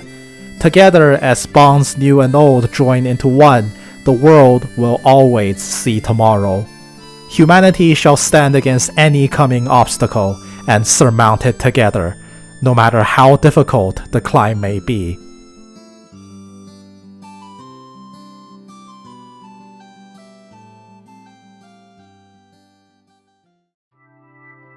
Soon the year has turned back to spring, and the harvest festival in Ward Village has once again come around. Emil is bubbling with excitement. This is the first time that she'll attend one for herself. The festival is rowdy as ever, including the annual wishing card event. The people are eager to cast wishes down to Nephthys, who no longer exists. Even though the guardian deities are gone forever, it doesn't seem right to abandon a popular festival tradition. The three friends gather to discuss what they're going to wish for, and Avon suddenly falls silent. After all, there's really just one wish lingering on his mind. Suddenly, the familiar voice of a girl shouting Miles' name can be heard from a long distance away, a voice that manages to send chills down Miles' spine, just as it has many times before. Shannon, spirited as ever, has also come to attend the Harvest Festival and help out the Ward villagers with festival preparations. But Avon, still silent over his own thoughts, decides to walk off to cut some logs for the festival, opting to do some labor to clear his head. Seeing him walk off, Emil and Mio can't help but comment on his stubbornness. Emil mentions how restless he's been getting. Why not just head off and try to find Rutus? But Mio believes that Avon is stubborn enough to keep waiting, even though it's been quite an ordeal for him. Hearing Rutus's name, Shannon suddenly pipes up. She didn't come here alone. Returning a pile of lumber to the storehouse after some hard work, Avon hears the voice he's been longing for. The voice that's been missing from his life for almost a year now, calling out to greet him, filled with that unique sense of charm and spirit that he's come to treasure and love. He's been working hard to keep himself healthy, just in case one day he decides to set off to find that stubborn girl who insisted on journeying alone. Avon turns around to find Rutus, tearfully telling him that at last, she has found her way home.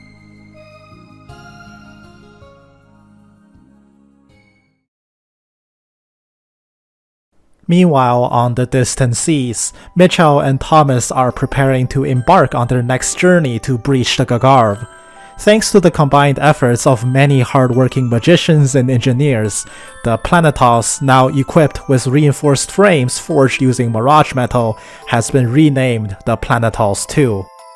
With this ship, the two friends are certain that they will surpass that endless abyss to access the worlds beyond.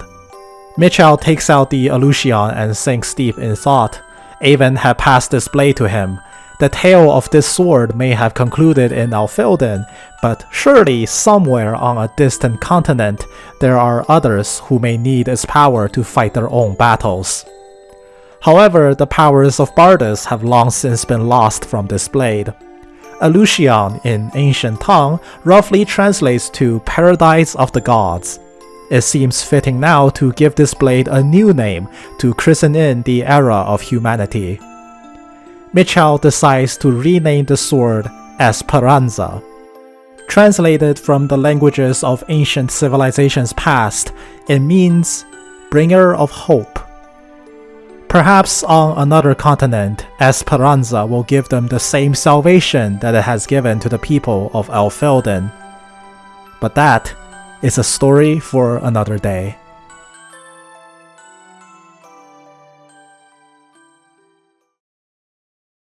You have reached the end of a Tear of Vermillion Lore Summary Supercut edition. This is the Supercut specific outro promised to you almost 8 hours ago. I started this project back in August of 2022, and now 15 months later, I am overjoyed to see this project to its completion. Many things have changed in the interim, both in the community at large as well as myself, including my own audio quality. You may rewind to hours past and find a striking difference from then to now. Regardless, this is a very special video. I have given it every ounce of my effort to try and make it perfect, though there may still be some minor flaws here and there that have escaped my attention, slip-ups which I can only apologize for should you encounter any. I doubt many people made it to the end of the supercut. 8 hours of a video is not something that people are expected to sit through in one sitting. If even one person has enjoyed this content in its entirety and has made it here, I would like to thank you from the bottom of my heart. This game means the world to me. It is the most impactful piece of media that I consumed in the most formative years of my childhood. It is why I'm the Trails fan that I am today, and a lifelong enjoyer of Nihon Falcom's products. If even one other person has learned of the magic that once enthralled me over 20 years ago now, then I can say that my efforts over the past 15 months would have been worth it. This video is also uploaded in a partition format for easier consumption. You may find a playlist to that in the description below. But no matter how you found your way here, I would once again like to thank you for your time. I hope your day is going well, no matter where you are. I hope I have entertained you for the past 8 hours of runtime. Until we next meet, farewell.